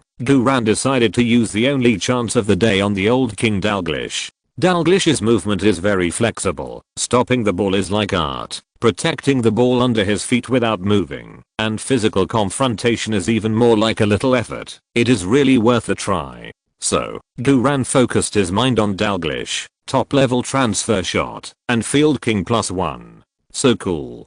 Today's charity dinner is really worth coming to, and the harvest is perfect. Guran nodded to Kenny Dalglish repeatedly.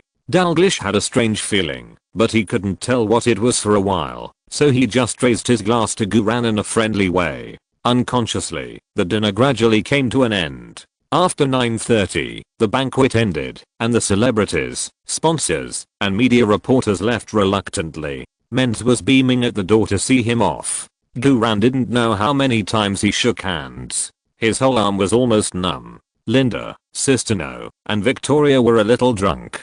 Guran wasn't with them just now, so the three of them simply competed with each other in drinking. The result was also obvious. Linda and Victoria were both drunk, but Sistano was fine.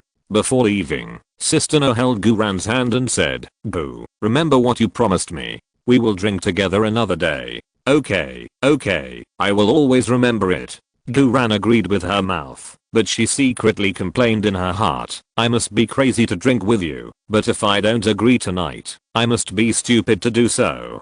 Sistano left with satisfaction. Linda's cheeks were flushed, and she looked at Guran with longing eyes. "Gu, you have to remember me too. You promised me to." Okay, I will always remember it. Guran continued to complain in his heart, Coaxing one person is coaxing, and coaxing a group of people is also coaxing. Alas, I'm so contented and upright, and I don't want to let women feel sad for me. Linda also left with satisfaction. Victoria held Guran's arm with resentment and blew a mouthful of the fragrant red wine aroma on Guran's face. Stinky brother. Sister-in-law doesn't want you to accompany sister-in-law to drink. Sister-in-law just wants to know why. Why don't you smile at sister-in-law? Do you really look down on sister-in-law? Guran hurriedly said, sister-in-law, how could I? I respect brother Belly very much, and I respect you very much. Victoria stamped her feet, and the silicone trembled 3 times. Then sister-in-law asks you, why don't you smile at sister-in-law? Is sister-in-law unworthy? Could it be that you like white and don't like black? But sister-in-law deliberately tanned sister-in-law's untanned parts are still very white. Damn. Sister-in-law, do you want to listen to what kind of tiger and wolf words you are saying? Question mark? Can I see the parts you haven't tanned? Guran said with a smile. No, sister-in-law, don't think too much. I really have defects. Stinky brother. Victoria raised her hand and gave Guran a pink fist. I don't believe it. I must make you smile at me today. As she said that, Victoria took the opportunity to tickle Guran's armpits. Guran hurriedly struggled. Sister-in-law, don't do this. There are people here. It's over. It's over. I didn't hold it. Enhanced charming smile +1 triggered. But then again, even if the enhanced charming smile was accidentally triggered, it shouldn't be too serious, right? Guran held his breath and glanced at Victoria carefully. Victoria was numb on the spot, as if she had touched a high voltage current. Her eyes were fixed on Guran's face in astonishment and obsession. Not good. Guran immediately withdrew. Sister-in-law, it's getting late. I should drive home. We will have a chance to see each other later. As he spoke, Guran quickly backed away and turned around and ran. Strengthening the charming smile is extremely lethal to ordinary girls, and for Victoria, it is twice as lethal. What's more, Victoria is drunk tonight. If she doesn't get out of here, something bad will happen. Although I have many girlfriends, I'm really a serious person. Fortunately, I didn't practice football in vain, and my sprinting skills really came into play at this time. Guran ran away in the blink of an eye. Hey, Victoria only reacted at this time, and her heart solidified under the silicone finally resumed beating, but it was too late to catch up with Guran. Stinky brother. Victoria covered her throbbing silicone and panted to herself. Okay, I'll let you run away this time, but it won't be so easy next time. No, I have to go to the bathroom. Guran just ran out of the back door of the banquet hall, and the phone in his pocket rang. Guran took out his phone and saw that it was Men's calling. Well, the agent's call cannot be ignored. Guran bit the bullet and answered the phone.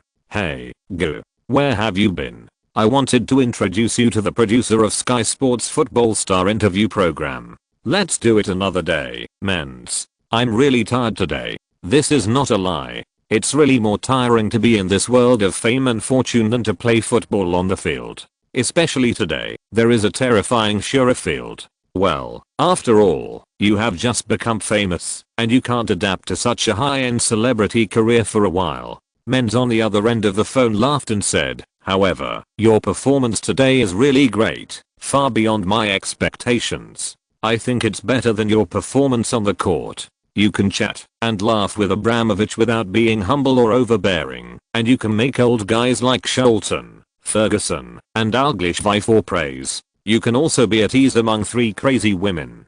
Goo, you are really born to be a star. Of course, you must go all out to achieve results in future games and never relax. You must know that the foundation of a football star's fame is the results on the court. The reason why you can be so glorious today is not only because of my organization. I mean, although my organization is very important, what is more important is your previous wonderful accumulation on the court. Guran immediately said, thank you for your reminder, Men's. I understand, and I will definitely focus on football next. Of course, I also want to thank you for helping me organize the game. Without your organization, I would never have achieved what I have today. But, great. I believe you will be able to soar to the sky. Men's paused for a moment and said, I have already arranged a celebrity interview for you on Sky Sports. When do you think it would be convenient for you? Damn, being a celebrity is so troublesome. Duran said helplessly. Men's, let me take a breath. At least wait until the middle of this season, when I'm on vacation. You can arrange interviews and endorsements for me. Men's on the other end of the phone thought for a while. Okay, no problem. You are my dear Goo. I will do as you say. Thank you, goodbye. Duran hung up the phone.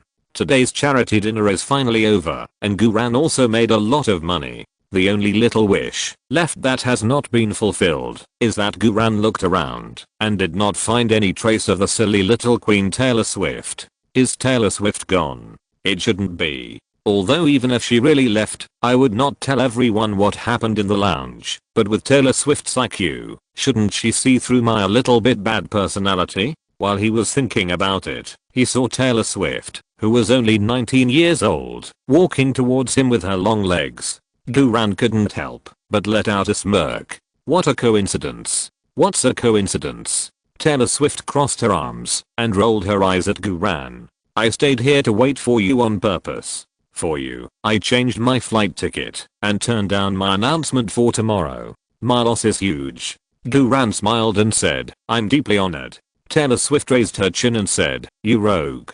Although I should thank you for helping me out of the predicament, you actually asked me to sing for you alone. And I lost £700,000 because of this. Duran hurriedly said, let's put it one way, Ms. Swift. I didn't ask you to raise the price. The £700,000 you spent didn't even go to me. Taylor said angrily, then you give me £700,000 and I'll return your jersey to you. At worst, I promise you that I'll sing 2 songs for you alone. Okay, 3 songs are fine.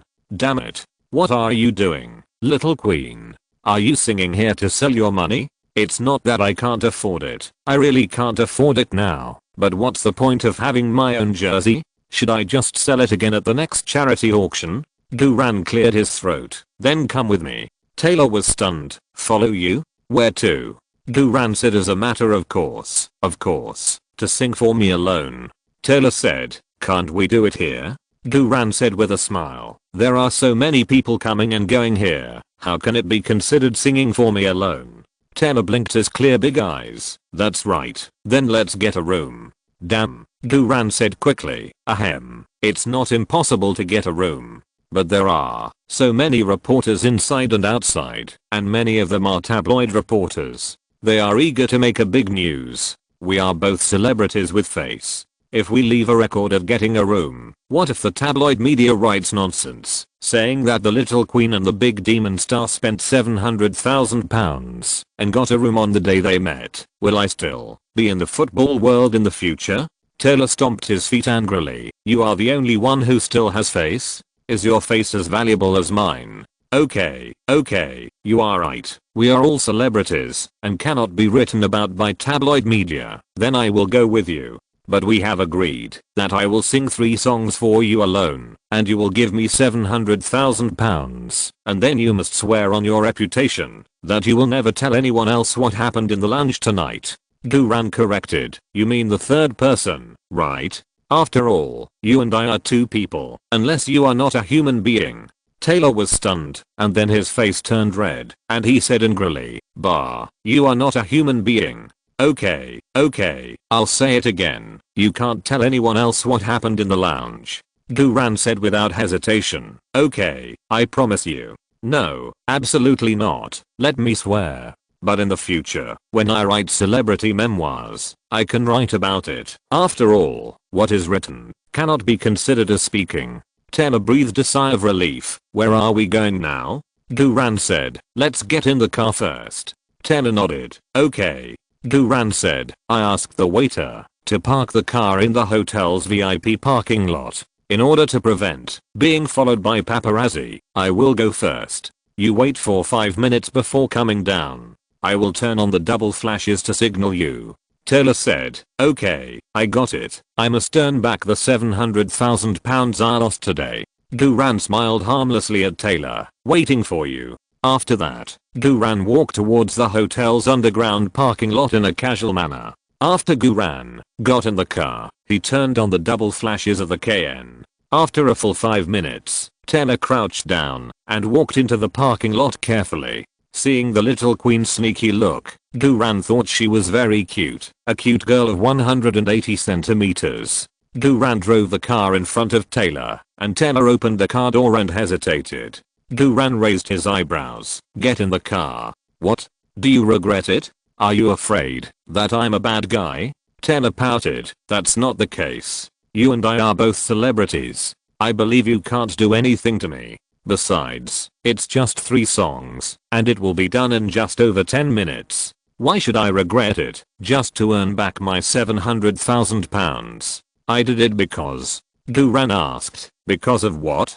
Taylor bit his lips covered with bright red lipstick, and said in a thin mosquito-like voice, my butt hurts. Guran almost laughed out loud. No way, it still hurts. Taylor said angrily, nonsense. Don't you know how hard you tried? I suspect you used a steel pipe on me. Damn it. Don't talk nonsense. If someone hears you, they will misunderstand you. Guran suppressed his smile and said, okay, get in the car quickly. Sit sideways with the painful part hanging in the air. Don't worry, you won't get hurt this time. You're still talking about it. Okay, I'm so unlucky. Taylor sighed helplessly, turned his back to Guran, bent over and stuck his butt on the leather seat of the passenger seat. Guran couldn't help but take another look.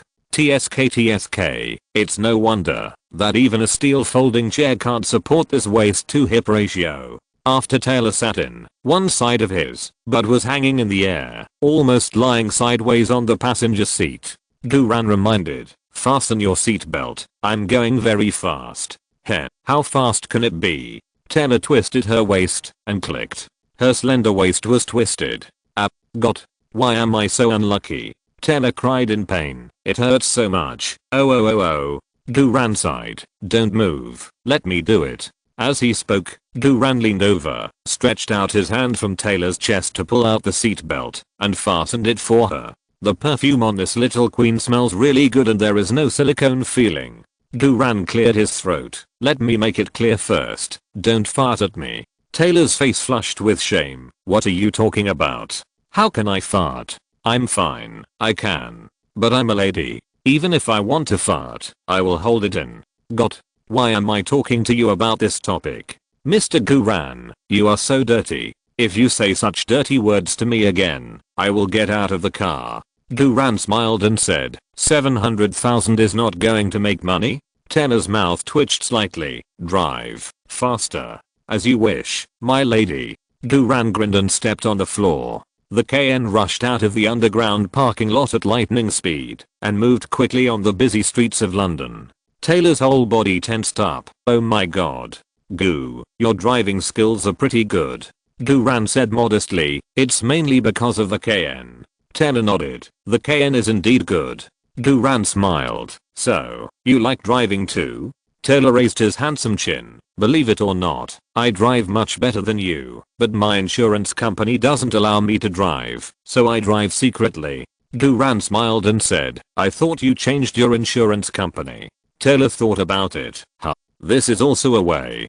Guran asked, besides writing songs, singing, and driving, what other hobbies do you have? Taylor said without hesitation, I want to be an investment consultant. What? Taylor said seriously, investment consultant means you give me money, and then I use your money to make money. I can get a share of the money I make, and I don't have to be responsible if I lose it all. My god, I think investment consultant is really the best job in the world. This is my ideal, since I was a child. Whether you believe it or not, I'm actually an investment genius who was delayed by singing. Investment wizard spent £700,000 to buy a jersey, and now I'm paying for my stolen car. To make up for the loss, Guran couldn't help laughing and said, well, no wonder you love making money so much that you don't even let go of a small amount of money like £700,000. Small money? You actually said £700,000 is small money? Do you know that I have to sing 2 or even 3 songs to make it back? Okay, even if it's small money. Taylor frowned and said, but I'm really working hard. I haven't slept for almost 30 hours. I flew all the way here. I can't lose money, right? Got. Why am I talking to you about this? I'm here to sing. I'll get off the car after I finish singing. Wait, where is this car going? Taylor was stunned when he saw the highway sign that just passed in front of him. It's not a kindergarten anyway. Guran said, of course it's to the highway. Why should we take the highway? That's what you're asking. There are fewer cars on the highway and I can drive faster. Taylor said helplessly, okay, drive as you like. Anyway, there are only 2 of us in the car now. Can I sing for you alone? Guran said, although I think this occasion in the car is not grand enough, but since you want to sing in the car, then sing. Taylor said, be content. This is the first time I sing to someone alone. Which song do you want to hear? Love Story? You Belong With Me? These 2 songs are my proudest songs, and they are also the most frequently requested songs at major events. I just heard these 2 songs at the charity dinner. How that's right. What do you want to hear? Just order whatever you want. Anyway, after singing 3 songs, you pay the bill, then get off the highway and send me back to the hotel, and I can catch up on some sleep. By the way, don't forget to swear on your reputation. Okay, can I order anything? Of course. Are you okay with folk songs? Taylor said proudly. Ha ha ha. Mr. Guran, you succeeded in making me laugh. You probably don't understand what type of female singer I'm in the United States. You know, even though I'm not even 20 years old yet, and even though I can't always win the Billboard Singles Championship, now they all call me the Little Folk Queen. Guran laughed. Wow, Little Queen, do your butt and waist still hurt? Taylor was so angry that he trembled all over. Pooh. Don't talk about my butt and waist. You dirty guy. Order a song quickly. I really don't want to stay with you for even a minute. Just order whatever you want. I'm telling you, as long as it's a folk song, even if you don't order my original version, I can still sing it for you, and I guarantee it will be better than the original version. Guran nodded in conviction. Is that so? Then please sing a song, my deskmate. Chapter 388 Taylor Swift, Just Kill Me. The Power of a True Queen. Guran writes his song for the Queen. Question mark? The little country folk queen was stunned. What? You, my deskmate? What song is this? Guran said confidently, a folk song. Taylor was surprised and said, why have I never heard of it? You haven't heard of it? Guran cleared her throat, imitated Leo Lang's voice, and sang in English. Will you remember tomorrow what you wrote in the diary yesterday? Who writes a diary? Question mark? Guran paused for a moment, then continued to sing. Will you still miss you tomorrow? The you who used to cry the most. The teachers can't remember you anymore and can't guess your questions. I only think of you, my deskmate, when I occasionally flip through photos. Taylor twisted her waist inch by inch and said in shock, wait. This is really a folk song? Such a beautiful folk melody and lyrics, but this is the first time I've heard of it. Guran shrugged. This song is a bit old. It was released in 1994 and is known as the most popular campus folk song in the 1990s. It's no exaggeration to say that at least 600 million people in the world can hum it.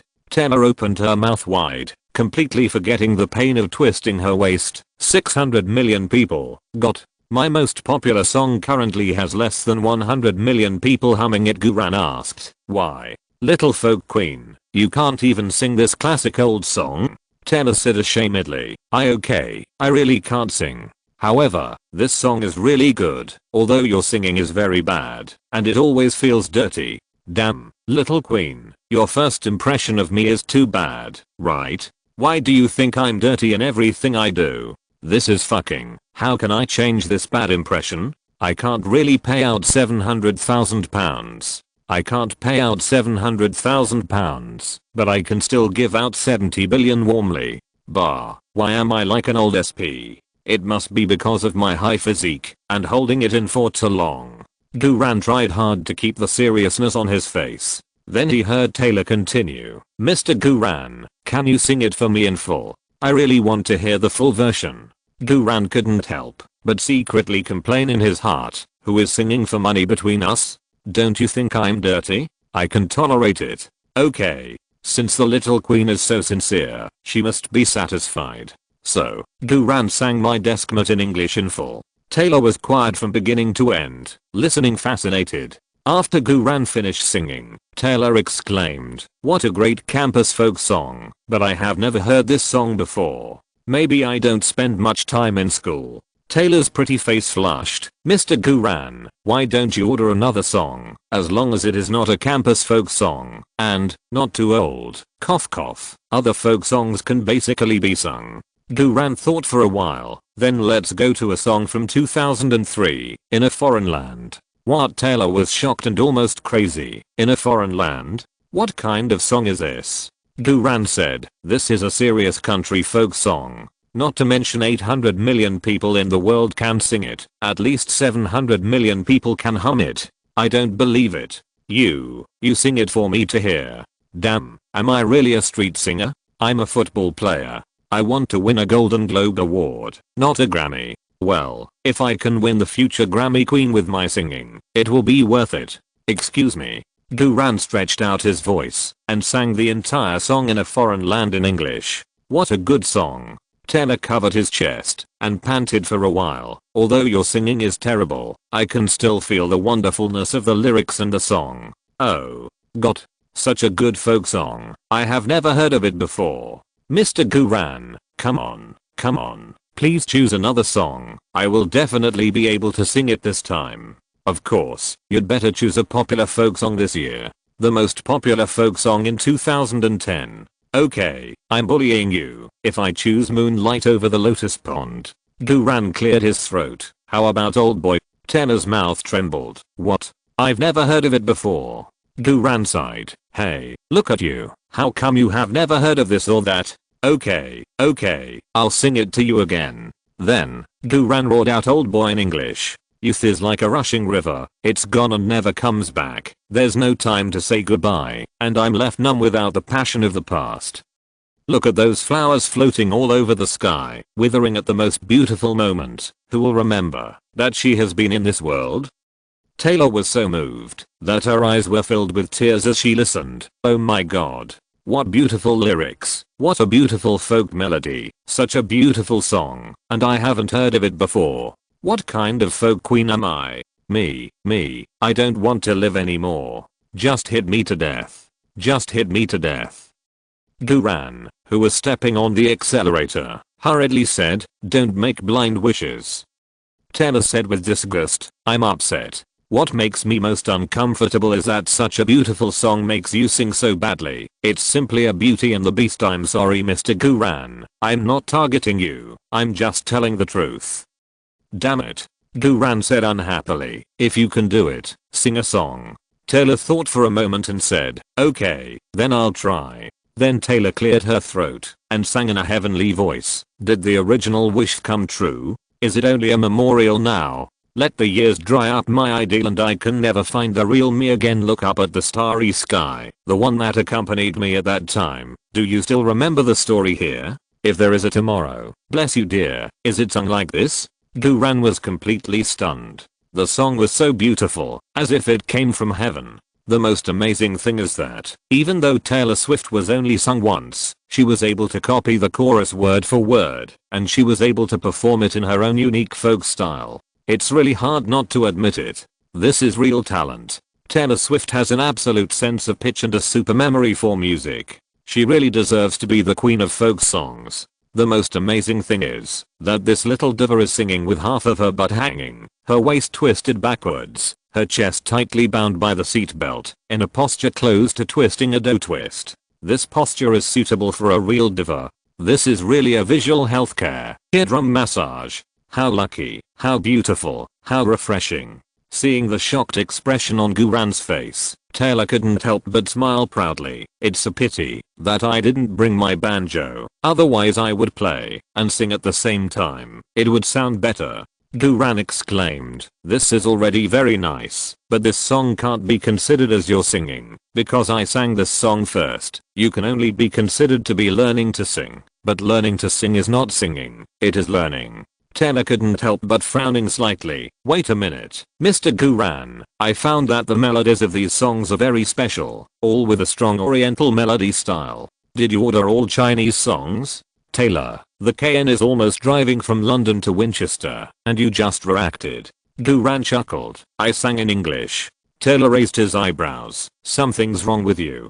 Do you know what gave you away? Your smile. Something's wrong with your smile. It's naughty and dirty. Oh, I see. You must have translated the Chinese songs in your country into English. How could I sing this? Oh, I'm so smart. I saw through it right away. Right? It took Taylor 3 tries to see through it. You're so stupid. If I sell you, can you still help me count the money? Of course I won't sell you. I have to keep you for myself, and then I want you to help me count the money. Guran grinned and said, okay, Miss Swift, you are so awesome. You saw through me. But anyway, these are folk songs I ordered, and each song has hundreds of millions of humming rates. You didn't say that we can't order our Chinese folk songs. You.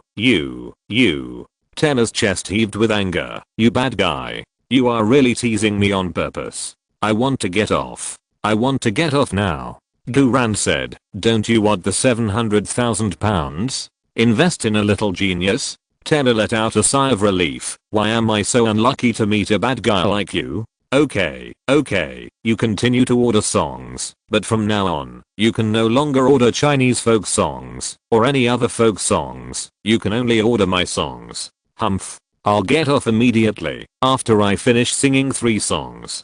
Guran stepped on the accelerator and smiled. How are you going to get back, if you get off on the highway? The corner of Taylor's mouth twitched slightly, and then he said angrily, I repeat, you will send me back to the hotel, after I sing 3 songs, is that right? Alas, the horoscope also said that my Jupiter, Venus, Mercury, and Mars are gathered in the Sagittarius Life Palace. I will be very happy this month. The fortune teller is really a fraud. Please start ordering songs quickly. In addition to ordering songs, I will not have any other communication with you. I mean what I say. Okay. Guran thought for a while. Then sing me a song blank space. What? Taylor is going crazy. What song is this again? This is not my song at all. Of course blank space is your song. Blank space. I don't have this song. No, this is your song. If you don't believe me, I'll sing it to you. Wait a minute. So you let me get in your car, not to listen to me sing, but to sing to me with your dirty voice.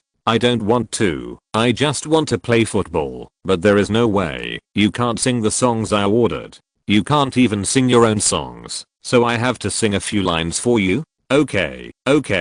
Taylor said angrily. Sing if you want to. I want to see what you can sing. Let me put it here first. If you still sing Chinese songs and deliberately play tricks on me, then you will directly transfer £700,000 to me and send me back, and you have to swear never to mention the lounge. Miss Swift, you are asking for too much. Sing. Taylor was going crazy. Okay, don't be so irritable. Guran cleared his throat and sang in English. Nice to meet you. Where have you been? I can show you some incredible things. Magic, fanaticism, heaven, sin, and when I see you in front of me, I think, oh god, look at that face. You look like the next big mistake I'm going to make. Taylor was stunned. The melody and style of this song are definitely not Chinese style. It is completely her style. Taylor couldn't help but trembled and said, oh my god.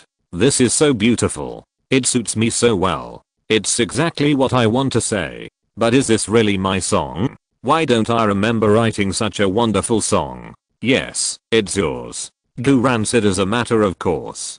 This song blank space is Taylor's 7-week champion on the Billboard singles chart. Of course, this is a song from 2014. This is a song written by Taylor Swift 4 years later, and it is a song used to complain about the media's interference in her private life. The reason why Guran sang a song that Taylor Swift could only write 4 years later was of course intentional. Listening to Taylor Swift singing is a kind of enjoyment, but if you really listen to the 3 songs honestly, there will be no reason and excuse to keep this queen level artifact. Therefore, Guran had already planned, before getting in the car to sing a song that Taylor Swift couldn't sing at all. Guran asked with a smile, are you stunned by what you heard? Miss Swift, do you feel like you have been forced to travel through time? Taylor's red lips trembled uncontrollably. What do you mean, forced to travel through time?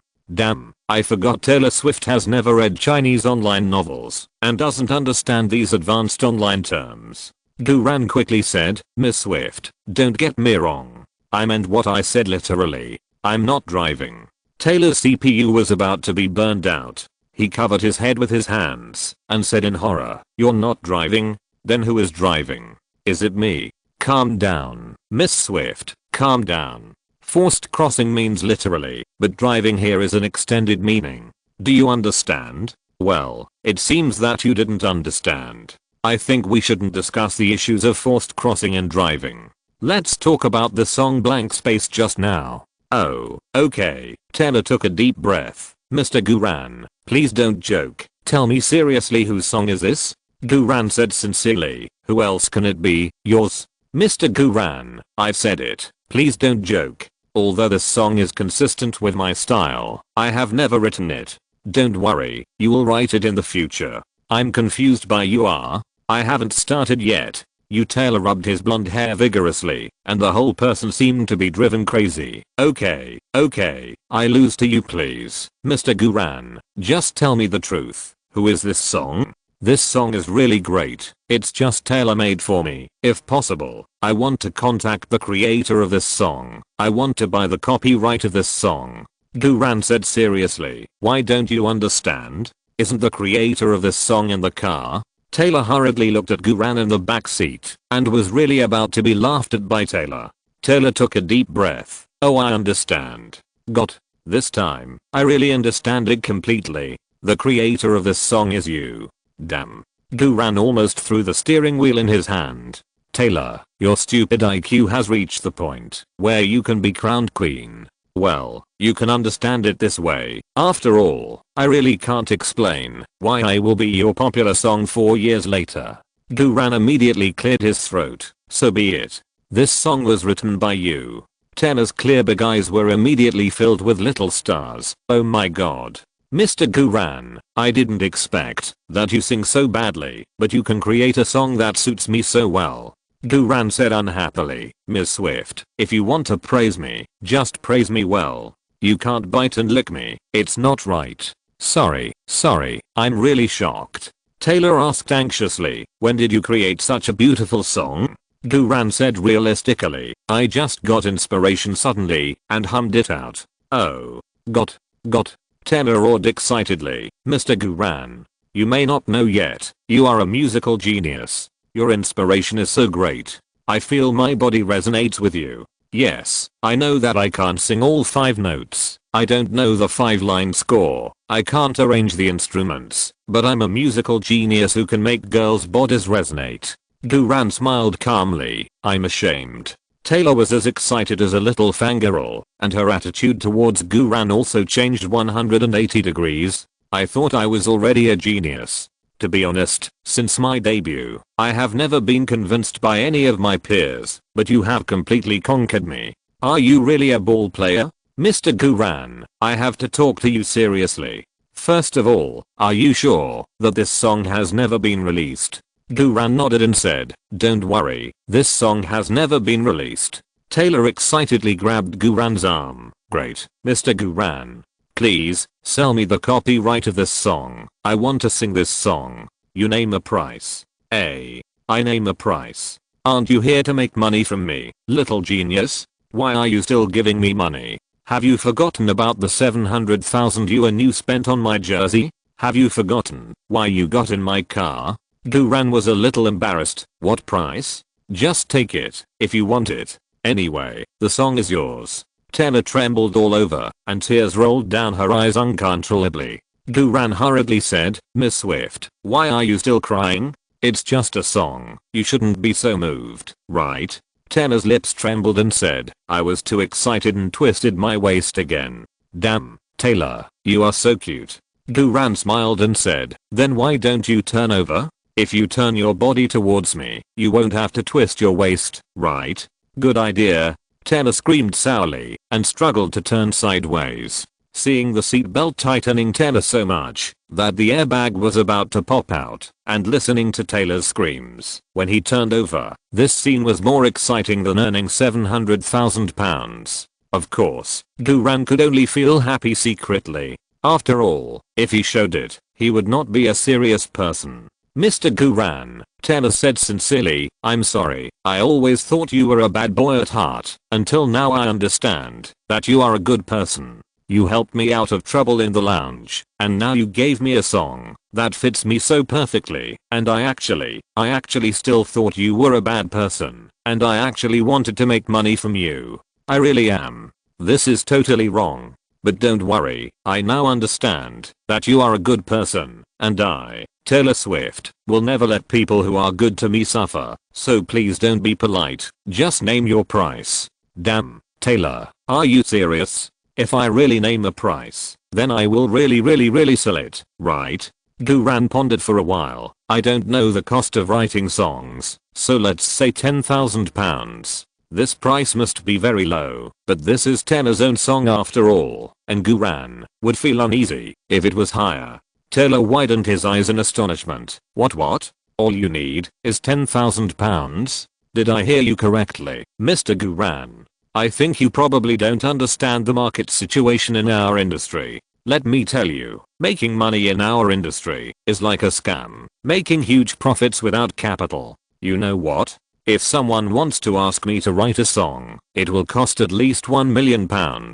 And I haven't written it for them yet. You just want £10,000 from me? Well, even if you are not famous, a song cannot be sold for £1 million.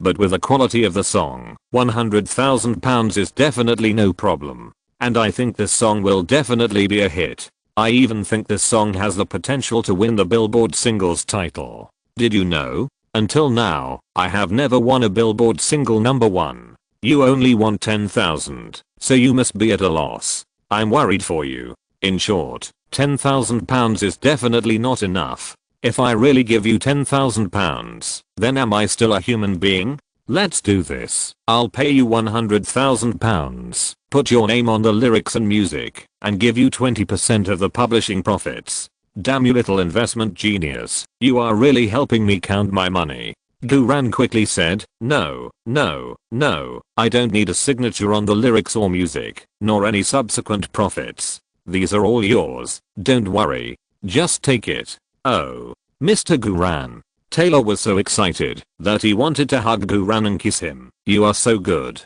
The more you act like this, the less I can let you suffer. I will give you £200,000, give you priority in signing the lyrics and music, and give you 30% of the profit share. Every penny I make from this song in the future will be 30% of yours. No,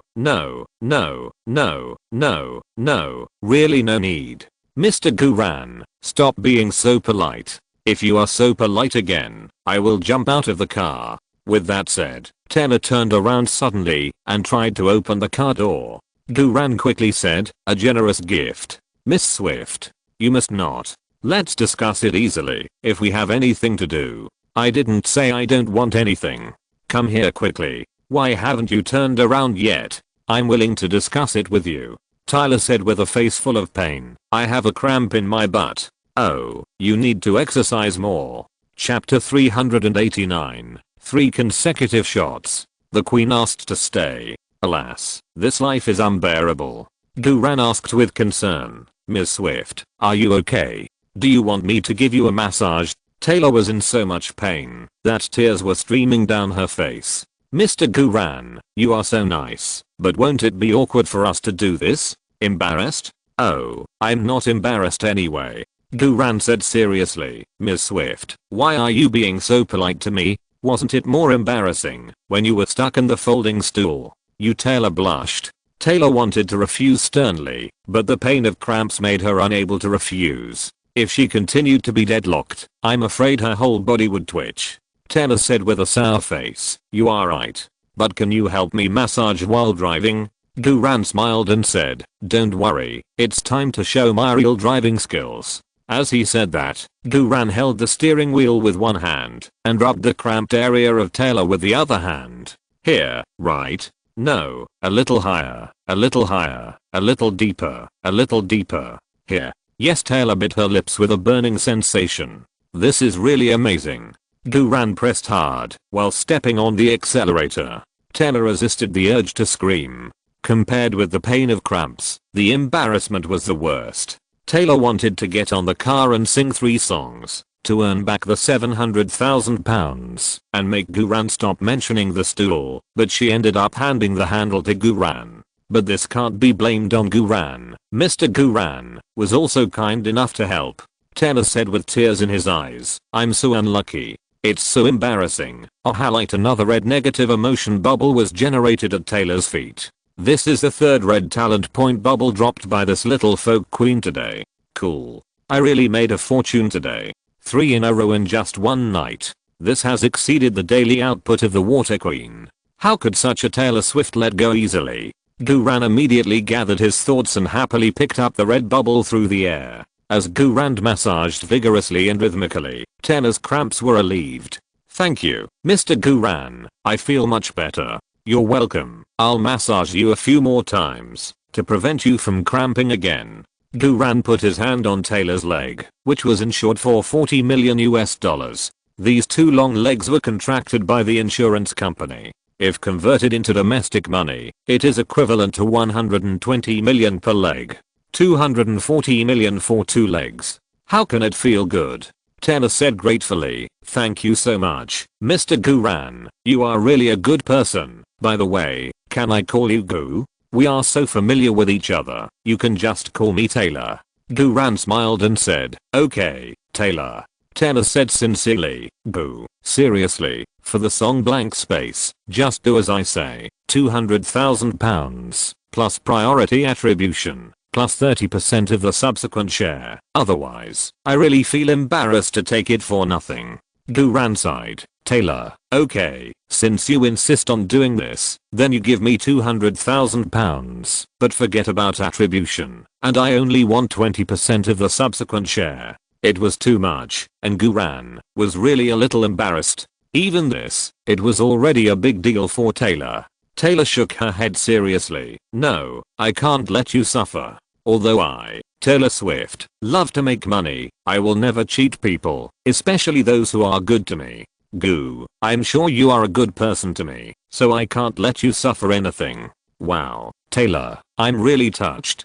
Guran touched Taylor's smooth $240 million. "Actually, I really don't suffer." Taylor's pretty face was full of incomprehension. "Then why don't you sign your name?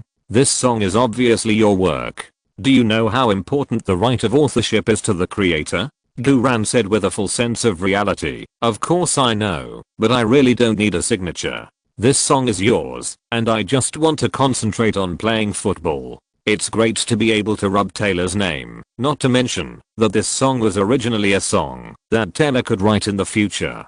Guran is equivalent to giving Taylor's flowers to Taylor. Not only did he make Taylor's money, but he also got Taylor's gratitude, which reversed Taylor's first bad impression of him. This is already a big profit. It would be too greedy to ask for the right of authorship. Don't be too greedy, don't want it all, and don't be too responsible. Although it is allowed to grab 2 hands, you can't grab both hands at the same time. You have to distinguish left and right, up and down, front and back, inside and outside. This is the principle of an old serious person. Taylor shook his head and said, "But you will regret it if you don't want the right to be named." Guran smiled and said, "Don't worry, I can sign a confidentiality contract with you, and I will never regret it. If I regret it, I will let you deal with it." Taylor's eyes suddenly lit up, and he seemed to be a little looking forward to being able to deal with Guran at will. Taylor bit her lip and said with a blushing face, "Okay, let's do this. We sign a confidentiality agreement and you give up your right to be named. But to compensate you, I will give you £500,000 as an upfront fee, and then give you 30% of the share later."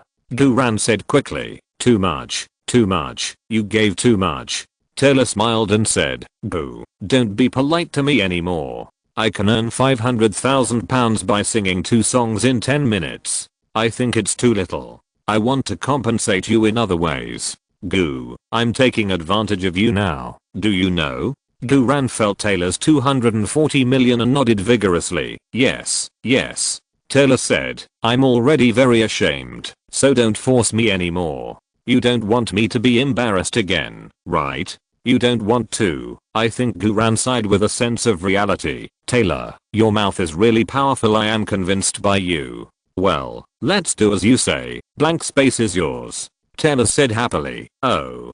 Gu. Thank you. How much is your bank account? I will transfer the £500,000 to you now. Ran said. Wait, Taylor, your 3 songs have not sang yet. Taylor said, then I will sing blank space now. This song is really great. You sang it again. I probably remembered the lyrics and melody. Guran said, that's not okay. The corner of Lessing was slightly drawn. Then you can sing. So Guran slowly explored a few times in Taylor's 240 million. Then you sang a tongue throw. Walt. Taylor looked at Guran in shock. What song is this? Guran, don't tell me this is another song written for me. Yes, it's your song, Shake It Off. This song was also the Billboard Singles Champion for 4 weeks in 2015. Guran cleared his throat and sang Shake It Off, which would become very popular in the future. After listening to it, Taylor was completely intoxicated. Oh my god. This song is so great. I always have a feeling that this is the song I wrote. But I really haven't written it. I feel mentally disturbed now.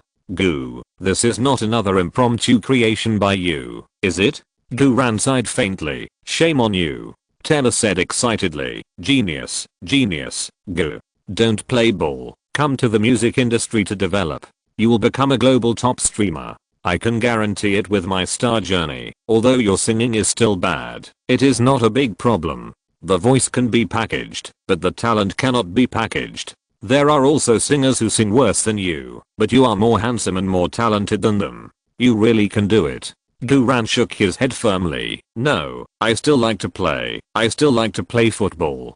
To be honest, with the information gap advantage of Rebirth, if he is promoted to the music industry, he will definitely be able to set off a huge wave. But Guran really just wants to play football. This is called passion. Taylor quickly said, then sell this song to me, just like you sold me the song just now. Guran immediately smiled and said, with our relationship, why sell it? I'll give it to you. Taylor said firmly, no, I want to buy you.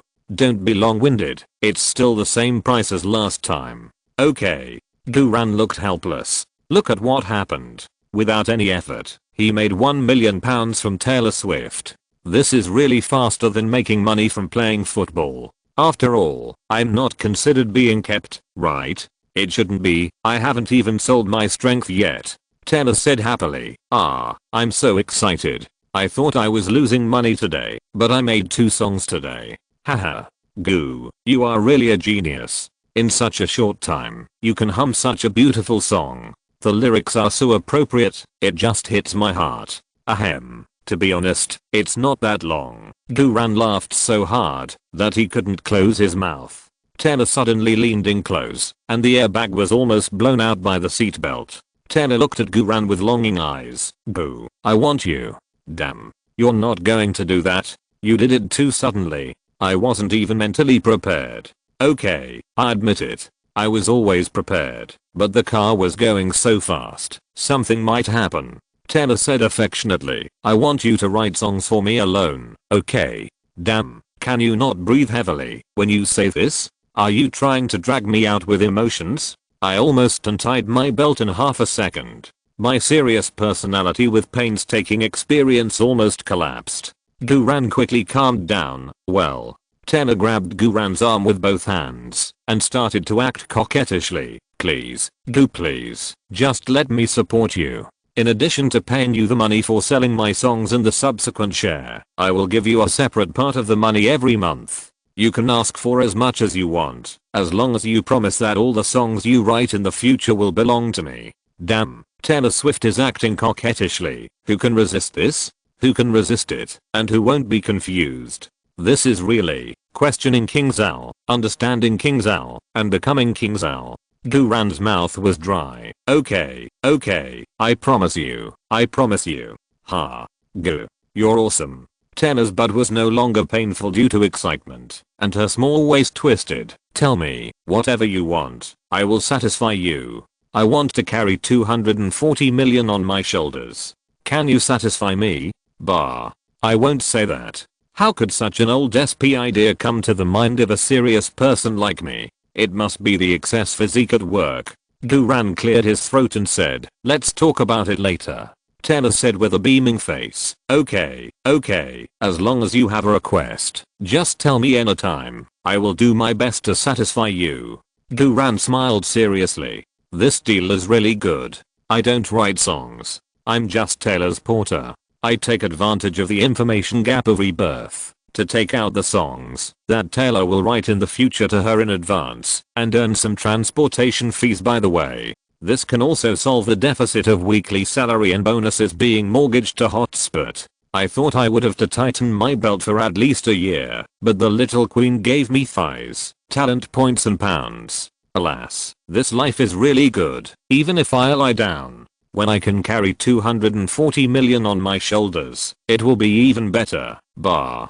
Duran thought so, while slowly releasing the accelerator. The KN slowed down immediately. Taylor asked curiously, boo, why did you slow down? I have no problem driving fast. Duran shook his head and said, no, I can't drive fast. Why? Because I'm home. Duran turned the steering wheel and the KN turned into the garage of the Dune Villa skillfully. It should have taken 2.5 hours, but Duran drove back in less than an hour and a half. The speed was so fast that Duran himself felt awesome. Taylor's eyes widened in shock. What? You brought me to your house? You didn't tell me before getting in the car. Duran said righteously, you didn't ask before getting in the car. Besides, the time for 3 songs is not long, but you didn't even sing a song I ordered.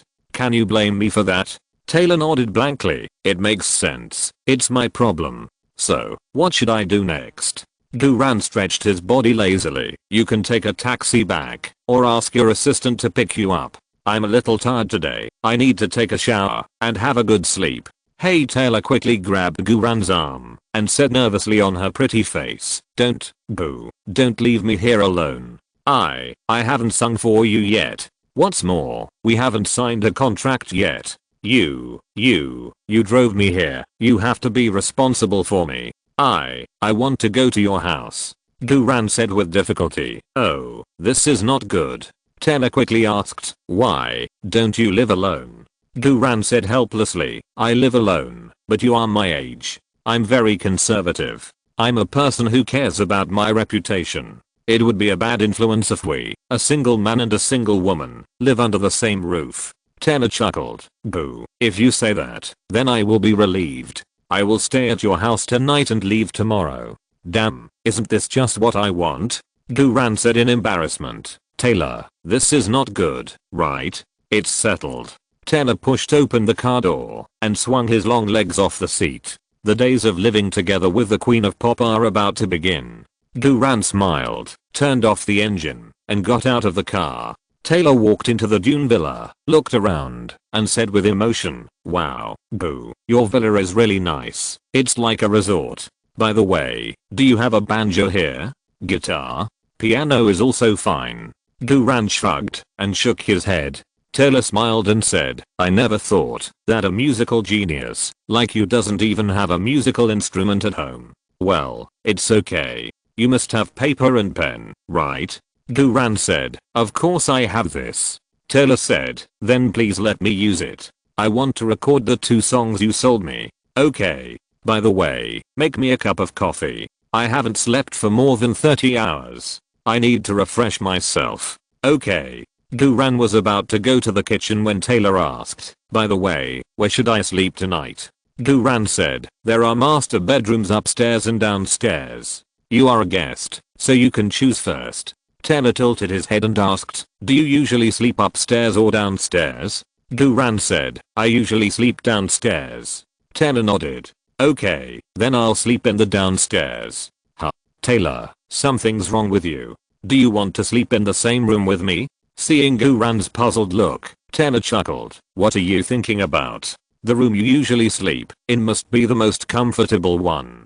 After all, I'm your sponsor, and theoretically I'm your boss. Of course, the boss should sleep in the most comfortable room. I'm smart, right? Guran was a little amused. This silly and cute little girl is really stupid, but she is also smart. It's a pity that such a good tool can only be stayed for one night. However, it's hard to say. Guran smiled and said, okay, you sleep downstairs, and I sleep on top of you. Taylor said with satisfaction, okay. Taylor sat down on the leather sofa in the living room, and then jumped up from the sofa. Taylor? Are you okay? Guran rubbed his hands. Taylor blushed and covered her buttocks. It's okay, it's okay. Oh, I'm fine, I'm fine. Guran said seriously, although I don't have banjos, guitars, pianos, etc. at home, I have essential oils and fashion knives. If you need it, I can help you cut it at any time. Taylor waved his hand quickly. No, you go and do it. I'm still waiting. Oh. Guran then walked into the kitchen and activated the enhanced hand brewing technique +1. After a while, a cup of steaming hot coffee was brought to Taylor. Taylor sniffed. Wow goo. It smells so good. I didn't expect that you are also good at brewing coffee. Wait, why is it only mine? Don't you drink it yourself? Guran smiled and said, oh, as a professional player, my diet is very strict. You drink it while it's hot. I'll get you paper and pen. As he said, Guran returned to the room and brought Taylor paper and pen. While sipping coffee, Taylor lay on the low coffee table, writing furiously, copying the music score and lyrics. Guran went to the master bedroom on the first floor and tidied the room. After tidying up, Guran returned to the living room. Taylor also copied the music and lyrics of the two songs. Taylor looked at the manuscript in his hand and said in disbelief, Goo, you are so talented. These two songs are already very mature. Almost no word or note needs to be changed. Guran smiled and said, it's getting late. Taylor, you should go to bed early. There is a bathroom on the second floor. If you want to take a shower, go to the second floor. The door of the bathroom on the first floor is broken. Taylor asked, is there a bathtub in the bathroom on the second floor? I'm used to taking a bath. Guran said, no, there is only one on the first floor. Taylor said, then, go to the second floor to take a shower and let me use the bathroom on the first floor. Although there is no door, I believe you are a good person. You won't peek, right? Of course I won't peek, but Guran said helplessly, my liquid nitrogen freezing capsule is on the first floor. I need to use the capsule and sauna to restore my physical strength. Taylor thought for a while, then I'll use it first. You go back upstairs, and I'll call you down after I'm done. Guran could only nod. Okay, don't worry, you have to do it as soon as possible. Wait. Goo, I didn't bring anything. Do you have a bathrobe, pajamas or something suitable for me? I do have maid outfit that Anne Hathaway wore. Guran immediately said, no. Taylor smiled. I think so. Okay, then I'll just wrap myself in a bath towel. You go first. I'll call you when I'm done. Okay. Guran immediately went upstairs. After a while, the sound of water running in the open bathroom on the first floor was heard. Then, the super luxurious massage bathtub that can accommodate 4 people started.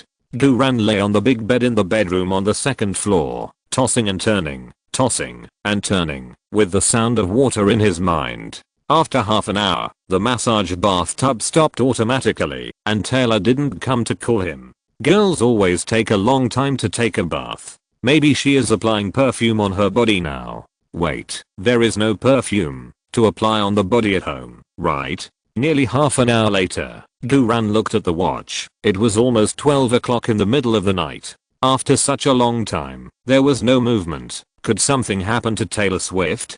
Damn. The little queen can't have an accident here.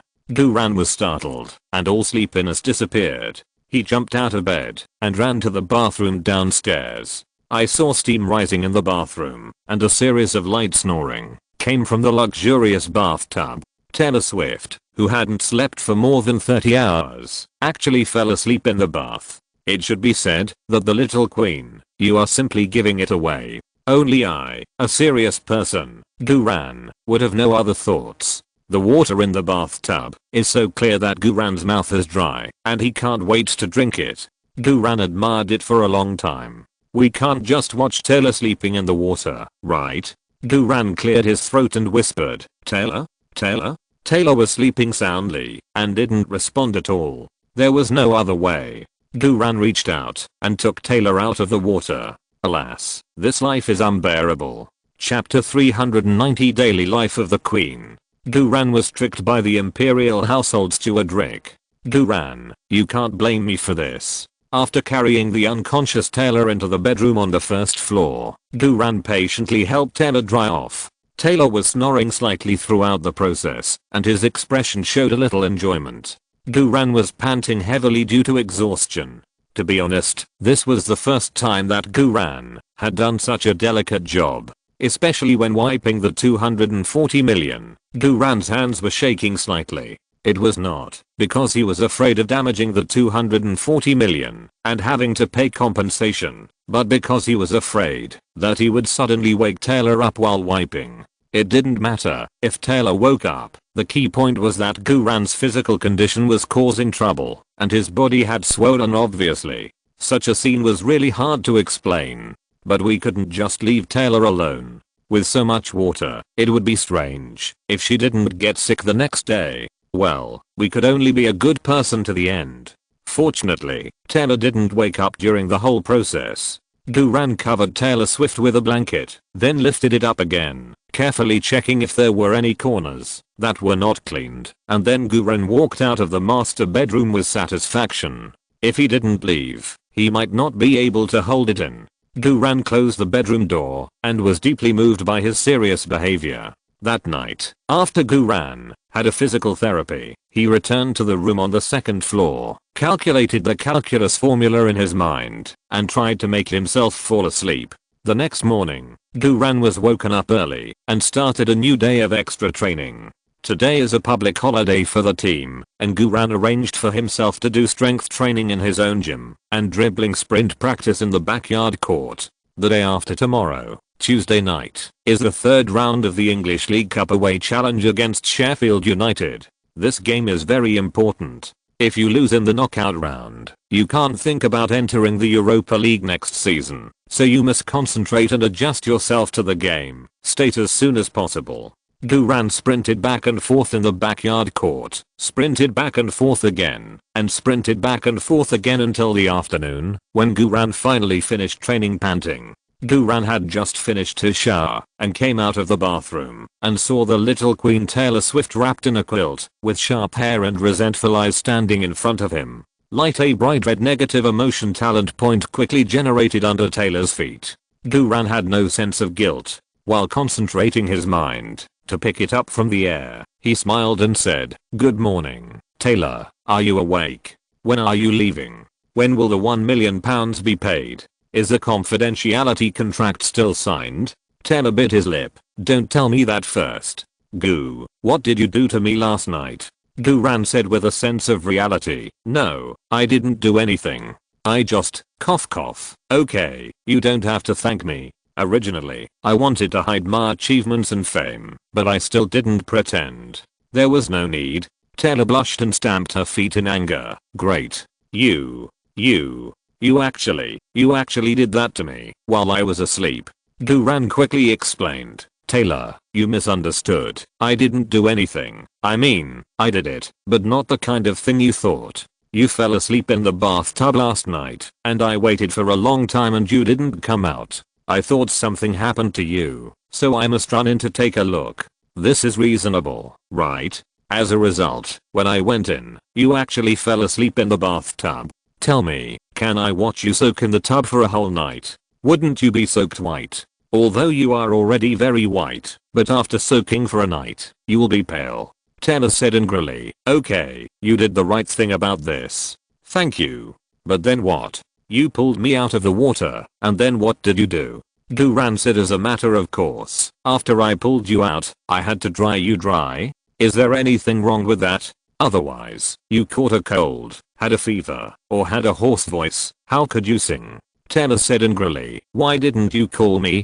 Duran said, "I called, but you didn't respond. If you had shouted loudly, how could I not respond? I pulled you out of the water, and you didn't respond at all." Do you want me to slap you hard to wake you up?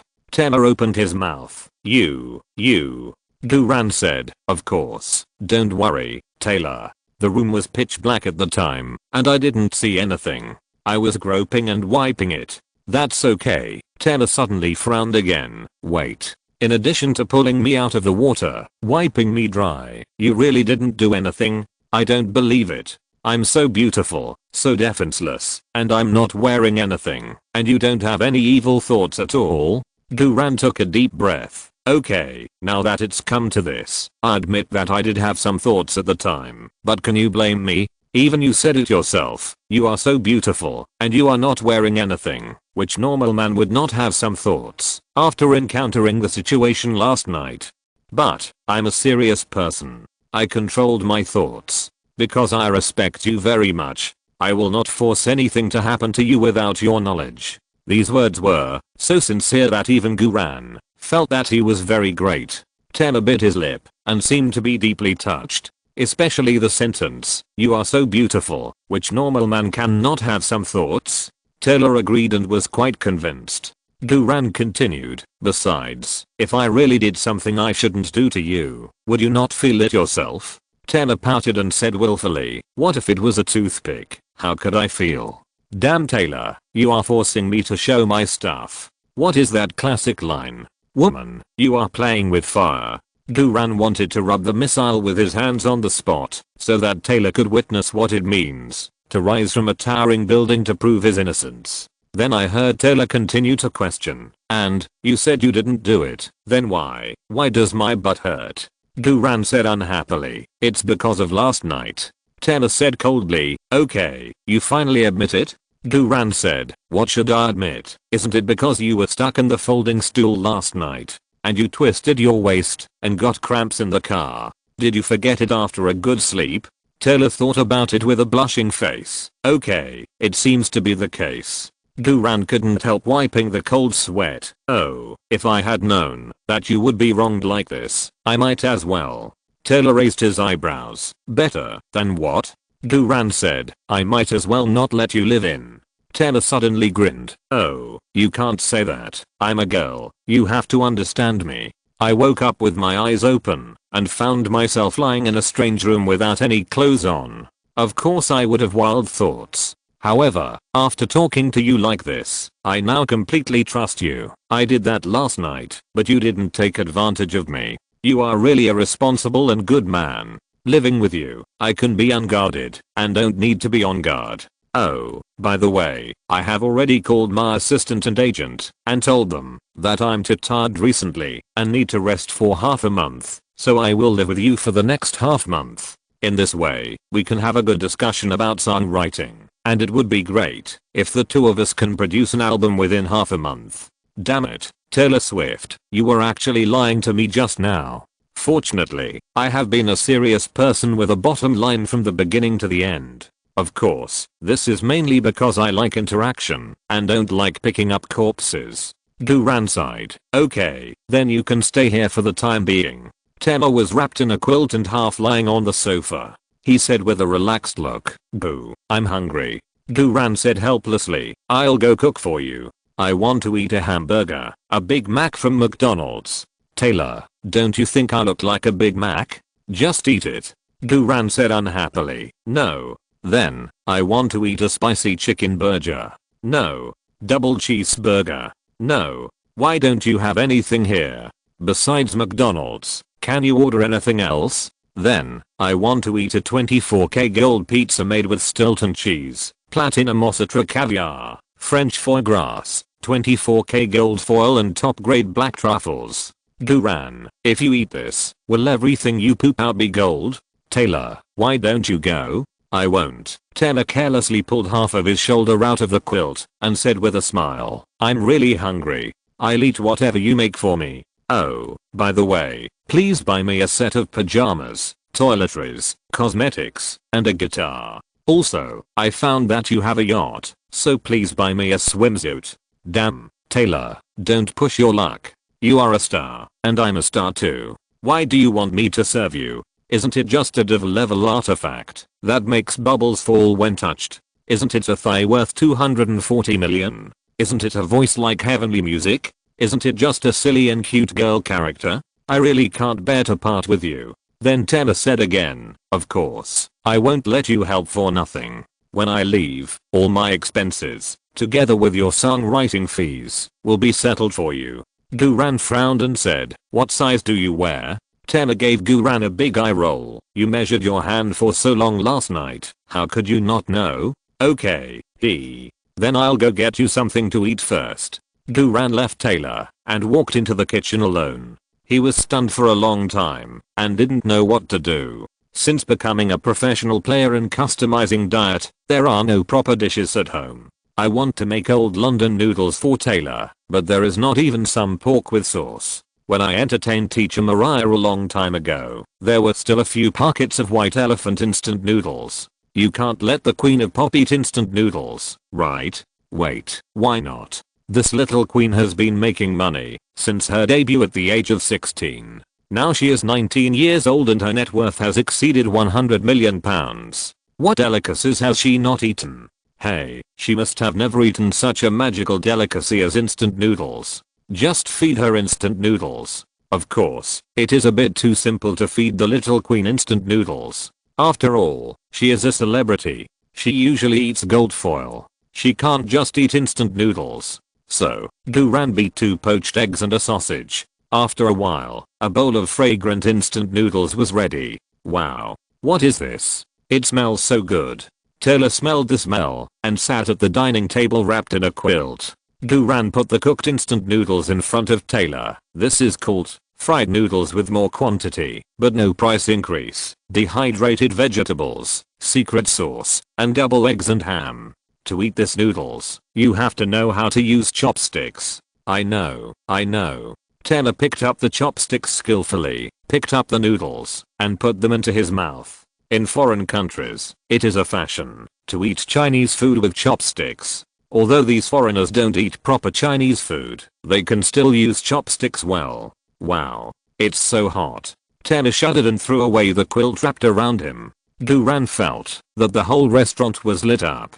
Taylor didn't feel embarrassed at all. After all, compared with what happened last night, losing the quilt now was nothing. Taylor casually wrapped the not so rich quilt around his rich chest and continued to eat noodles. Taylor said excitedly, while his mouth was burned, wow. It's delicious. I have never eaten such delicious food. It's better than any pasta I have ever eaten. Goo, you are amazing. You are simply an all-rounder. Don't be in a daze. Come and eat too. Alas, these foreigners are really pitiful. They can be so excited about eating instant noodles. Oh, I'm not hungry. Guran swallowed a big mouthful of saliva. I just need to drink some milk. Taylor, do you want another sausage? I have another one here. Okay. Such delicious noodles. I feel like I can eat a whole pot. Guran took out another sausage and added it to Taylor's bowl of noodles. Taylor bit off half of the sausage in one bite and ate it with relish. Guran couldn't help but feel a little hairy with this big mouth. Then you eat first. I'll go out and buy something for you. Yeah. Guran walked out of the Dune Villa and took a deep breath of fresh air. Good guy. It's really more interesting to interact. I was wiping for a long time last night, but it was not as satisfying as Taylor dropping the quilt just now. Guran, you are here to play football, not to watch football. But then again, it's also great to be able to easily get 1 or 2 talent points every day. How can this business not lose money? Guran took out his cell phone, thought for a moment, and called Rick, the chief eunuch. In less than 2 seconds, the call was connected. Hi, Gu. How are you? What can I do for you? Rick's enthusiastic voice came from the other end of the phone. Guran said, I'm fine, Rick. Sorry to disturb you on your vacation. I need you to buy something for me. Rick immediately said, no need to bother you. I'm very happy to serve you. I'll leave now. What do you need to buy? I need a women's pajamas, a women's swimsuit, a set of women's skincare products and cosmetics, and a guitar. Rick, are you listening? Yes, boo. I'm digesting it. Don't get me wrong. It's not what I want to wear. Oh, of course. Rick smiled and said, what size is it? Guran said with a stiff face, about 180. Rick, don't get me wrong. It's really not what I want to wear. It's for a friend of mine. I just can't buy it. After all, I'm a celebrity now. I understand. I happen to be 180. If you need it, I can help you try it. Damn. What are we two grown men talking about? Exclamation mark.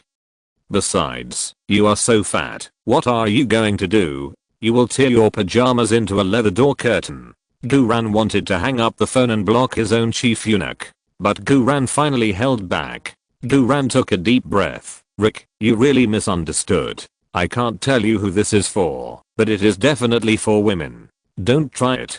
Don't even touch it with your fat hands. Just buy it according to the measurements of 3'5", 2'4", 3'6". Oh, okay. Are there any requirements for the style? Are there any requirements for the brand? Are there any requirements for the origin of the guitar? Just buy the most expensive one. After you buy it, send it to the intersection I specify. I'll wait for you there and reimburse you. Okay, boo. I'll do it right away. By the way, find a way to get me a VIP box ticket for the game against Sheffield United and bring it to me on Monday. Okay, go. This is very easy. No one buys the VIP box tickets for Bramall Lane Stadium. I can buy them at a 50% discount in the name of the club. Okay, you can do it. After hanging up the phone, Guran sighed faintly and drove to the gym in the neighboring city to get a few white training bubbles for free. After Guran came out of the gym, Rick called. Hi, Gu. I've already bought everything you asked me to buy. All of them are the best quality ones according to your requirements. Tonight, I guarantee you'll be satisfied. Hehe. Thank you for your hard work. Let's meet at the intersection of number 12 Mink Street later. Okay, Gu. After hanging up the phone, Guran drove to Mink Street. When Guran arrived, Rick had been waiting on the roadside for a long time with a lot of bags and a guitar wrapped in a leather case. Rick said with a beaming face, "Boo, these are the things you want. Do you want to take a look? They are so cool." No need. Guran was afraid of being recognized by passers-by. "I'm still very confident in your work. How much are these in total?" "Oh, it's only about £138,400. Here's the receipt." Rick took out a stack of receipts from his pocket. Guran couldn't help but twitch his lips. "So expensive? This price is really amazing." Rick said proudly, "According to your instructions, I bought the best ones that can be bought in Southampton, especially this guitar, which costs more than £40,000. Is it inlaid with gold?" "Rick, you didn't take kickbacks, did you?" Guran said. "Okay, put all the things in my car first. As for the money, you can pay it first. I'm a little tight on money recently. You also take the receipts. I will pay you in half a month." Rick was a little panicked. "Boo, it's not safe for me to carry these receipts. My wife often checks my pockets. If she finds out that I bought women's pajamas and swimsuits, she will beat me to death without listening to my explanation." Guran reached out and patted Rick on the shoulder. "Wish you good luck." After that, Guran stepped on the accelerator and disappeared around the corner in the blink of an eye. Rick looked at the receipt in his hand, his hair disheveled in the wind. When Guran drove back home, Taylor was wearing the Bucks Horns jersey he bought for £700,000, sitting on the sofa watching TV. Not to mention, the £700,000 jersey looked unique on Taylor, and the hem of the jersey just covered Taylor's hips. Guran was a little confused for a moment. Taylor came up with two long legs worth $240 million in total. "Boo, you're finally back." "Oh, don't get me wrong. The clothes on me are still yours. I just borrowed them temporarily." No, it's fine. You can wear it all the time." "I don't want it. Give me the things I asked you to buy." Guran put the things in front of Taylor. "According to your request, I took the risk of being recognized and personally selected them for you." Taylor said gratefully. "Wow, you are so nice." Taylor bent down in front of Guran and opened the guitar case immediately. A beautiful guitar appeared in front of Taylor. It was not rimmed with gold, but Taylor said in surprise, "What a great guitar." Guran couldn't move his eyes away from the white collar of the jersey. "Yes, it is really great bar. I'm not here to watch the game." Guran turned his head away forcibly. "Taylor, why don't you change your clothes first?" "Okay." Taylor picked up a packaging bag and was suddenly stunned. Then he took out a translucent black gauze pajamas from the bag. Through the light, this pajamas is as soft and silky as a cicada's wing, and it is intuitive. Guran was also stunned. Taylor asked resentfully, "Boo, what do you mean? You bought it yourself, and you just want me to wear it to show you? Damn, Rick, you are a scumbag. I asked you to buy the most expensive pajamas, not the most sexy pajamas." Guran cleared his throat. "Well, it's hot, and there's no one here. If you think it's inappropriate, why don't you wear a set of underwear under your pajamas? Oh, it's hot." Taylor took out a pair of briefs with Swarovski crystal pink diamonds on the front from the package. "What does this mean?" "Damn, diamond-studded briefs. It turns out that there are such things in the world. Okay, I finally know where the £130,000 was spent. I wronged you, Rick. You didn't take kickbacks. But, Rick, you're dead."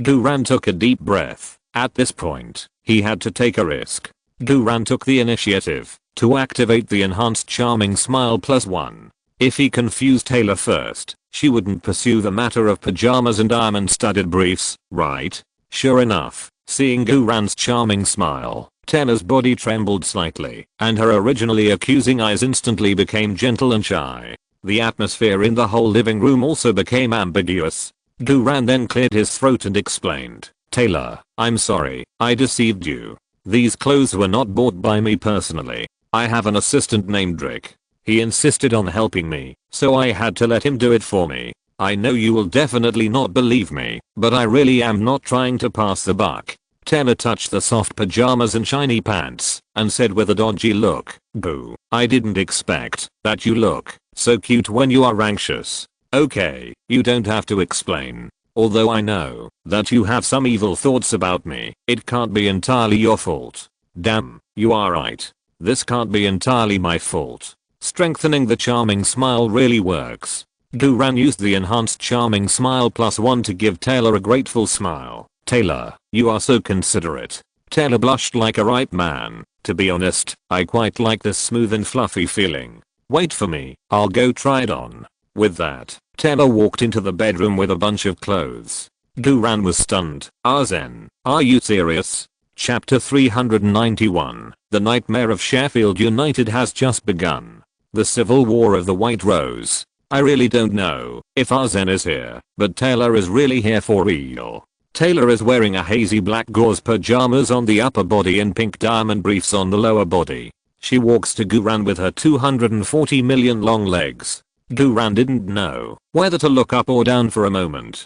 Who can stand this? It's me. Guran took a deep breath and tried to stay calm, but his heart was already in a state of turmoil. Taylor bit his lip. "I don't know what's wrong. Is it good to be so bold for the first time?" Guran said, "It's just so-so. It's a little worse than the picture last night." Taylor said coquettishly, "Boo, you are so annoying. You are obviously bad and dirty, but you are so talented. By the way, do you want to hear me sing? I still owe you 3 songs. You choose." "I sing." "Want to earn £700,000 from me? No way. Even if you dress like this, it won't work."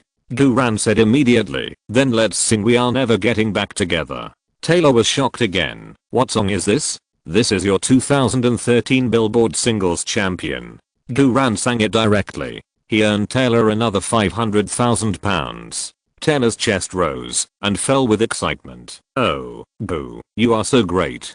Guran smiled faintly. "In fact, I can be even better." Taylor said eagerly, "Can you show it to me?" Guran said, "It's too shocking. It's not convenient to show it casually." Taylor came up and shook Guran's arm and said coquettishly, "Oh, show it to me. Don't shake it." The atmosphere in the living room became more and more ambiguous, and it would explode with a little spark. The two young hearts were restlessly agitated, and the laughter of the two people rose and fell, without any taboos. However, the two of them finally maintained restraint, and no one broke through first. The layer of window paper between the two people was still a little short of being broken, and Guran was not in a hurry. After all, the day after tomorrow, we will play in the knockout round of the English League Cup. If we rush to expose it tonight, I'm afraid we will have to fight until dawn. So, after laughing and playing for a while, the two went back to their own rooms. Guran did calculus in his mind, while Taylor recorded Guran's new song and sang it repeatedly with the guitar. That night, Guran had a dream all night with Taylor's beautiful singing. In the dream, Taylor pushed the door open with a face full of resentment, holding up a pair of shiny pink diamond pants, and said that wearing this thing would make him unable to sleep at night. The next morning, Guran woke up earlier than usual. The negative effects of 83 points of physical fitness are really about to be unbearable. After finishing his extra training in the morning, Guran returned to the Staplewood training base in high spirits and started comprehensive training against Sheffield United with his teammates. Lallana is still recuperating from injury, and Guran has taken more responsibility for breakthroughs in the middle during training. Coach Adkins is very satisfied with Guran's performance in multiple positions. When it was almost lunchtime, personal assistant Rick appeared in front of Guran with two panda eyes and a face full of grievance. Guran didn't wait for Rick to speak and said first, "Rick, you really screwed me last night." Rick was surprised and said, Guran patted Rick on the shoulder, "But I forgive you." "Thank you, Rick was full of gratitude and suddenly came to his senses. "Wait, that's not right, Gu. I was the one who was screwed. Look at me, don't you see that I'm different from before?" Guran ignored Rick's question and changed the subject and asked, "By the way, did you buy the VIP box ticket I asked you to buy?" "Oh, I bought it. I'll do the job, you can rest assured." Rick quickly took out a VIP box ticket. "Well, I'll pay you the money in half a month." "Gu, please be a human being. My wife will really beat me to death." "It's okay. You're so fat. She can't beat you to death." Rick said in a crying voice, "Gu, you may not know that my wife weighs 260 pounds and used to practice women's boxing. Here, I must explain that the reason why she weighs 260 pounds is because the upper limit of our scale is 260 pounds. "Oh," Guran sighed. "Why didn't you say it earlier?" "So, can you reimburse me for this receipt now?" "Not yet, but I can give you a set of signed jerseys and write it for your wife." Rick was anxious. How can one set of signed jerseys be enough? My wife weighs 260 pounds. At least 2 sets. What the hell? Sew it up and wear it? Forget it. This is not a problem I should worry about. Guran immediately said, "Deal." Rick seemed to have suffered a great loss. "Should I ask for 3 sets? After dealing with Rick's matter, Guran continued to devote himself to training. By the end of today's training, Guran had accumulated 7 talent points and raised strength and reasonable collision from +5 to +6, interception and steal from +4 to +5, and close defense from +4 to +5. Moreover, after a game of rest, Guran's physical fitness and competitive state were full. After returning to the Dune Villa that night, Guran easily picked up 2 talent point bubbles from the little Queen Taylor Swift, and the number of talent points in his hand has reached 9. It's so cool to have a queen level artifact. Guran thought about it, and then raised the corner kick in the technical category from 66 points to 70 points, and the short pass and vision were also raised from 69 points to 70 points respectively. The sub-attributes of the technical category are almost all shortcomings. Before facing the English Premier League opponents in the League Cup, you should improve your technical category attributes as much as possible. Guran weighed the remaining 3 talent points and then allocated them all to the strength attribute, raising the strength attribute from 85 points to 88 points. This is mainly to target the Blades Sheffield United. Before Godfather Wilder took over Sheffield United played in the traditional English style, with a very strong confrontation. In theory, one should strengthen his physique and try to avoid injuries in confrontation. However, physique is a double-edged sword. Little Queen Taylor Swift was wearing black gauze pajamas and pink diamond pants at home. If she really raised her physique by 3 points in one go, she might really get into trouble tonight. Therefore, Guran chose to increase his strength first, so that he could confront the Blades head-on. After adding points, Guran felt that the hardness of his muscles had become much stronger. Before going to bed at night, Guran gave Taylor the VIP box ticket for tomorrow's game and invited Taylor to watch his game. If you want to break the window paper, you have to let Taylor see his true strength, hardness, and speed. Taylor naturally agreed happily. Taylor also took the initiative to give Guran a big hug to show his gratitude. Guran was really about to collapse. That night, Guran was calculating calculus in his mind again, and finally fell asleep while listening to Taylor singing and playing downstairs. On Tuesday, September 21st, Guran got up early, did some simple extra training, and then drove to Staplewood training base to gather. Although today's League Cup knockout match starts at 7:45 p.m, as an away team, Coach Adkins requires all players on the roster to have breakfast before 9:30 and then take the team bus to the game venue in South Yorkshire in northern England. Southampton is far away from South Yorkshire, and it takes at least 3.5 hours to take the bus. The players also took advantage of this time to rest and catch up on sleep. There are two professional football clubs in South Yorkshire. One is Sheffield United, and the other is Sheffield Wednesday. Sheffield United's nickname is Blade, but in fact, this nickname belonged to Sheffield Wednesday at the earliest time, and Sheffield United's earliest nickname was Blade Maker. However, later, with the rise of the famous football hooligan organisation Blade Business Gang, Blade, such a nice nickname, naturally belonged to Sheffield United, and Sheffield Wednesday could not reason with Blade Business Gang at all. Sheffield United is one of the earliest clubs in the UK. Sheffield United is very strong. It has been a Premier League team for most of the time. It is also the first team to be named United. The word United is also particular. Not all teams can be called United. Sheffield United Club was not a football club at first, but a cricket club, and there were two different cricket clubs. Cricket was born in the 16th century. At that time, it was a noble sport and a gentleman's sport in the UK. After the 18th and 19th centuries, it gradually became popular. Moreover, cricket also has an 11-man lead hoop. Cricket is a spring and summer game, while football at that time was an autumn and winter game. So after the spring and summer seasons, the cricket team basically had nothing to do. Later, two Yorkshire cricket clubs came together and decided that they should stop using sticks. Since they were so bad at cricket, they might as well play football, where the lineups were ready. So Sheffield United Football Club was established. United means to unite and integrate. Although Newcastle United Club did not integrate the cricket team, there were few football clubs in northern England and their performance was very poor, so Newcastle took the lead and integrated several small clubs in the north, so it was called Newcastle United. Of course, Manchester United's alliance with Sheffield United and Newcastle United is different. Manchester United was originally called Newton Heath Club, with a locomotive as its emblem and yellow and green as its background colours. Later, because of a dog, Manchester United changed its name to Manchester United. At that time, the dog of Harry Stafford, the captain of Newton Heath, ran away and was found by the owner of a local brewery in Manchester. The two chatted, and the brewery owner learned that Newton Heath Club was planning to sell or disband.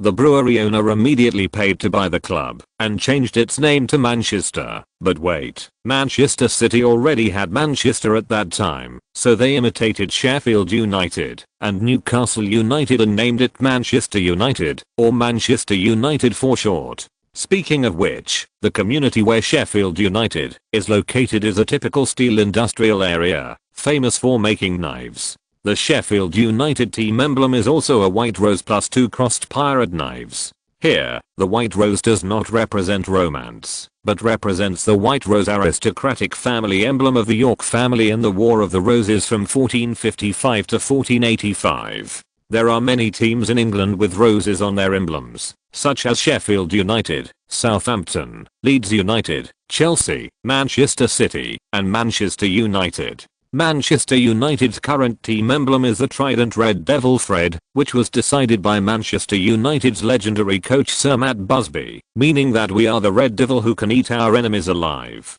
But at the beginning, Manchester United used the red rose of Lancashire as its team emblem. Manchester City, a team in the same city, also has the red rose of Lancashire in its team emblem, while Leeds United uses the white rose of York. Just like the two factions of nobles in the War of the Roses, the red rose symbolizes the Lancaster family and the subordinate nobles who support the Lancaster family, and the white rose symbolizes the York family and the subordinate nobles who support the York family. From the colour of the roses on the team emblem alone, it is not difficult to see why Manchester United and Leeds United are traditional mortal enemies, while Manchester United and Manchester City, although they are rivals in the same city, cannot be called mortal enemies in the true sense. Although the War of the Roses in England only lasted for 30 years, its influence lasted for more than 300 years. There is also a rose on the Southampton team emblem, and this rose is white. Southampton belongs to the York aristocratic faction in terms of its roots. Therefore, Southampton and Sheffield United cannot be said to be mortal enemies. However, today is a knockout match. Even if they are not mortal enemies in the traditional sense, both sides will try their best to prove themselves. Another point is that after Sheffield United fell from the Premier League to the English Championship, it currently employs Mickey Adams, the former head coach of Leicester City, the Fox City. Mickey Adams was a meritorious left back of Southampton when he was a player, and he is also a member of the Saints Hall of Fame. Therefore, this game, from a large perspective, is a civil war of the York faction, and from a small perspective, it is also a dialogue between the new and old players/coaches of the Southampton team. What's more, Guran just shined at the environmental protection charity dinner, and the media newspapers are all crazy about Guran's news. The game with Guran must be highly watched. Speaking of Sheffield United, this is also a very magical club. First of all, the relationship between Sheffield United and Chinese football cannot be ignored. As early as 1996, the Wunio club in Sichuan province was established as a China League 2 team, and in the second year, 1997, it was successfully promoted to China League 1. There was no Chinese Super League at that time. In 2001, the Wunio club played with the Mianyang club in the same province with a score of 11:2, which became the AB5 Rats match fixing case that shocked China and foreign countries that year. The Wunio team was severely punished by the Football Association and was severely injured from then on. In 2005, the dying Wunio team ushered in a turning point. Kevin McCabe, the owner of the Premier League Sheffield United club, invested $190 million to buy the shares of the Wunio club, and the Wunio club was renamed Sheffield United Club. Kevin McCabe, the owner of Sheffield United club, is a very smart businessman. Kevin McCabe is a native of Yorkshire. He has been crazy about Sheffield United since he was a child. After he made a lot of money in real estate and hotel business, the first thing he did was to buy Sheffield United, which was still in the Premier League at that time, and renovated the stadium, improved the youth training facilities, etc. Sheffield United also ushered in a small climax of development and played well in the Premier League. McCabe was not willing to develop Sheffield United only in England. He took a fancy to the extremely vast Chinese football market. The UK has a population of only 65 million, while China has 1.3 billion. McCabe thought that Chinese football was not good because there was no advanced British management model. He thought that, as long as he built a Chinese club according to the template of Sheffield United, he would be here to pick up money. Buying Wunio Club and setting up a satellite club of Hatfield United in China was his first step, not to mention that Wunio Club was really cheap at that time, just over £10 million, which was not as high as the transfer fee of a second-rate star. Everything was fine. The newly renamed Sheffield United played well and entered the Chinese Super League. However, with the financial crisis in 2008, McCabe's real estate and hotel businesses also failed, and McCabe's investment in Chengdu Sheffield United was greatly reduced. So in 2009, in order to earn 500,000 yuan, actually only 300,000 yuan was earned, and the other 200,000 yuan was false invoices and eaten by the middleman.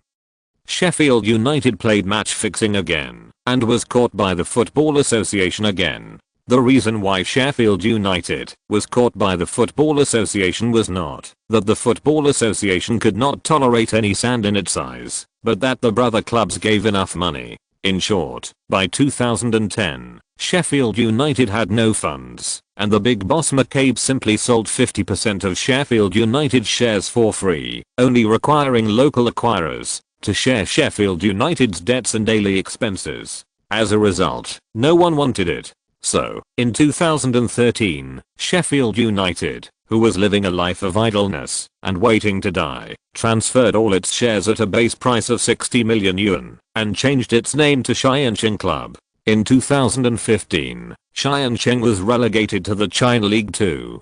A club that was once so prosperous was disbanded. In any case, this was the closest time for a Chinese football club to get close to an English Premier League club. Kevin McCabe, who was ambitious to play in the Chinese football market, suffered a heavy loss. But this is not McCabe's worst investment. For now, the nightmare of McCabe, the owner of Sheffield United, has just begun. Because of the financial tsunami in 2008 and the huge losses in Sheffield United, Sheffield United's investment has been sharply reduced in the past 2 years, and its performance has been unstable. It has fallen from the Premier League to the Championship for 2 years, and is still struggling in the lower reaches of the Championship. McCabe really loves his club, but he is reluctant to cut off his own land and hotel at a low price to feed Sheffield United. McCabe came up with a smart way, which is to introduce funds, but not completely. McCabe saw the strength of the Middle Eastern prince from Manchester City, but he didn't want the Middle Eastern prince to gain control of the club. McCabe found a Middle Eastern prince who was interested in the British football market, and played a roulette clause bet with him. The bet agreement was simply, if there is a disagreement, I can buy back your shares for £5 million, or you have to buy all my shares at once. If you can't buy all my shares, then you have to return the shares to me. There was no trap in this agreement, and the Middle Eastern prince happily signed the bet agreement. McCabe thought he was so smart. Who knew that not every Middle Eastern prince is like Mansa? The title of Middle Eastern prince is more numerous than their oil wells. The king's son is of course called a prince, and the son of the prince is also called a prince, and the son of the prince's son is also called a prince. When the princess born by the prince gets married, the prince consort automatically gets the title of prince. If the prince consort is called a prince, then the son of the prince consort is also called a prince. The prince consort can also marry 4 wives, because the prince consort already has the title of prince, so every son born can be called a prince. In short, this prince named Abdullah is not stupid at all.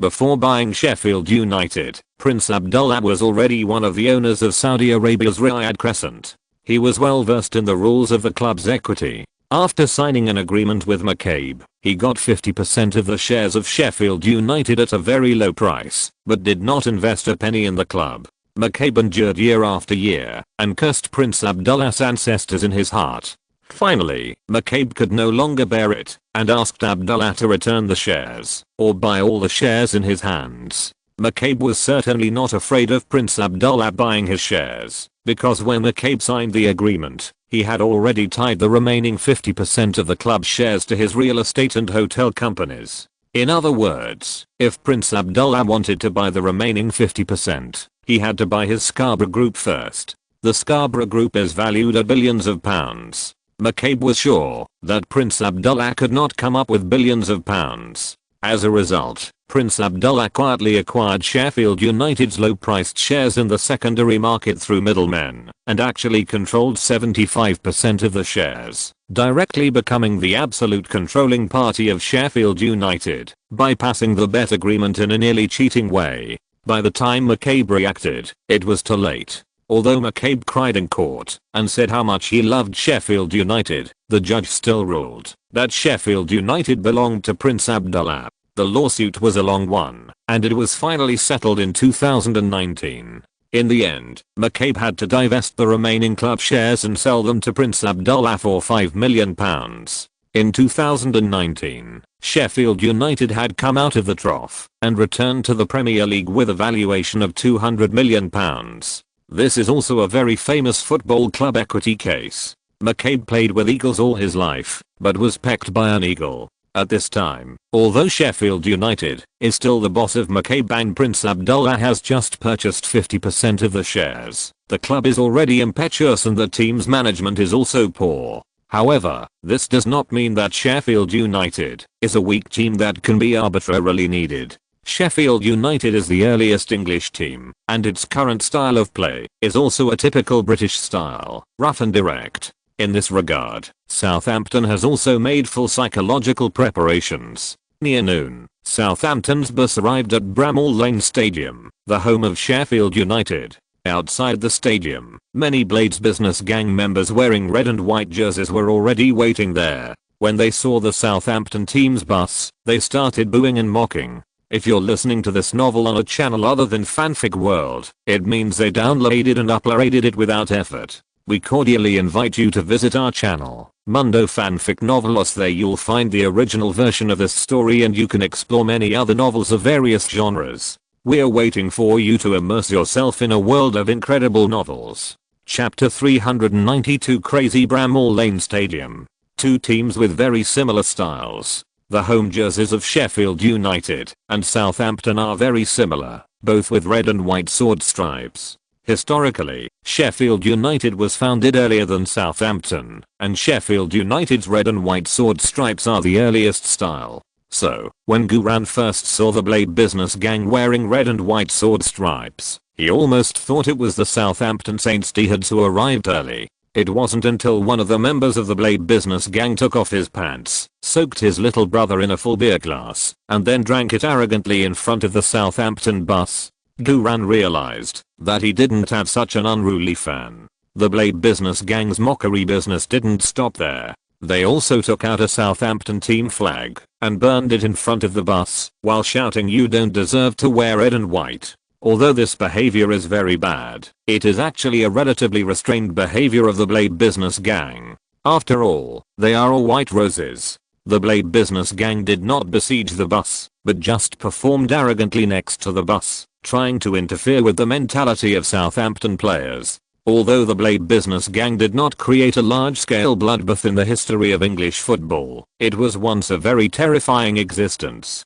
The name Blade business gang alone sounds very professional. The Blade business gang not only forced the Sheffield Wednesday club in the same city, and under the same owner at the time, to change its nickname from Blade to Owl, but also threatened the players in various ways, including the opposing players and the players of the team who played poorly. Smashing the opponent's buses like matter, and sending blades to the homes of their own players and coaches is also a normal operation. The earliest operation of sending blades came from the Blade business gang. Around the 1950s, the Blade business gang also controlled the ticketing of the South Stand of Bramall Lane Stadium. The South Stand became a means of revenue for the Blade business gang. At that time, Bramall Lane Stadium still sold standing tickets. The stands that were originally scheduled to accommodate more than 10,000 people were forcibly crammed with more than 30,000 people by the Blade business gang. The revenue from the extra standing tickets belonged to the Blade business gang.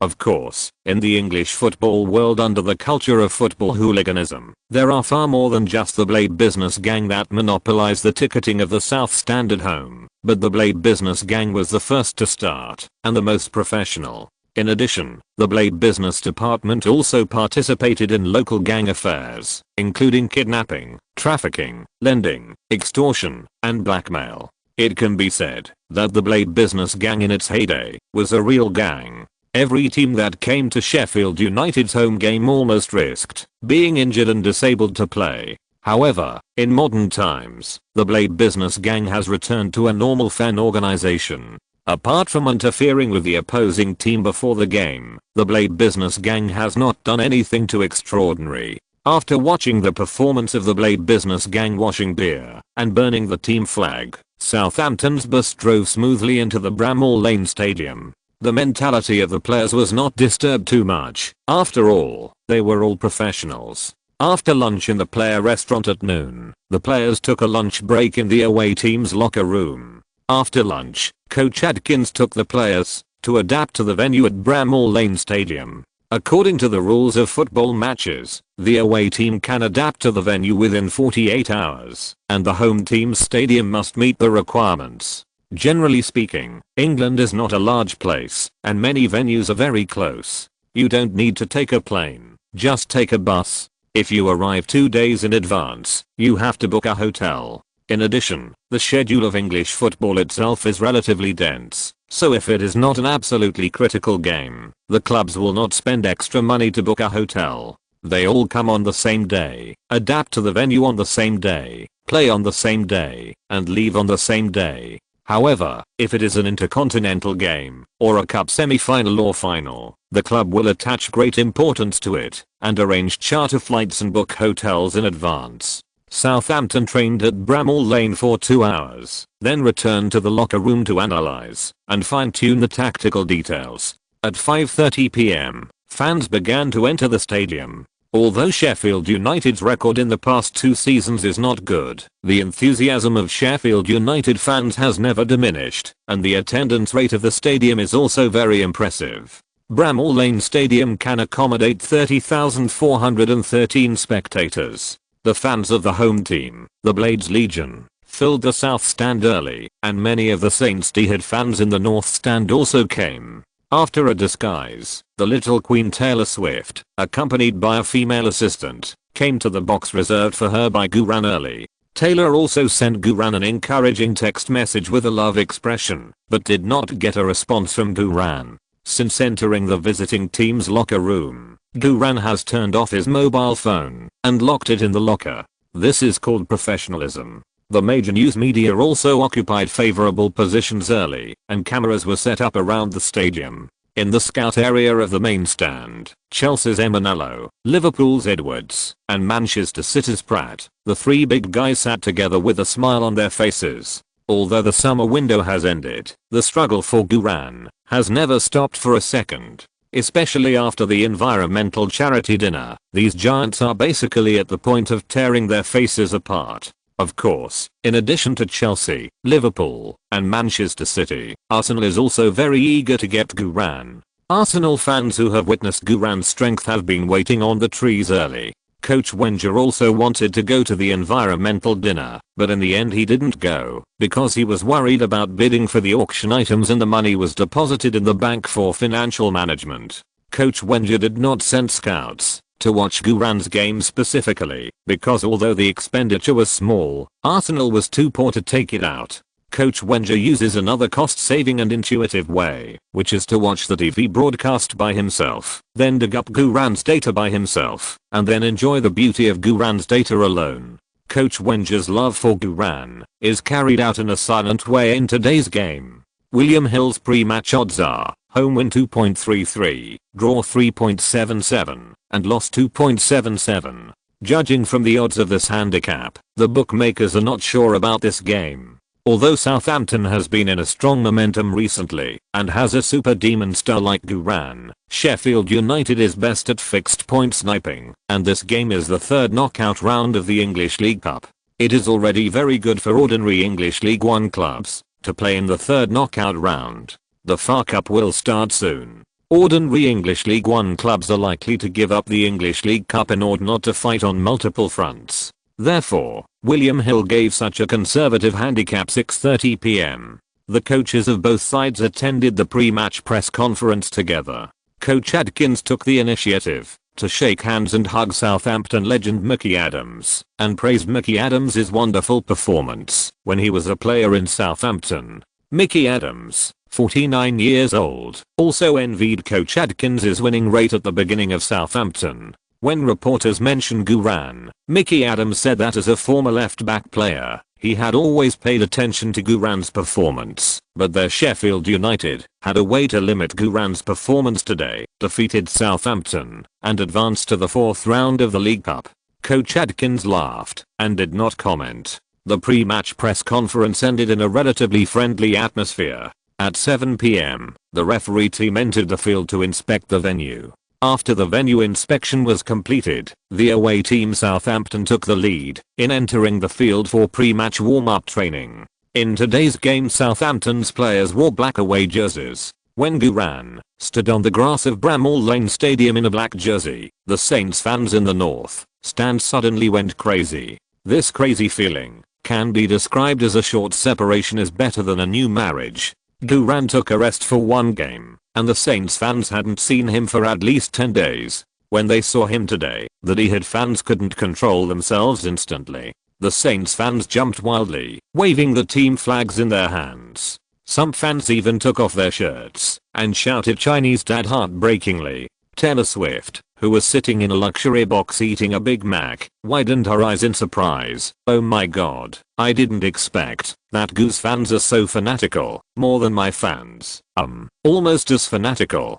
And I didn't expect that Gooran looks so handsome in a jersey.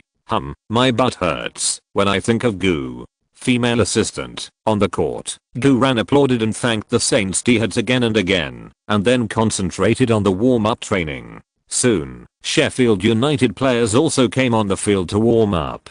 The Blades fans on the scene shouted wildly, and red and white fireworks were lit in the south stand. The atmosphere at the home court was very warm. After half an hour of warm-up training, the players from both sides left the field and returned to their respective locker rooms for the final pre-match training. Coach Adkins' training was still very brief. Boys, work hard. At 7:35, the players from both sides lined up in the passage, holding the little caddies by hand, ready to officially appear on the field. The live broadcast received the live signal, and the live broadcast room was suddenly flooded with bullet screens, and the number of people in the live broadcast room instantly exceeded the 200,000 mark. As soon as he came on, I'm really darn Fang's hose wiped 10 super rockets, directly detonating the entire live broadcast room. Immediately afterwards, various gifts were swiped on the screen. Before the game started, the total amount of gifts soared to 100,000 yuan.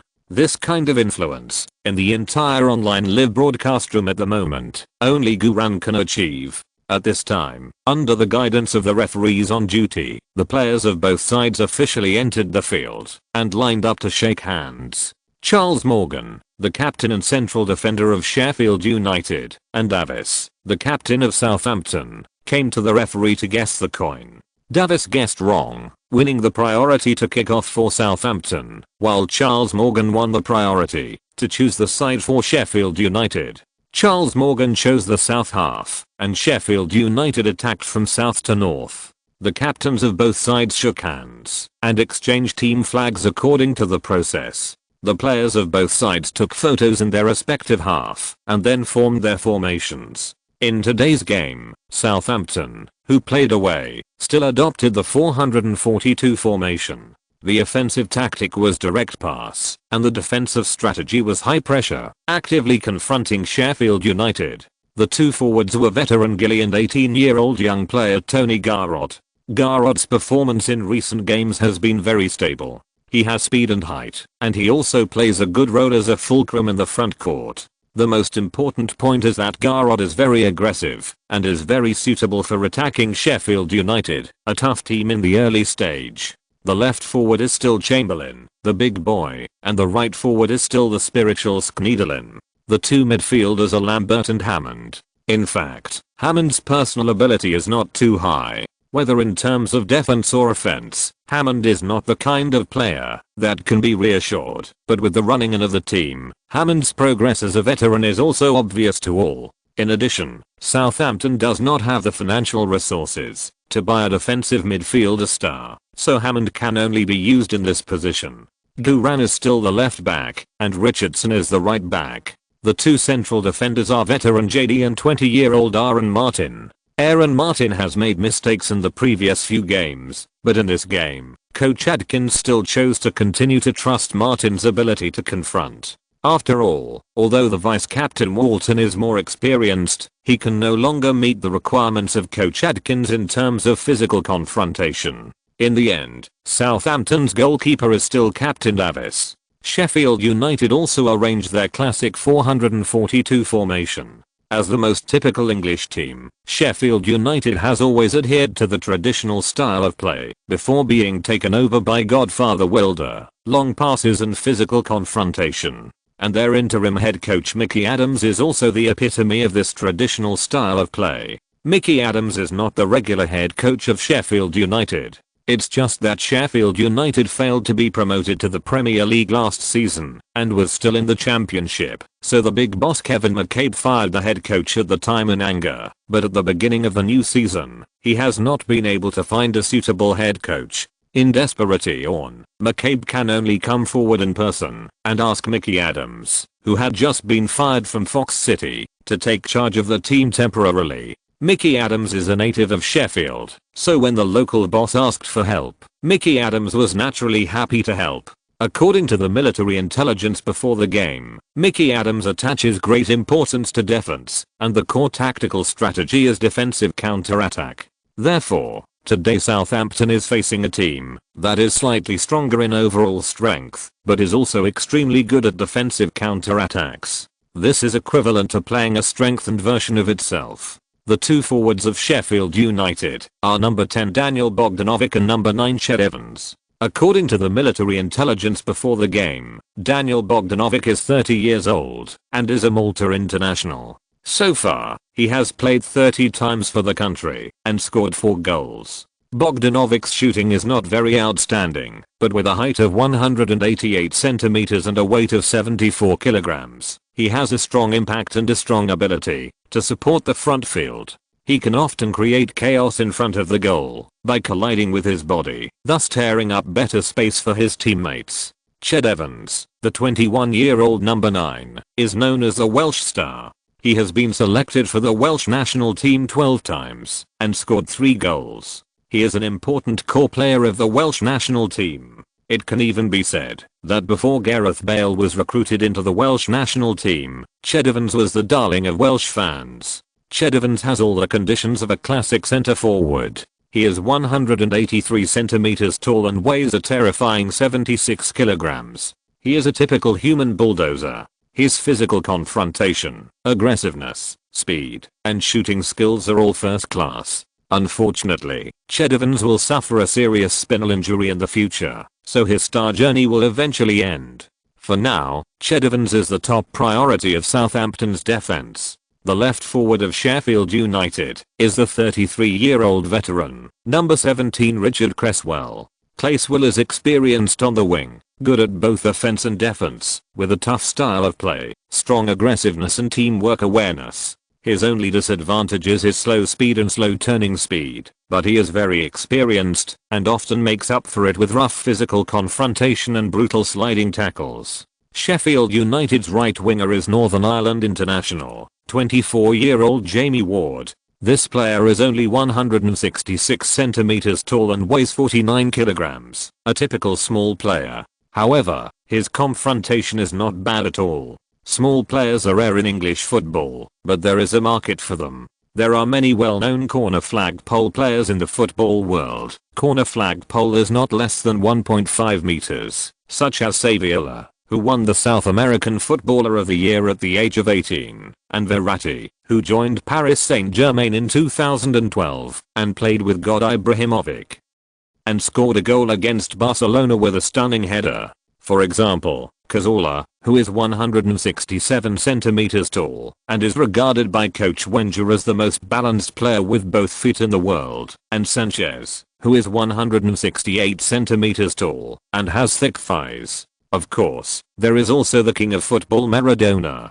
Maradona is 165 centimeters tall, so God is also 165 centimeter tall. In addition, there is Messi, who is 170 centimeter tall. Although Messi is already tall among these players, among football players with average model height, Messi's height is indeed not high, especially since Messi has been treated with growth hormone drugs. As for Messi's strength, it goes without saying that, although Messi is only 170 centimeters tall, he weighs 72 kilograms. Many people only see Messi's agility and skills, but ignore that Messi's confrontation is also world class. Messi is not at all inferior to tall players of 180 or 190 centimeters. In fact, if we follow Barcelona's fixed point pass and control style of play, Messi should be considered a system player. The so-called system player will be lost in the crowd if he leaves the fixed play mode, but Messi is not like this. Messi comes from the system, but transcends the system. This has a lot to do with his own technical ability, especially his physical confrontation ability. Moreover, another very important factor is that being small, fast, and smart is also part of the team's tactics. Being small, fast, and smart is not only suitable for the pass and control system, but also for almost all systems. especially when a team with a relatively stereotyped overall style is matched with a small, fast, and smart player. It can often have the effect of blowing up the whole court. Although Jamie Ward of Sheffield United is not as good as Messi and Saviola, he is also a small, fast, and smart player. Southampton originally had such a configuration, such as Holmes, the left midfielder who was sitting on the bench, but Holmes was not fast enough, not agile enough, and obviously not good at physical confrontation. According to the military intelligence before the game, Jamie Ward's explosiveness, speed, dribbling, crossing, and long-range shooting are all first class, and he is even strong in physical confrontation.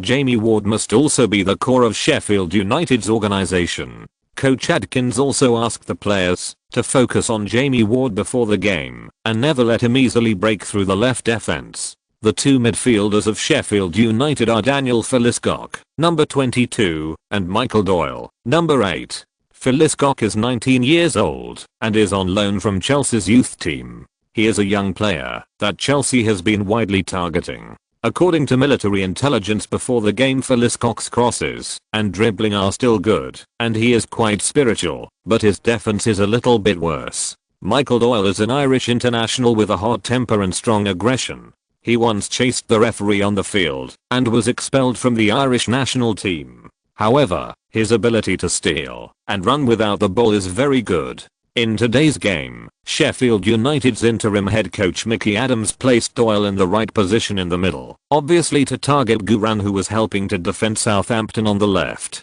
Sheffield United's left back is number 20 Joe Martok, who is on loan from the championship team West Bromwich Albion. Martok is only 20 years old, 181 centimeters tall, 78 kilograms, strong, active in running, and very good at tackling, marking, and positioning.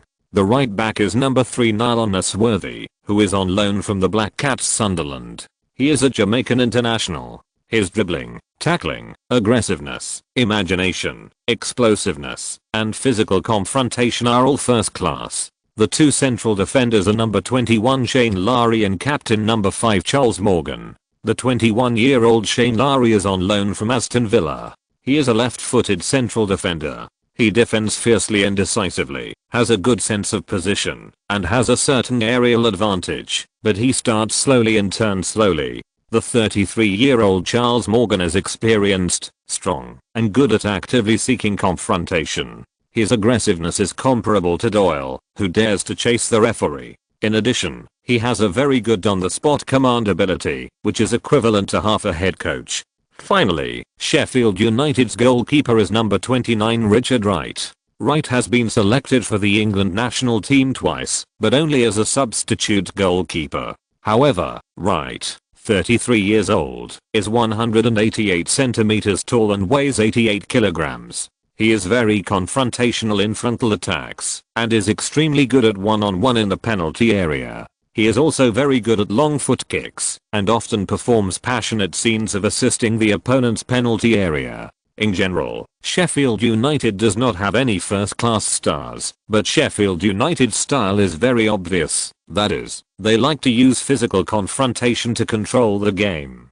This is actually similar to the style of Southampton, both of which belong to the traditional English style. Therefore, today's game will definitely be a very beautiful and exciting White Rose Civil War. At this time, the referee looked at his watch. Chapter 393, the King of Anfield shocked the whole crowd with a low left foot shot. The game is about to start. Guran concentrated his mind and looked for a target to forcefully take. Sheffield United did not have any big football stars, but their interim head coach Mickey Adams was a top left-back star of Southampton for 20 or 30 years. Mickey Adams' ability on the left side was first class in that era, especially his left foot, which was once known as the golden left foot. Although Mickey Adams was much worse than Gareth Bale, he was only inferior in speed and scoring. In terms of left foot ability, Mickey Adams could definitely tie with Gareth Bale at his peak. The left foot has always been Guran's weak foot. Even with the 5-star reverse foot skill, the left foot can occasionally perform a flash of inspiration, but it can't be as balanced as the right foot. Now, the golden left foot is right in front of him. How can he miss such a good opportunity? Guran immediately aimed his mind at Mickey Adams standing in the technical area on the sidelines and forced it. Mickey Adams, who was waiting for the kickoff, suddenly twitched slightly, as if something happened, and as if nothing happened. A purple arc of light that only Guran could see flew out from Mickey Adams' body and landed directly on Guran's forehead. Guran was immediately refreshed. Golden left foot, outstanding +1. That's it. So cool. Although outstanding is not the highest affix in the golden left foot, just like Mickey Adams is not the best golden left foot, it is enough. Let's use it for now. Guran felt that his left leg seemed to have become thicker a little bit. Beep. With the whistle of the referee on duty, the third round of the League Cup knockout match began. Southampton kicked off first. Garrod directly knocked the ball back to Lambert and then rushed forward quickly. Sheffield United immediately came up and pressed high throughout the game. As soon as the players from both sides came up, they fought each other without the ball. Lambert controlled the ball steadily, waiting for his teammates on both wings to open up the gap. Southampton's opening strategy was to break through the wing. Chamberlain took the initiative to fight for position with the short Jamie Ward, while Guran took the opportunity to move forward from the left. Lambert saw the opportunity and moved sideways decisively to dodge before the opponent's number 9 striker, the human bulldozer Ched Evans, rushed over and kicked to the left. After the ball was passed, Ched Evans still did not stop and hit Lambert's shoulder hard. Lambert was hit so hard that he grimaced and almost fell. At the same time, on the left side, Chamberlain jumped up and stopped the ball with his chest, and the ball was perfectly unloaded at his feet. The formation of Sheffield United quickly compressed to the left side, and Sheffield United's right forward, that is, the small and fast Jamie Ward, came up at a very fast speed and blocked Chamberlain's breakthrough path with his body. Jamie Ward is 166 centimeters, Chamberlain is 181 centimeters. Chamberlain thought that passing the corner flagpole was a piece of cake, so he directly used his body to force it. Jamie Ward did not flinch and directly withstood Chamberlain's physical pressure. Chamberlain could not move an inch and even had difficulty controlling the ball. Chamberlain used his elbow to push Jamie Ward, but he could not push him at all.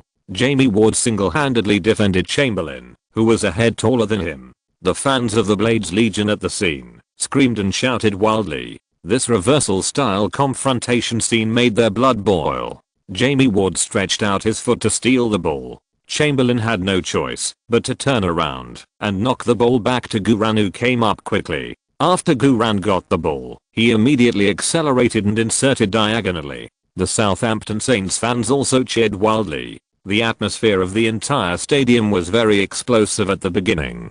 Jamie Ward immediately pushed away Chamberlain's reverse defense and intercepted Guran horizontally. At the same time, Michael Doyle, number 8 in the middle, also rushed straight towards Guran. Doyle is a guy who even the referee dared to chase. The momentum of the sprint was full of oppression. Doyle's interception timing and position were very experienced. Whether Guran went down the bottom or cut inside, he could hardly avoid physical confrontation with Jamie Ward or Michael Doyle. The tactical thinking of Sheffield United was very clear, that is, close to the body and strangle Guran. Head coach Mickey Adams knew that Southampton's tactics were nothing special as long as they could limit Guran. Southampton would definitely not be able to support it purely by relying on physical strength. Just before Jamie Ward and Michael Doyle were about to complete the closed-door stranglehold on Guran, Guran suddenly stopped and stepped on the ball, and then followed with a move of Matthews lowering his shoulders, pretending to cut across the middle. Michael Doyle had obviously studied Guran's previous game highlights. After discovering Guran's intention, he reacted instantly, taking a big step to block the position in advance, and at the same time reaching out to grab Guran's arm. Jamie Ward on the other side immediately followed one step further, continuing to strangle Guran. It has to be said that Jamie Ward and Michael Doyle's stranglehold in the rib area is perfectly synchronized. There is almost no gap between the two. Such a wonderful defensive scene is not common in Sheffield United. At the beginning of today's game, Sheffield United also took out all their skills to restrict and even snipe Guran. While Michael Doyle crossed the blockade to the middle, Guran suddenly pulled his center of gravity back and transferred the ball to his left foot, avoiding Michael Doyle's steal in advance, and then rushed to the left front with the ball. Violent sprint +4. Jamie Ward just got in position and his center of gravity was not stable yet. He didn't expect Guran to force him with his body. Jamie Ward subconsciously lowered his lower body and put all his strength into it. Bang!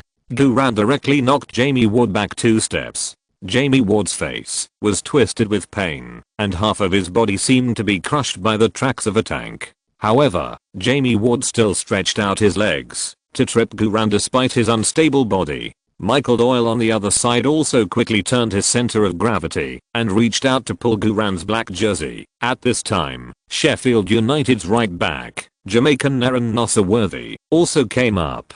Sheffield United carried out an extremely fast triangle stranglehold on Guran. Waiting for this moment, Guran saw the opportunity and directly passed the ball to the space behind Nosworthy with the outside of his left foot. Flexible breakthrough, flexible control +1. Golden left foot, outstanding +1. Outside in step pass +4. The football stuck to the grass, leaving a razor-like sharp blade, quickly passing from Nosworthy's side and running towards the open area near the baseline. Chamberlain, who had already infiltrated the baseline in advance, instantly opened up at full speed and desperately chased the ball. The right back Nosworthy was obviously half a beat slower to react, so he had to turn around and chase back in a hurry. Nosworthy was very fast, but Chamberlain, Southampton's rising star, sprinted even faster. Southampton's left wing cooperation was so wonderful that it was breathtaking. Sheffield United's high-pressure close-range strangulation was already very targeted, but Guran only took 3 seconds to directly penetrate Sheffield United's right wing. The Southampton Saints fans at the scene were screaming wildly. Taylor Swift, the Little Queen in the VIP box, also jumped up excitedly and cheered loudly. RRR. My god. It turns out that Guran plays so fiercely. So handsome. So fierce and handsome. The game has just begun. I'm almost going to fall in love with him. Female assistant. On the green field, Chamberlain lived up to expectations and stopped the ball near the baseline in one breath. Sheffield United quickly returned to defense, and right back Nosworthy also blocked Chamberlain's breakthrough and cross path in the first time. Chamberlain made a fried meatball on the spot, but it was not very successful and almost tripped himself.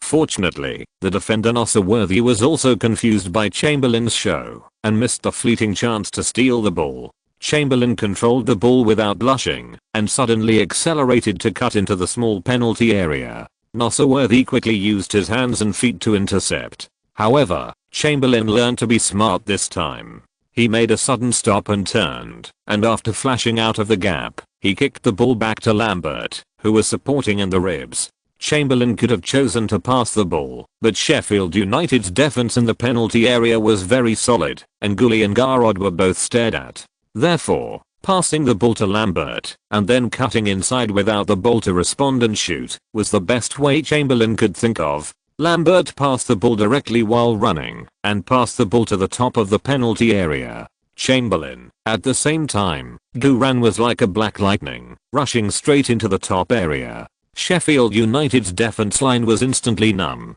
Southampton's local cooperation was so beautiful that in just a dozen seconds, the ball came to Guran's feet again.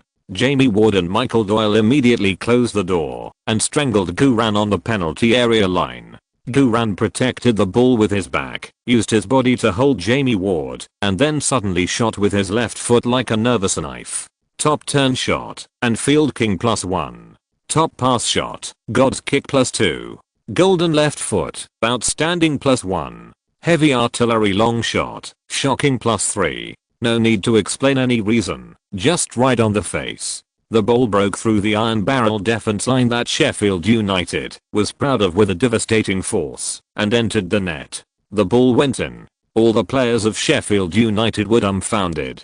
The fans of the Blades Legion on the south side of the stands were instantly silent. The fans of the Southampton Saints who came from afar were crazy and boiling. This turn shot was too classic and too top. The referee blew the whistle, indicating that the goal was valid. The score on the big screen of Bramall Lane Stadium was rewritten as Sheffield United 0:1 Southampton. Guran chopped the wind with one hand and ran wildly to celebrate. Lambert, Chamberlain and other players excitedly chased Guran from behind. Less than 2 minutes after the start, Southampton took the lead. There will be another update at 8 p.m. Chapter 394, Physical Confrontation. Controversial penalty. Sheffield United came back from 1-2. Lambert just kicked the ball and got an assist. Although Chamberlain didn't get an assist, his performance on the wing was also remarkable. Despite this, Chamberlain would rather have the assist data.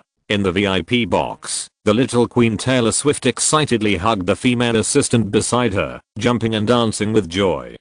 Got. This ball is great. It turns out that Guran is so strong. Guran scored in less than 2 minutes. I'm really going to fall in love with him. The female assistant was strangled to the point of being unable to breathe. Calm down, Taylor. Calm down. In the live broadcast room, all kinds of barrages and gifs were crazy on the screen. Fuck. 666. This ball is so explosive. The short player named Jamie Ward is obviously not bad in physical confrontation, but Guran just stepped on his face and forced him to turn and shoot. It turns out that a head-on confrontation is also a kind of pleasure. I'm so fucking happy. Guran's style of play is too tough. This ball is really unreasonable. Quick turning, quick kicking, no drag at all. And it was a world-class long-range shot outside the penalty area. Brothers, did you notice that Guran used his left foot? I've watched Guran play football for so long, but this is the first time I've seen him use his left foot to shoot from outside the penalty area. Wait, Guran is obviously a right-footed player. When did he train his left foot? Haha, Guran is obviously a left back, but he kicked like a front midfielder. It's so cool. I can see Guran play like this every week, and I'm happy to hand in my homework. Southampton played very actively today, and the left side has grown in coordination. What are you still standing there for? Give me some gifts. Come on, husbands. All kinds of super rockets are ignited in the live broadcast room. In the home team's technical area on the sidelines, head coach Mickey Adams was stunned. For this game, Mickey Adams studied Guran's highlights for half a month in advance. He thought he knew Guran's playing style very well, but he never expected that Guran would be so fierce. He just came hard without giving any reaction opportunities. He turned around and shot, and he used his left foot. When did he learn to use his left foot? Why does this footwork look so familiar? Why do I always have the illusion that this kid looks like Kenny Dalglish in me when I was young? It must be an illusion. Mickey Adams then yelled at the confused Sheffield United players on the field. Don't be stupid. Kick it back. The Sheffield United players came to their senses and quickly stood in position with annoyance on their faces. The game continues. Southampton had a very dreamy start. However, Sheffield United, which is known for its defensive counter-attacks, did not just defend blindly, but actively played against Southampton. The two sides were almost evenly matched in terms of physical strength. Sheffield United tried to break through from Southampton's left side. Jamie Ward, who is 166 centimeters tall, made full use of his small and fast advantages, and shook off, or even knocked away Chamberlain, who was defending him in the side area many times. Chamberlain's anger bar was almost full. He was obviously a head taller than Jamie Ward, but he was not as good as Jamie Ward in terms of physical confrontation or technical handling of his feet. Every time he confronted, he seemed clumsy and powerless. Chamberlain was almost beaten by Jamie Ward, but before Jamie Ward could feel complacent, he was beaten by Guran again in the blink of an eye. Jamie Ward has a low chassis, fast footwork, and many line-changing tricks, but every time Jamie Ward confidently dribbles the ball to compete with Guran in a 1v1 duel, Guran can use his body to crush him at the right time. Jamie Ward's quickness and agility became meaningless under Guran's absolute power. Jamie Ward either passed the ball, but not the man, or the man passed the ball, but not the man, or neither the ball nor the man passed. Guran is a skygate on the left side in the left rib area. After Guran got the ball, he didn't wait for Sheffield United to return to defense and directly passed the ball behind the Sheffield United defense line. Chamberlain finally had the opportunity to show his sprinting speed and ability to cut inside. Sheffield United's defense speed was not slow either. Under the high pressure joint defense, Chamberlain's means of handling offensive balls were still a little lacking. The forwards Gilly and Garrod were not good at holding the ball under pressure, wasting a lot of opportunities. The two sides played back and forth. The rhythm of offense and defense conversion was extremely fast, and the physical confrontation became more and more intense and rough. The two teams have similar styles, both of which are good at defensive counterattacks, so they performed well on the defensive end, but today they did not mean to defend to the death. Just go straight, high-handed, and physical bombardment. The fans of both teams were also very satisfied. In the 12th minute of the game, Jamie Ward, who had been abused by Guran several times, took the ball on his right side and quickly started to advance. The left forward Chamberlain angrily went up to defend in a high position. Jamie Ward made an emergency stop, faked a change of line, accelerated, and directly shook Chamberlain away, and continued to rush to the left rib area of Southampton at high speed. Chamberlain hurriedly chased back, but Jamie Ward was so fast that Chamberlain couldn't catch up at all. Guran blocked Jamie Ward's breakthrough position in advance, and Lambert also moved closer to the left to assist in defense. This time, Jamie Ward did not choose to confront Guran, but directly hit the middle from a position more than 10 meters away from Guran. Because Lambert moved closer to assist in defense, a narrow gap appeared in the middle, and Jamie Ward seized this opportunity and passed the ball over.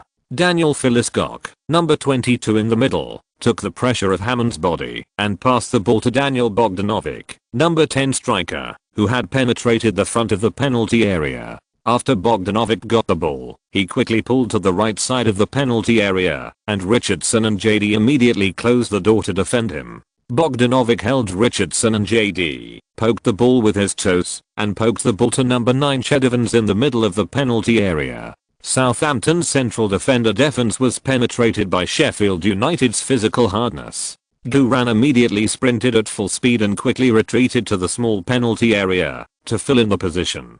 The young central defender Aaron Martin stepped forward and stuck to Ched Evans, preventing Ched Evans from easily shooting. Ched Evans' shooting route was immediately blocked. Ched Evans did not shoot, but wisely chose to use his body to block Aaron Martin. Ched Evans wanted to knock Martin away, avoid Guran's blocking range, and open up a new shooting channel. Ched Evans' body was very strong and had a strong impact. While being pushed away, the young Martin subconsciously pulled Ched Evans' arm.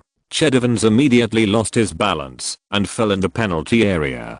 Beep beep beep. The referee blew the whistle. More than 25,000 Blade Sabres fans at the scene were instantly boiling. The referee pointed to the penalty and sentenced him to death, and gave Martin a yellow card. This ball was highly suspected of diving.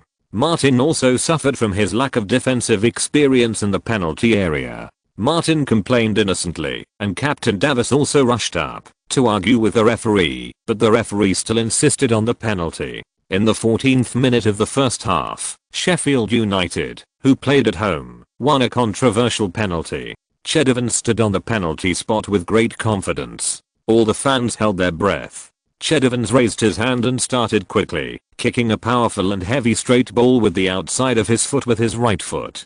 Davis misjudged the direction and the ball went in. The Blades' black flag waved wildly. The whole Bramall Lane Stadium was reverberating with the crazy cheers of the Blades fans. The score on the big screen was immediately rewritten as Sheffield United 1 Southampton. In the first 15 minutes of the first half, both sides scored a goal, and the two teams returned to the same starting line. The players of the Southampton team were a little annoyed, especially Aaron Martin, who caused the penalty. Guran ran over and patted Martin's thick shoulders. "It's okay, it's just the beginning, we just need to kick it back." "Yeah." Martin nodded gratefully at Guran. The game continued. The confrontation between the two sides became more fierce, and the physical strength of the players on both sides was consumed very quickly under this high-intensity physical confrontation. The game also entered the stage of rapid attack. In the 19th minute, Gu intercepted the ball in the backcourt and made a long diagonal pass. Gully, who had been waiting at the edge of the penalty area, jumped high with his back to the goal and headed the ball back.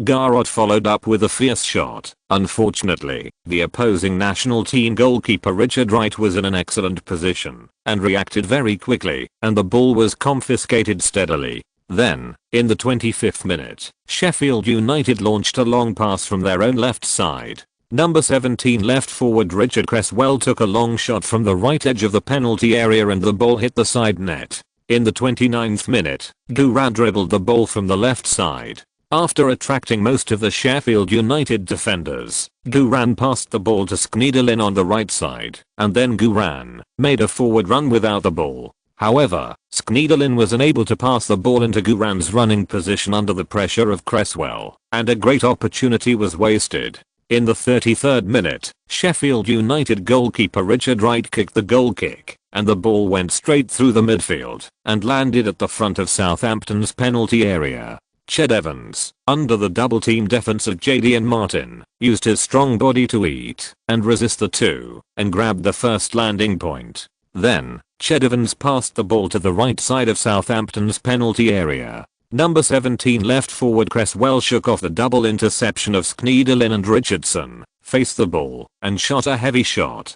Davis almost subconsciously jumped up and raised his hand to save the ball. The ball brushed against Davis' fingertips, changed its direction slightly, rubbed against the inside of the crossbar, and ricocheted into the net. The ball went in. Sheffield United's second goal in this knockout match. Chapter 395, a goal that shocked the whole audience. Little Queen Taylor, oh my god, can it still be used? More than 25,000 Blades fans at the scene instantly went crazy. It must be said that Sheffield United's left forward Cresswell's cut and shot was very exciting. He used his body to eat up Schneiderlin and Richardson's ability to clear the obstacles in front of the goal for his shot. Southampton is indeed a little worse than the traditional old brand teams in terms of physical strength. The score on the big screen was rewritten as Sheffield United 2:1 Southampton, and the mentality of the Southampton players became anxious. Entering the third round of the knockout stage, it is indeed not so easy to play. Although they have Duran's wonderful shot at the beginning, the overall physical confrontation level and front court offensive ability are still not as good as Sheffield United. If Lallana is there, many opportunities in the early stage will not be wasted so much. Or, if Duran is allowed to play as a front midfielder instead of a direct pass, the effect will be better. But now Southampton is a little embarrassed. They need Duran not only in offense, but also in defense. Coach Adkins stood in the visiting team's technical area with a frown on his face. He knew that he had to make tactical adjustments as soon as possible. Southampton's current problem is that the front court is not strong enough and the striker is weak. Therefore, Duran must be given a higher level of free man authority. Coach Adkins then raised his right hand and pointed a finger to the sky. This is a tactical signal that has been practiced many times during normal training. As soon as the Southampton players saw Coach Adkins' gesture, they immediately boosted their morale. Duran also ran to Chamberlain's left forward position, put his arm around Chamberlain's shoulder, and said in a low voice, "Change positions." Chamberlain's face was full of bitterness. "Boo, don't change with me. Why don't you change with Gerrard? It would be more fun for you to play as a striker directly." Duran said unhappily, "If I play as a striker, who will organize? Who will pass the ball to me?" Chamberlain said, "Leave it to me. I have learned all your postures." Duran said, "Get out." Chamberlain begged, "Boo, I want to brush my stats. How can I brush my stats like this? Besides, I can't play as a left back. That little Jamie is very fierce. If I play as a left back, I will be exposed like fishnet stockings. Damn, we are already behind 2:1, and you are still thinking about fishnet stockings." Duran said in a deep voice, "Stop talking nonsense. As long as there is a chance, I will compensate you with a goal. As for defense, don't worry. If I play as a left forward, I can even put a dog on the left back." Chamberlain nodded in conviction. Duran patted Chamberlain on the shoulder. "Why don't you go?" "Okay." Chamberlain ran to the left back position with his head down. After he stood up, Chamberlain suddenly reacted. "Wait, what do you mean you can put a dog here?" Huh. The game continued. Jamie Ward on the opposite side was shocked to see that the person who was facing him was Duran. Garrod kicked off and knocked the ball directly to Guran. After Guran got the ball, he immediately started at high speed and dribbled forward. This change was very fast. The Sheffield United defense line did not have time to react, and Michael Doyle was unable to rush up and form a joint defense with Jamie Ward in the first time. Jamie Ward could only bite the bullet and defend Guran alone. Guran was not polite to Jamie Ward at all. He made an enhanced and reasonable collision in Marcel turn and knocked Jamie Ward to the ground while turning around to protect the ball. This was a pure physical attack, a visible force crushing. The Saints fans cheered excitedly. The offensive scene they were most looking forward to finally came. Jamie Ward, who was knocked over, had no time to get up, and he slid on the spot to retaliate. However, Jamie Ward's legs were too short. After Guran's Marcel turn, he sprinted at a high speed with violent aesthetics. Right back Nasworthy quickly came up, and midfielder Michael Doyle also tried his best to intercept Guran.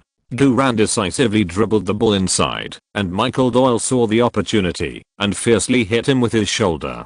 Guran predicted in advance, stopped and stepped on the ball, then turned with a step, accelerated again, and easily passed behind Michael Doyle. Michael Doyle turned around and reached out to pull Guran's arm.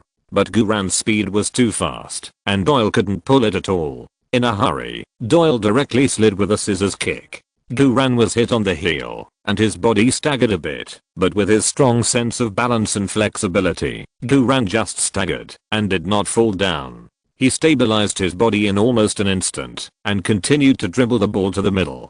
Doyle was dumbfounded. With his strength and ferocity, if he tackled the opponent, he would at least fall down and scream while holding his ankle, not to mention being seriously injured. However, his all-out scissor kick sliding tackle did not knock Guran down. Sheffield United's defense line was immediately paralyzed. Who would have thought that they had just taken the lead by 1 goal, and Guran would immediately fight back? Sheffield United's head coach Mickey Adams shouted in the home team's technical area, "Block. Use your body to press. Don't let him take a long shot. Guran's world wave, that is a very sharp killer." Sheffield United's defensive players immediately double-teamed Guran, and the front of the penalty area was almost like an iron barrel. Southampton's players actively moved and tried to penetrate, helping Guran to be the fulcrum in the front court. Even Chamberlain, who was originally in the left-back position, rushed to the 30-meter area on the left side in one breath, waiting for Guran to pass the ball to him. Chamberlain just wanted to prove that he, Alex Oxlade-Chamberlain, was better than a dog. Facing the almost airtight Arc defense, Guran calmly pushed the ball to the left of his body, predicted in advance to avoid Felix Koch's sliding tackle, and then, while the Sheffield United defense line moved to the left, Guran directly dribbled the ball in. No passing, no cross-cutting, just cutting in. Passing and cross-cutting are used to create space for the striker, but now Southampton's 2 forwards, Gully and Garrod, are both in a state of being closely guarded. Even if they can pass the ball to them, they may not be able to hold it. Even if they help them pull out space, they may not be able to complete the shot under the opponent's highly aggressive high-pressure defense. At this moment, Guran is the hidden center forward. Although Sheffield United's arc-shaped defense line looks strong, it is actually just a decoration. Sheffield United's defensive players never thought that Guran could go into the Dragon's Den and the Tiger's Lair alone. By the time they reacted, Guran had already used the impact of violent aesthetics to forcibly push away the central defender Shane Lowry and entered the penalty area. In the face of absolute power, the seemingly strong Shane Lowry was as fragile as paper. Sheffield United's defense line was taken a big bite, and the shooting path was opened.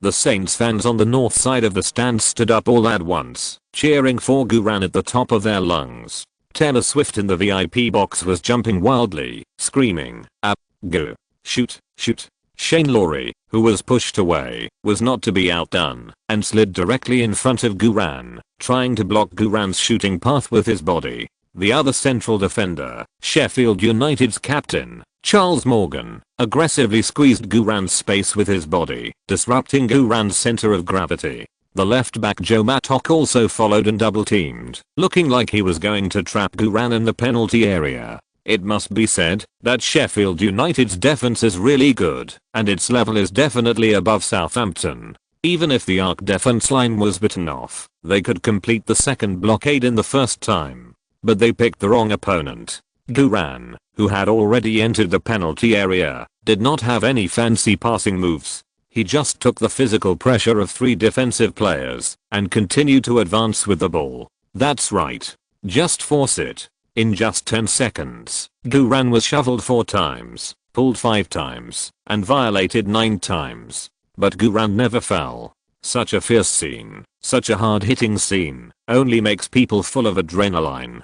Seeing that the 3 defenders couldn't hold Guran, the offensive goalkeeper Richard Wright immediately rushed up and faced Guran head-on. Wright is 188 centimeters and 88 kilograms. The impact force is extremely strong and the pressure is full. What's more troublesome is that Wright's attack timing is very good.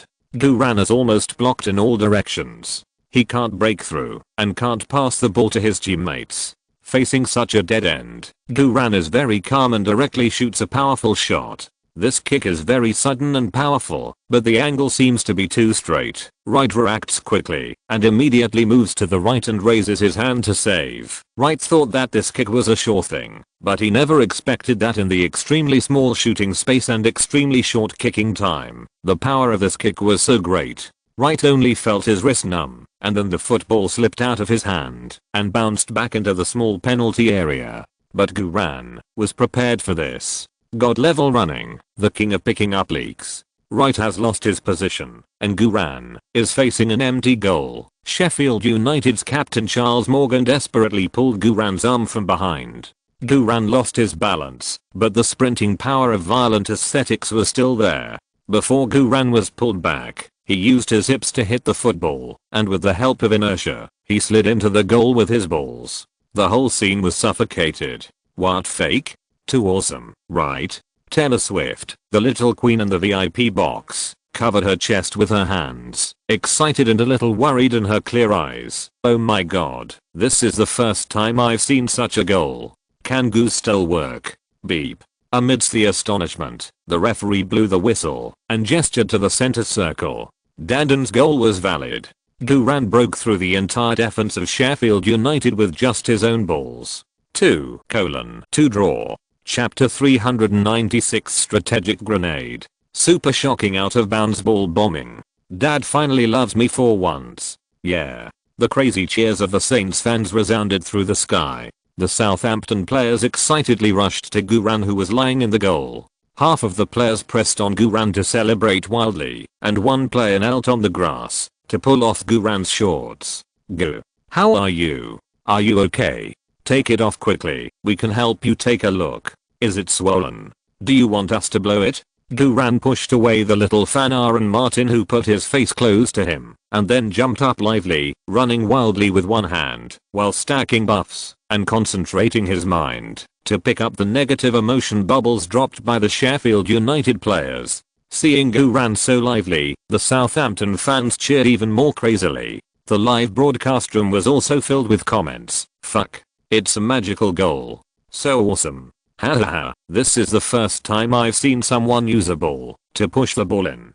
Gutiden. Hahaha. He's worthy of being my idol. Golden gun. Cough cough. Indestructible. For this ball, the opposing central defender should have committed a foul. 2 penalties are not excessive. But Guran is so fierce. The opponent fouled so blatantly, but couldn't stop Guran. This kind of hard-hitting goal is so exciting to watch. Just do it. So manly. Especially the goal scored by the balls. It's simply impossible to imitate. Look at the expressions of the opposing players. They are all stunned.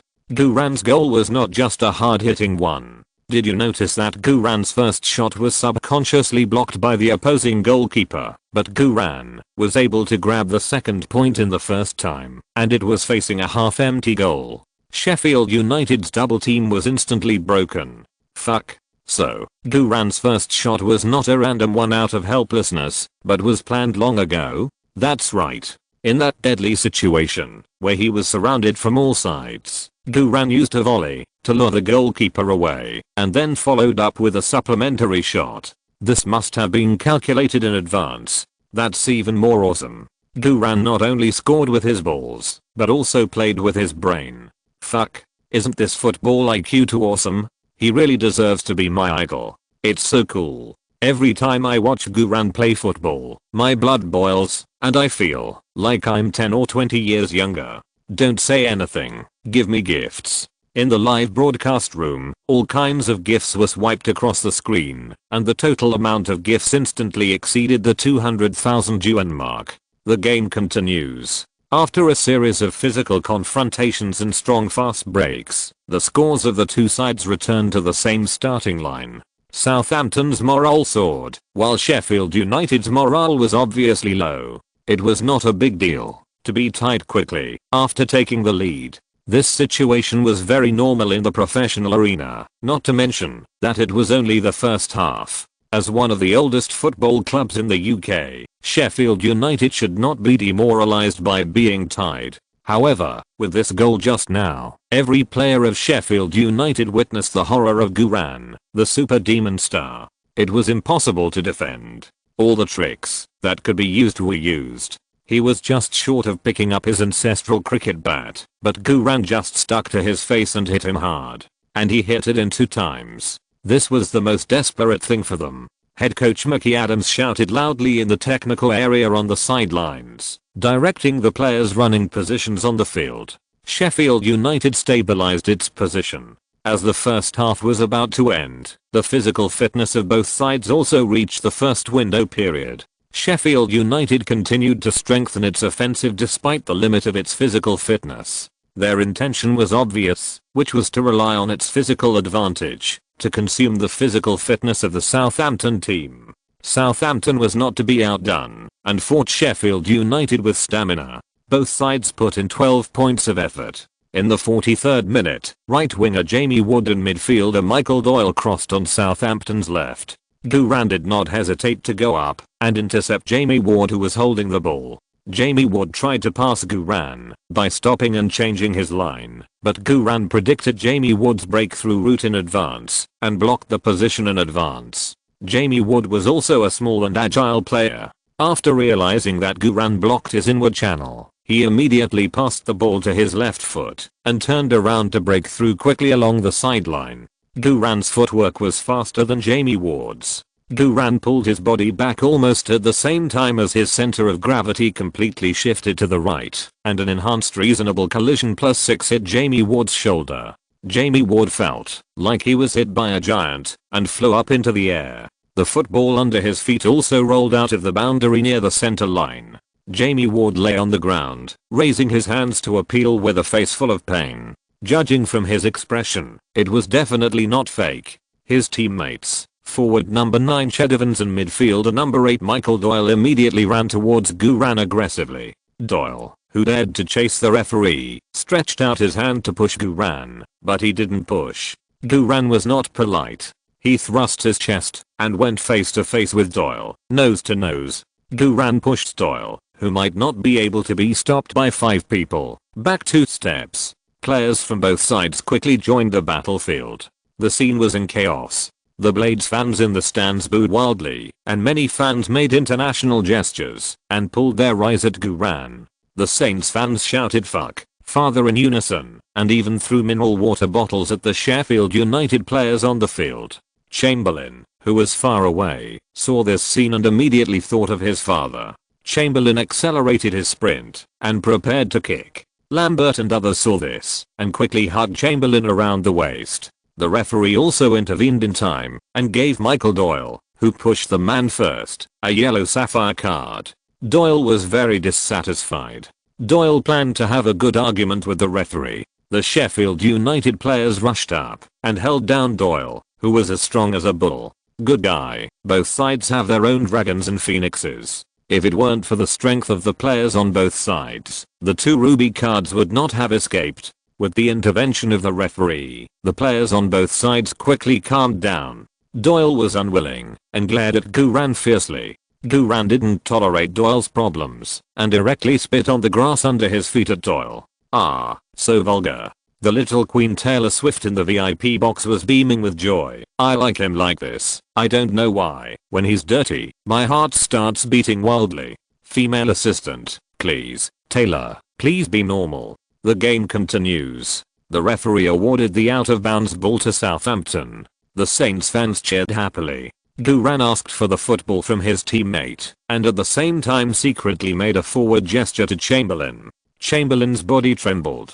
"Finally, Dad finally loves me once." Chamberlain immediately nodded excitedly to Gu, and then infiltrated the opponent's half with a proud look. Duran couldn't help but twitch his mouth slightly. "Chamberlain, you bastard, do you know what it means to sneak into the village? Forget it, let Dad perform it himself." Duran held the ball, raised his hand realistically to direct Lambert to the sideline to receive the ball, and shouted Garrod's name, calling Garrod back from the center circle to his own half to receive the ball. As expected, the Sheffield United defenders ignored Chamberlain and followed Duran's command, focusing on the midfield, focusing on Lambert and Garrod, and the passing channel between them. Duran held the ball in his arms, wiped the ball with his jersey, and retreated to the billboard, holding the ball high above his head with both hands. Duran secretly glanced at Chamberlain's position and quickly predicted Chamberlain's sprint speed and position in his mind. Then,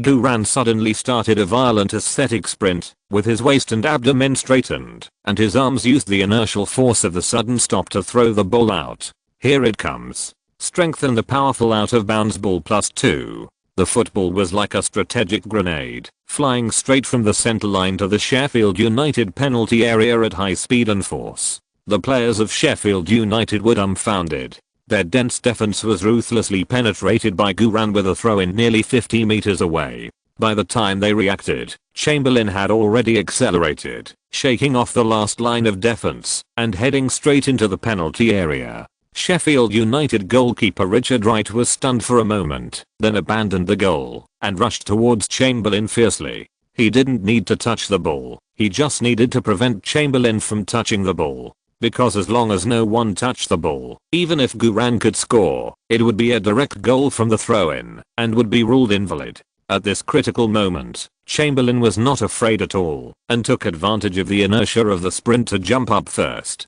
Duran's strategic grenade was like a precise calculation, and it hit Chamberlain's head perfectly. Chamberlain headed the ball directly. Goalkeeper Richard Wright blocked it with one arm. The football almost brushed Wright's fingertips and flew towards the net. Wright was powerless. The ball went in. The referee blew the whistle, indicating that the goal was valid.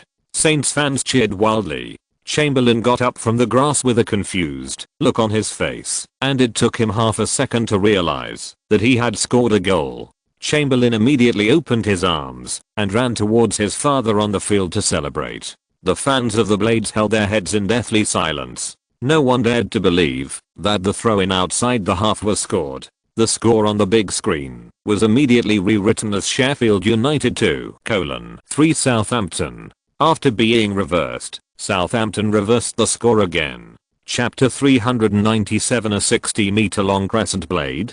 Duran, I really don't have that. Head coach Mickey Adams, standing in the home team's technical area, put his hands on his waist and sighed to the sky. Coach Adkins on the other side knelt in the technical area, cheering excitedly. It was indeed a correct move to let Duran stand freely. The game continued, and the fourth official raised a sign indicating that there would be 4 minutes of injury time in the first half. Players from both sides continued to fight in close combat on both sides. The little Jamie Ward seemed to be unable to run. He had more than a dozen head-on confrontations with Duran in the first half. Now there was no muscle in his body that didn't hurt. If he continued to fight at such a high intensity, cramps would probably only be a matter of time. Jamie Ward began to use long passes to deal with the ball at his feet. Sheffield United as a whole played impatiently, while Southampton, under the on-the-spot command of Coach Adkins, temporarily shrank its formation and played its specialty of defensive counter-attack.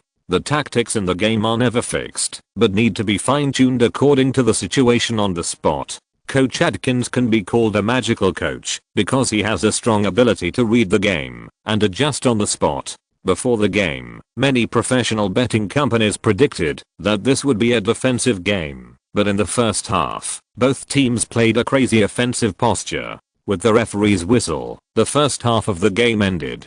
Both sides returned to their respective locker rooms to rest and adjust. Southampton's team doctors even took out the oxygen machine that had been prepared long ago to help the players recover their physical strength. 15 minutes later, the players of both sides came on the court again and changed sides to fight again. Guran continued to play as a left forward and organized a direct pass attack. Sheffield United also adjusted its strategy in time, and the defense line was pressed forward. This approach was risky, but it could create offside and prevent Southampton's behind the back ball. In the 63rd minute, Guran dribbled the ball along the left and Chamberlain ran to support and overlapped the side. Jamie Ward and Michael Doyle intercepted Guran at the same time. Guran directly confronted Jamie Ward and charged at him. Jamie Ward was obviously unable to hold on. Doyle stretched out his hand to grab Guran's arm, leaving obvious blood marks on Guran's arm. But the referee turned a blind eye. Seeing that he could not get rid of Doyle's foul defense, Guran directly used a top-notch move, Cruyff turn +2, then Cruyff turn, beautifully knocked Doyle to the ground, and then took advantage of the gap to pass the ball to Chamberlain, who was already on the side with his left foot. Jamie Ward immediately turned around to chase Chamberlain, but after running 2 steps, he covered his thigh in pain and fell to the grass. Chamberlain didn't even look back and quickly cut inside. Sheffield United's captain Charles Morgan fell to the ground and slid to shovel the ball fiercely, then kicked it out of the sideline with a big foot. Southampton's left wing cooperation was very beautiful, but it was a pity that Chamberlain's cut inside was still a little short and failed to break through Sheffield United's defense. In the dead ball situation, the referee blew the whistle, signaling the team doctor to come in and treat Jamie Ward, who was still lying on the grass. Taking advantage of this time, the Southampton players ran back to the technical area to rehydrate. Guran drank the customized licorice sweet root water handed over by nutritionist Rowena, then threw away the bottle and ran back to his position quickly. At this point in the second half, Guran's physical strength was still enough. This was also thanks to the crazy improvement of physical attributes some time ago, which raised the physical attributes to 90 points. Jamie Ward limped off the field with the help of 2 team doctors. He had a thigh muscle strain, and he would not only miss this game, but also the rest of the games this month. This is undoubtedly a serious blow to Sheffield United, which relies on the fast and agile tactics on the wing. Jamie Ward was completely destroyed by Guran's high-intensity physical confrontation. Sheffield United's head coach Mickey Adams was depressed and urgently summoned number 14 Lee Williamson to warm up on the sidelines. The game resumed. The substitutions had to wait until the next dead ball. Now the field was temporarily 10 versus 11, which was a great offensive opportunity for Southampton. However, the 2 teams were not mortal enemies, and Southampton was still in the lead. For the sake of sports ethics, Southampton returned the ball to Sheffield United. Chamberlain threw the ball near the baseline of Sheffield United and then quickly returned to defense. Sheffield United's right back, Milan Nosworthy, picked up the ball near the baseline and moved forward with the ball. Guran pushed forward very far and directly pressed Nosworthy. Nosworthy wanted to rely on his body and speed to take Guran, but he was blocked by Guran in the next second and could not move. Fortunately, the captain Charles Morgan quickly responded, and Nosworthy reluctantly passed the ball to Morgan. Guran immediately broke out and rushed towards Morgan with a sense of pressure. As a left back, Guran had already reached the front of the formation. Morgan was in a dangerous area and didn't dare to play with Guran. He immediately kicked the ball forward. This pass under pressure was very inaccurate. Lambert grabbed the first point at the outer edge of the center circle in his own half, but before he could pass the ball, he was violently pushed to the ground by Daniel Philliscock, who rushed up. This time, the foul was very obvious. The referee blew the whistle and showed Philliscock a yellow card. Southampton also immediately won a backcourt free kick more than 60 meters away from the opponent's goal. The Blades fans at the scene applauded and cheered for Philliscock. Although Philliscock received a yellow card and gave away a free kick, this foul was still very worthwhile. If Philliscock did not foul, Lambert would definitely pull the ball horizontally after stopping it and then kick it straight to Guran. Guran had already retreated from the offside position to the empty area on the ribs So once Lambert passed the ball, Duran would successfully counter offside, shake off Sheffield United's front defense, and directly confront goalkeeper Wright 1v1. Duran's success rate in 1v1 is still quite high. Therefore, sometimes, getting a card foul is also a very necessary operation. Sheffield United's defense is remarkable. After this dead ball, Sheffield United also took the opportunity to replace number 14 Lee Williamson. The number of people on the field has returned to a balanced state. Southampton failed to seize this wave of offensive opportunities, but it was not a big problem, and the offensive initiative was still in their hands. Duran ran back to the backcourt and took the penalty kick from a super long distance. The Saints fans at the scene were excited and jumped and sang 60-meter full moon song on the north stand. The lyrics of this song were originally 40 meters long, then upgraded to 50 meters long, and now upgraded to 60 meters long. Duran himself was a little embarrassed. Although Duran is indeed a growing type, getting longer and longer, 60 meters is really not enough for now. The 50-meter crescent knife requires very high technical requirements, and the 60-meter crescent knife is even more demanding. The risk factor of not being able to kick it is too high. It is really not so easy to kick a fairy ball. When can I get Zidane's authentic fairy from the sky or Una's violent fairy from the sky and improve the free kick attribute to 90 points? Then I can safely make a fairy ball. Although the Saints fans want it very much, Duran knows it very well and will never get carried away and make unnecessary waste. So for this ball, Duran decided to use his golden right foot, accurate long pass +1 to kick. Du then retreated a dozen steps, then sprinted at high speed, and with a powerful volley from the instep, the football immediately flew over the jumping wall like a cannonball and landed directly in the penalty area. Forwards Gillian Garrod immediately rushed out of the wall to grab the ball. However, Sheffield United's defense was not a pushover. Although the pass was fast enough, the trajectory was too long, giving Sheffield United's defensive players time to react. Shane Lowry and Charles Morgan quickly caught up with Gillian Garrod, using their bodies to block their speed. Sheffield United's goalkeeper Richard Wright attacked at the first moment, jumped up and confiscated the ball in the air, and pressed it firmly in his arms after landing. The Saints fans sighed, but soon gave Duran's wonderful long-distance pass a warm applause. It must be said that Sheffield United is indeed a veteran English Premier League team with extremely high defensive capabilities. Southampton's weak forward line was also exposed vividly when facing a team with solid defense. The game continued. Both sides entered into a fierce melee again. As their physical strength declined, both sides made more and more mistakes. In the 77th minute of the game, Sheffield United launched an attack from Southampton's right.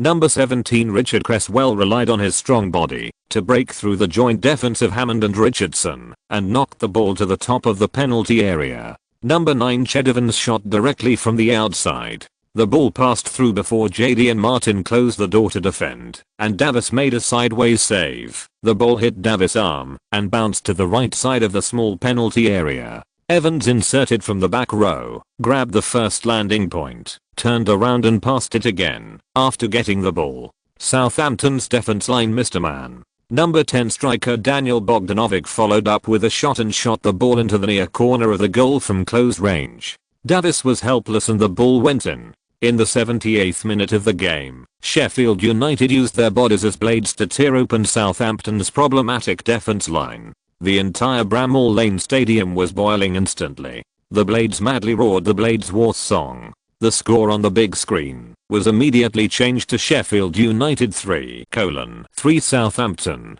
After Sheffield United reversed and was reversed, Sheffield United tied the score again. Both teams seemed to be playing like crazy. Chapter 398 Are we going to lose this game? Little Queen Taylor, I will comfort you tonight. So far, the two teams with a strong defense have each contributed 3 goals. The confrontation scene is so exciting that it makes people's scalps numb, and the emotions of every fan present have been pulled to the extreme. In terms of data, the ball possession rate and number of shots of both sides are almost evenly matched, so it is difficult to say who will win this third round of knockouts. But both sides know that if they lose, they will completely bid farewell to this season's League Cup, and as long as they win, the opponent in the next round will inevitably be an opponent in the English Premier League. From this perspective, it is reasonable for Southampton, a team in the English Premier League, to lose. But Southampton will never reconcile. The players fighting on the field are unwilling to reconcile, and the head coach who is commanding on the sidelines is even more unwilling. Head coach Adkins knows that as long as Guran is used well, they have a chance to win this game.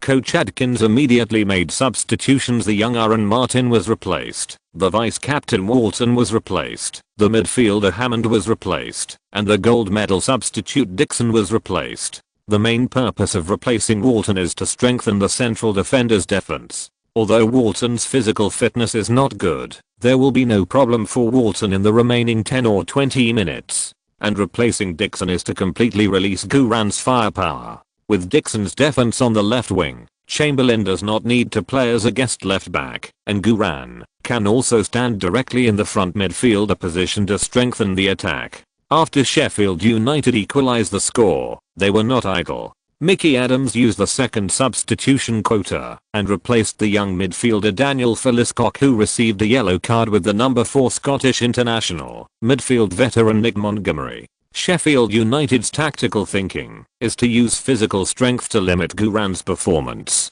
Just like Coach Adkins knows that, as long as he uses Guran well, he can win. Mickey Adams also knows that as long as Guran is restricted, Sheffield United can win. There are at most 15 minutes left in this game, and the physical fitness of both sides has reached the second window period, but this game is a game that cannot be lost for both sides. Even a draw is unacceptable, because if it is a draw, then overtime will be played. In a schedule with such a high density of matches, overtime is likely to affect the arrangement of the next game. At this moment, the confrontation between the two sides has completely reached a white-hot point. Guran retreated from the front midfielder position to the midfield to get the ball, and Sheffield United immediately pressed forward and surrounded Guran. Sheffield United's head coach Mickey Adams also shouted hoarsely on the sidelines, asking Sheffield United's players to stick to him and strangle him with their bodies, and not to give Guran any gaps.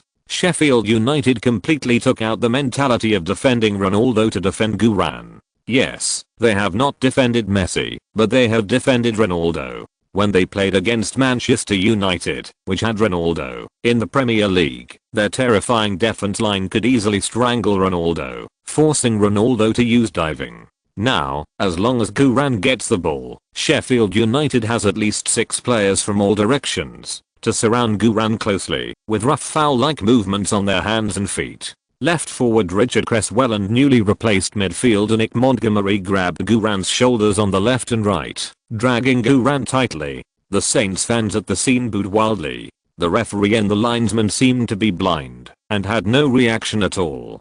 Guran did not complain, but his adrenaline exploded, and he directly dragged Cresswell and Montgomery and forced the ball forward. He couldn't pull him. He couldn't pull him at all. The fans of the Blades were all stunned. The entire Bramall Lane Stadium was filled with Guran's passionate and domineering hormone aura. The little Queen Taylor Swift in the VIP box screamed excitedly. At this time, right forward Lee Williamson slid towards Guran fiercely.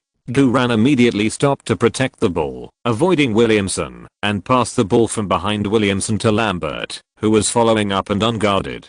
This pass was extremely wonderful. The Saints fans cheered excitedly. The passion was full. After Lambert got the ball, he pulled to the empty side, while Guran quickly rushed to the middle without the ball. Sheffield United's defense still focused on Guran. Even if Guran didn't have the ball, there were at least 4 defensive players defending him with all their strength. Lambert didn't have a good chance to pass the ball to Guran, so he had to settle for the next best thing and pass the ball to Schneiderlin on the side. However, under the super strong physical resistance and high pressure, Schneiderlin didn't have a good chance to pass the ball to Julian Garrott. The ball was intercepted by left back Joe Mattock. Joe Mattock immediately passed the ball back to captain Charles Morgan, who kicked it directly to the front court. Sheffield United counter-attacked. The Saints fans wailed in pain. In this attack, Duran's performance was so brilliant and explosive that he almost single-handedly confronted Sheffield United's entire backline and passed the ball into Sheffield United's dangerous area.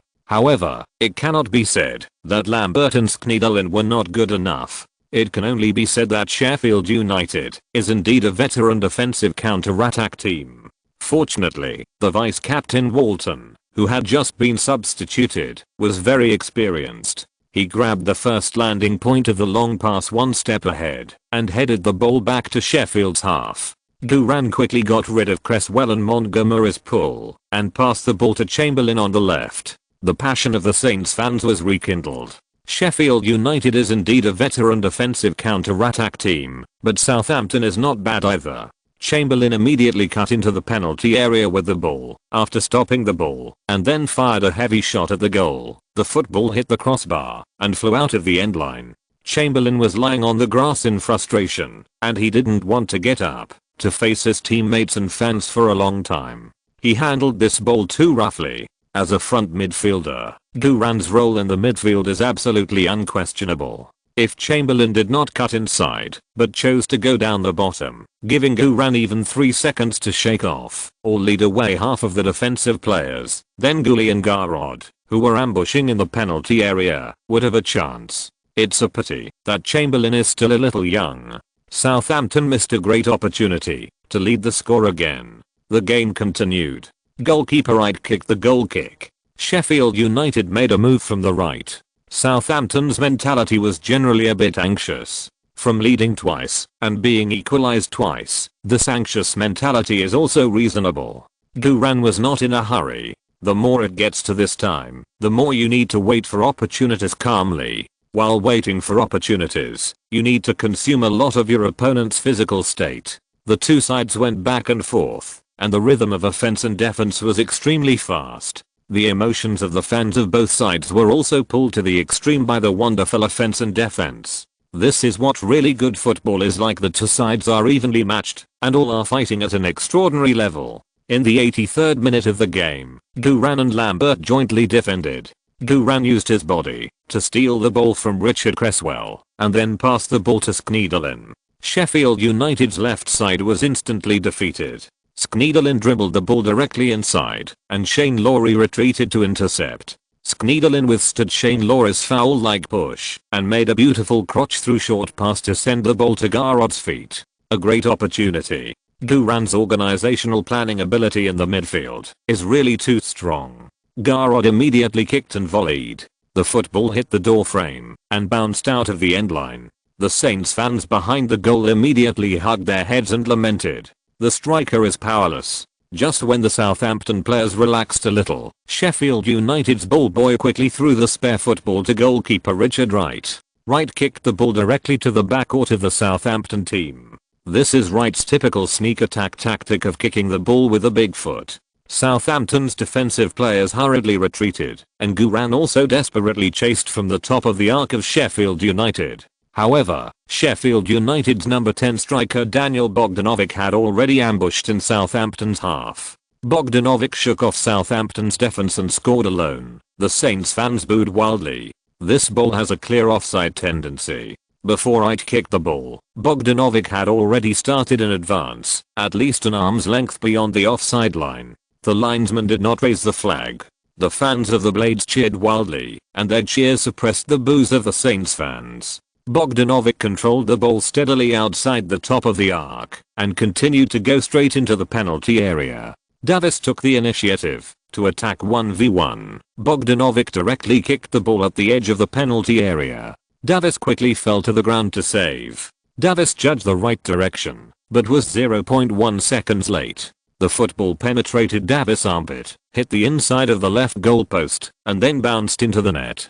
The ball went in. In the 85th minute of the game, Sheffield United once again overtook the score through a very clever defensive counter-attack. The score on the big screen was immediately rewritten as Sheffield United 4:3 Southampton. The three stands of Bramall Lane Stadium were all in a frenzy. The whole game was full of ups and downs. The goddess of victory seemed to be walking towards Sheffield United with a seductive cat step and amorously. The morale of Southampton's players was low, and many players were shaking their heads and sighing in pain with their hands on their waists. After a brief covering of their faces and heads, the Southampton Saints fans continued to cheer for their own players in unison. Up to now, the performance of Southampton players has been very good, but Sheffield United has the advantage of home court and referee. Coach Adkins angrily yelled at the referee, who warned him that if he interfered with the game again, he would be sent off with a red card.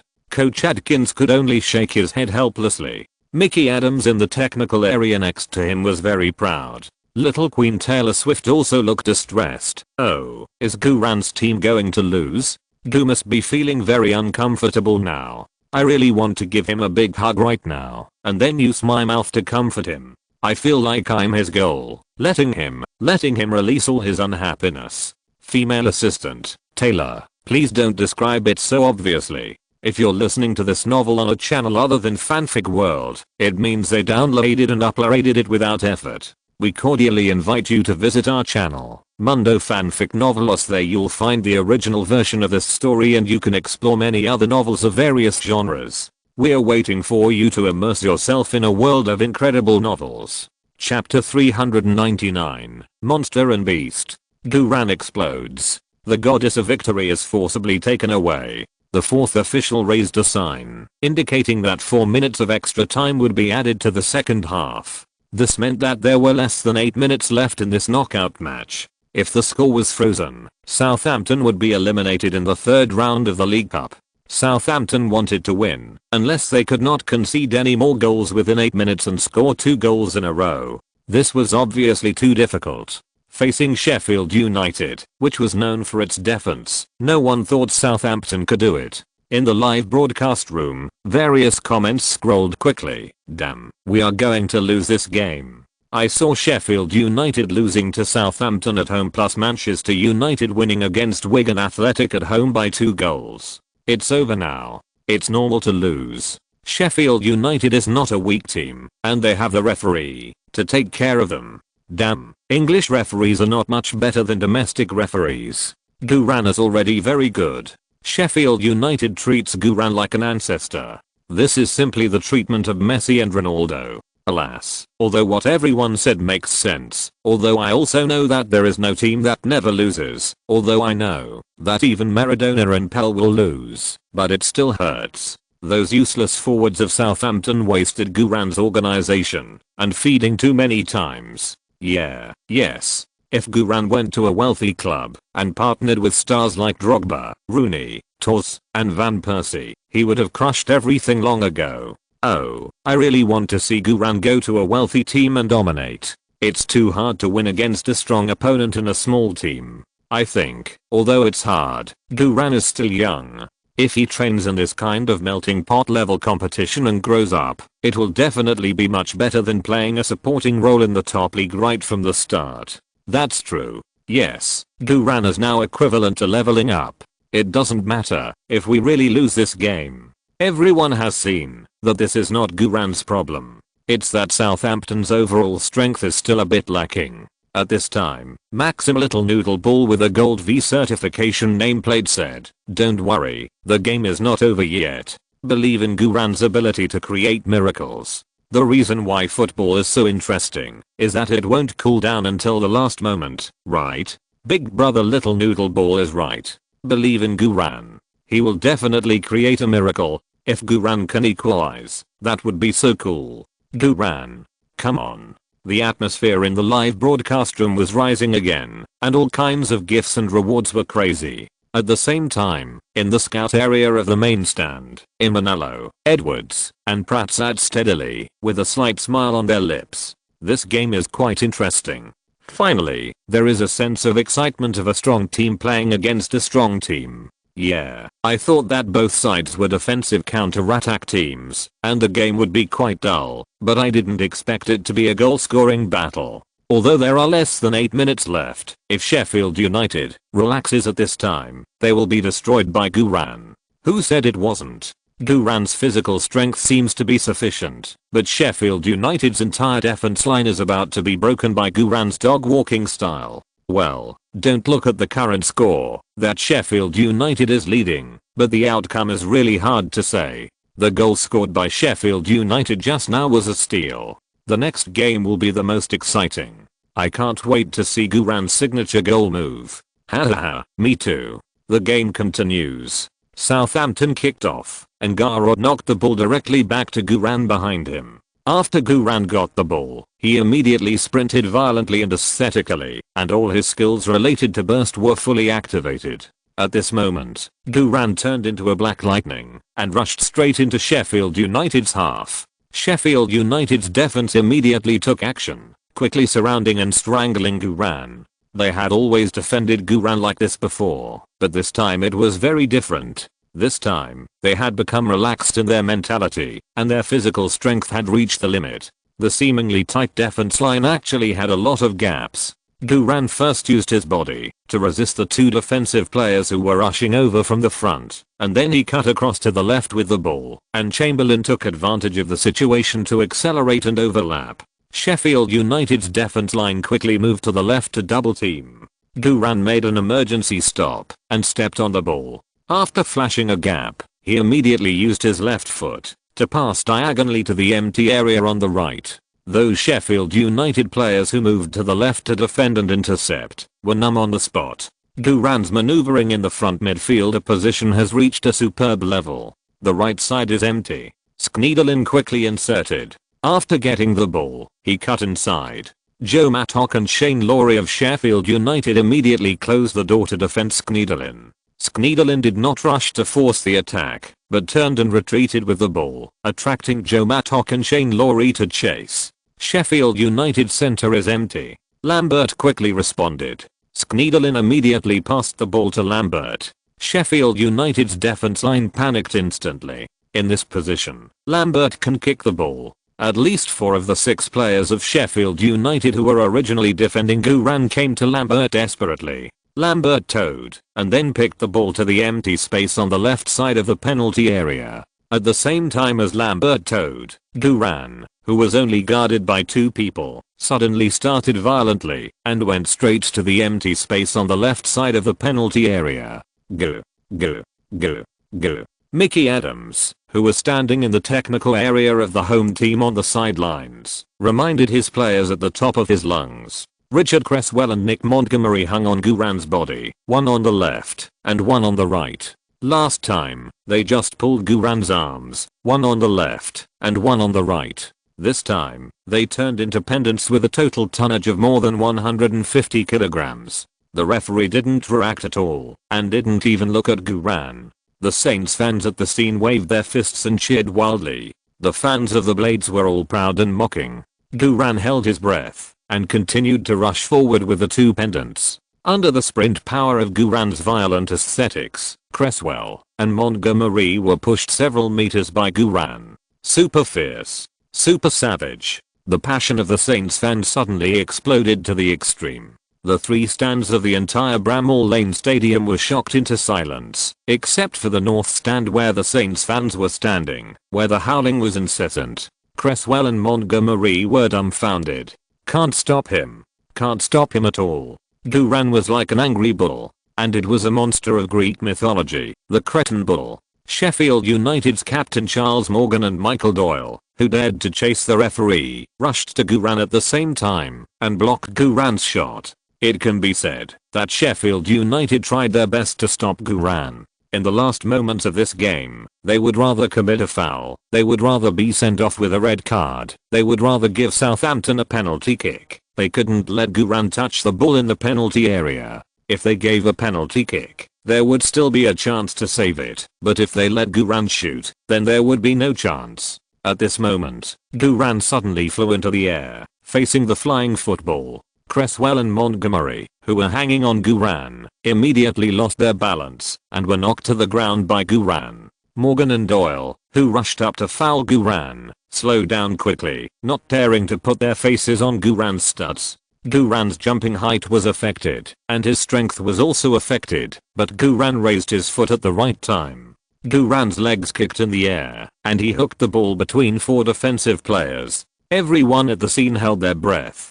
Goalkeeper Richard Wright took a step and jumped to the left side of the goal. But this hook was not a shot. In this very short time, Duran's scissor kick was extremely fast and very confusing.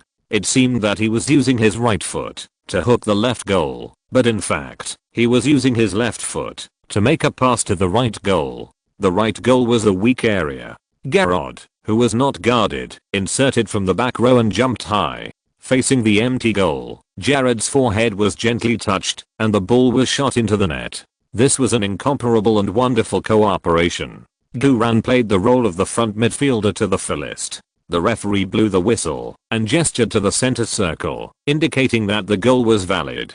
The game was at the last moment. In the 88th minute, less than 3 minutes after Sheffield United had just reversed the lead for the second time, Southampton scored a tie with an extremely domineering advance and extremely wonderful penetration cooperation. The entire North Stand went crazy. All the Saints fans were roaring wildly, waving their flags and number 8 jerseys. The platform of the North Stand was swinging up and down like stretched noodles, as if it would collapse in the next moment. However, the crazy Saints fans didn't care whether it would collapse or not. The surprise at this moment belonged to Southampton. This tenacious spirit of fighting to the death until the end made every Saints fan excited, and adrenaline and dopamine exploded at the same time. After finally scoring a goal, Garrod slid down to Guran's knees excitedly and hugged Guran's thighs tightly. Then, Lambert also slid down to his knees happily and hugged Guran's other thigh. Then, Chamberlain also slid down to his knees excitedly and hugged Guran's butt.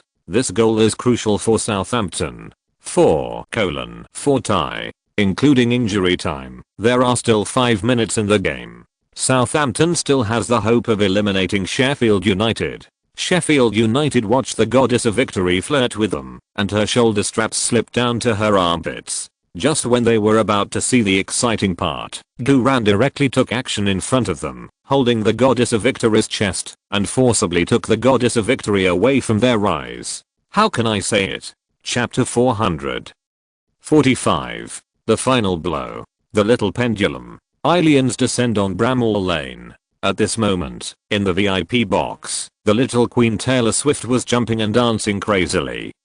Duran is so fierce. I told you. There's a reason why my butt hurts for 3 days. This wave of goals is really wonderful. I have never seen such wonderful cooperation on the spot. When I go back tonight, I must use my throat and my most beautiful voice to reward Duran for his brave, domineering and extremely strong performance. Female assistant, I can't help it. After a short celebration, Duran quickly ran back to his half. The Southampton players also quickly followed Duran to their positions, waiting for the restart. The Saints fans in the North Stand shouted Chinese Dad in unison. The Blades fans in the other 3 stands have not yet recovered from the shock of Duran's hook pass. There is not much time left, the game is tied again, and next, Sheffield United will definitely attack crazily. For Southampton, they must defend hard against Sheffield United's attack. Only by keeping the tie can they play overtime. After Sheffield United kicked off, Southampton immediately went up and pressed high. Duran rushed left and right in the front midfielder position, greatly limiting Sheffield United's midfield connection. Sheffield United's physical strength has reached the point of exhaustion, and Southampton is not much stronger. At this time, both sides are fighting with willpower. Sheffield United drove the ball to Southampton's left side, wanting to rely on Lee Williamson, who had just come on the field, to make a quick attack on the side. Chamberlain was unceremoniously and directly reached out and pulled Williamson's arm, and Williamson fell to the ground. Chamberlain raised his hand first, indicating that Williamson was diving.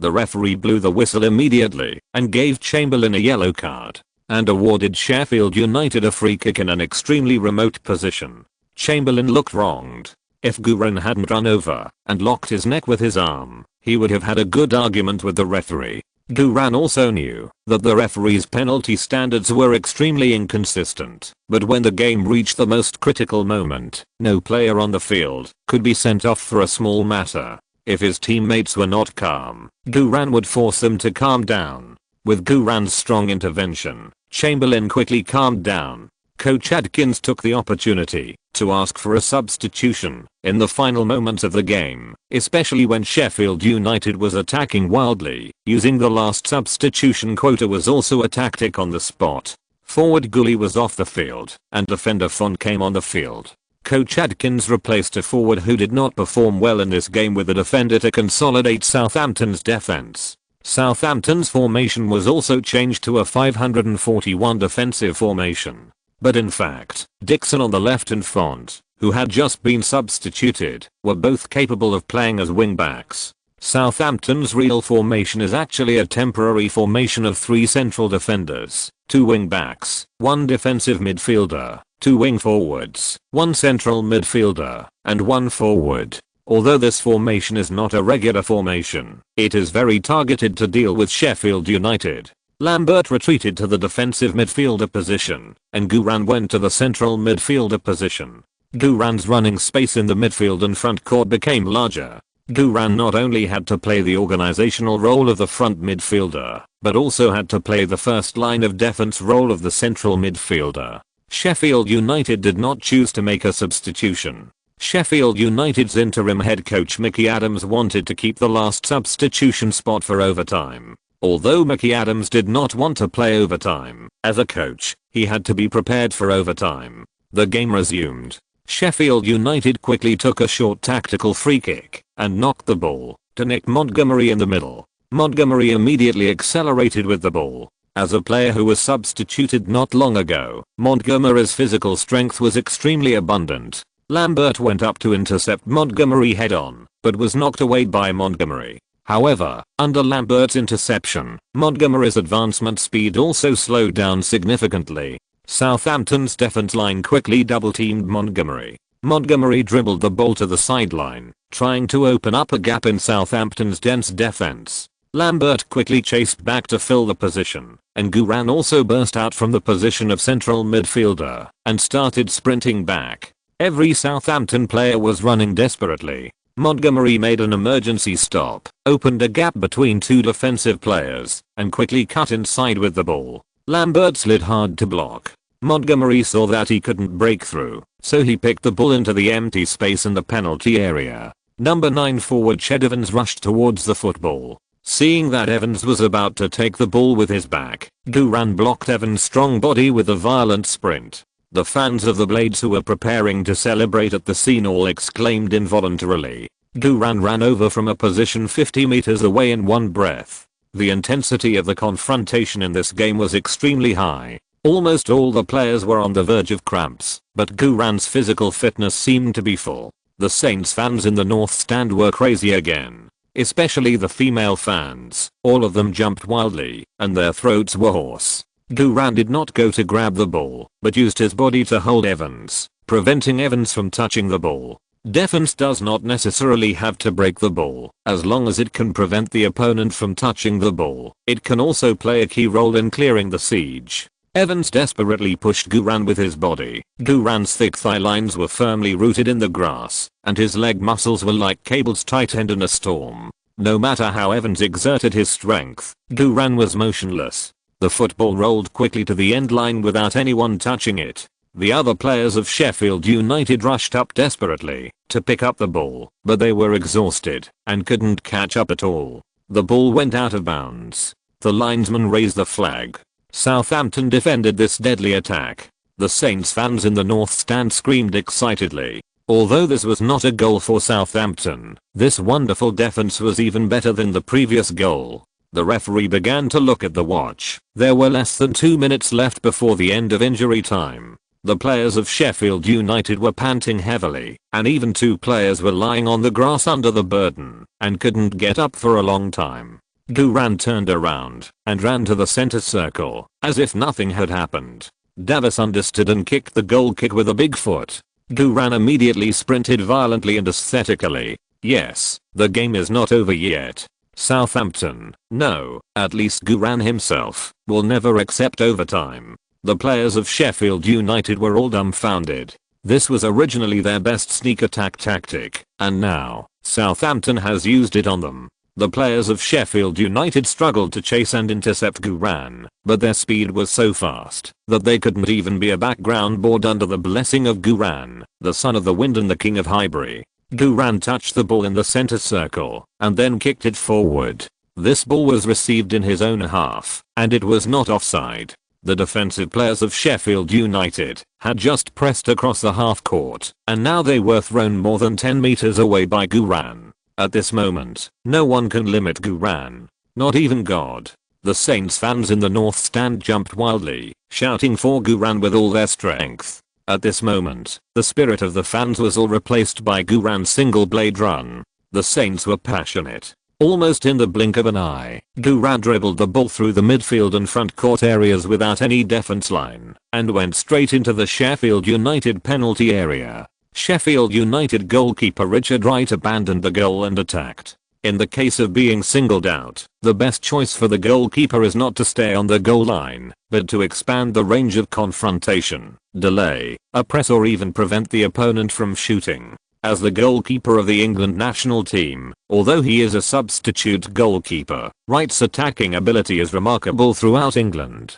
Facing Wright's oppressive frontal attack, Guran slowed down slightly to control the ball steadily. Wright saw the opportunity and rushed over at full speed. In this lightning moment, Guran first took a step forward to the left with his left foot, and at the same time, moved his center of gravity slightly to the left, but his left foot did not touch the ball, and then his right foot quickly followed, and took a step forward to the right, and did not touch the ball, keeping each step to control the ball within his body range, and then did it again with his left foot. This is Matthews's shoulder sinking technique, combined with the ability to protect the ball, and accelerated in a small range for 3 times. Wright was directly dizzy. The center of gravity is already unstable. Guran used the toe of his right foot to gently push the ball to the right front. Wright fell to the left and hit the empty goal. Guran bypassed the fallen Wright, faced the empty goal, and shot with his instep. At this moment, the alien Ronaldo landed at Bramall Lane. The football shot with a violent aesthetics went into the net. The net shook the goal, and the goal hummed. The ball went in. Allure. Allure. The entire north stand was in a frenzy. More than 5,000 Saints fans at the scene roared with the momentum of 50,000 people. After scoring the goal, Guran stretched out his arms and celebrated the Law goal in the way Ronaldo spread his wings and soared. This was also Guran's hat trick in this game. The score on the big screen was immediately rewritten as Sheffield United 4:5 Southampton. Guran made 2 passes and 3 shots and scored 5 goals. The entire Bramall Lane Stadium was shocked by Guran's final Law goal. Even the 3 scouts on the main stand jumped up and cheered excitedly. This is the pendulum dribbling of the alien Ronaldo. Too typical. Too typical. Continuous feints with left and right feet to shake off the goalkeeper and shoot into the empty goal. This is Ronaldo. Guran's pendulum dribbling is obviously not mature yet. It looks a little immature, but the opponent is just a championship team. How can they withstand this? Gu from Liverpool is so amazing. Bah. Shameless. Gu is obviously from our Chelsea.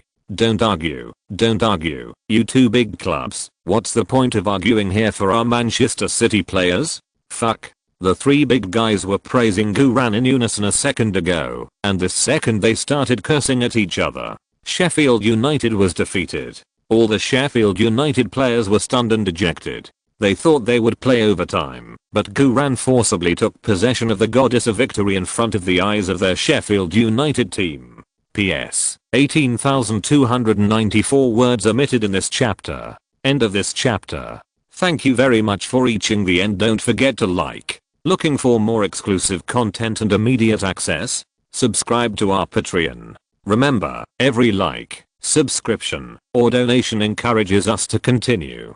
Thanks to everyone. See you in the next video.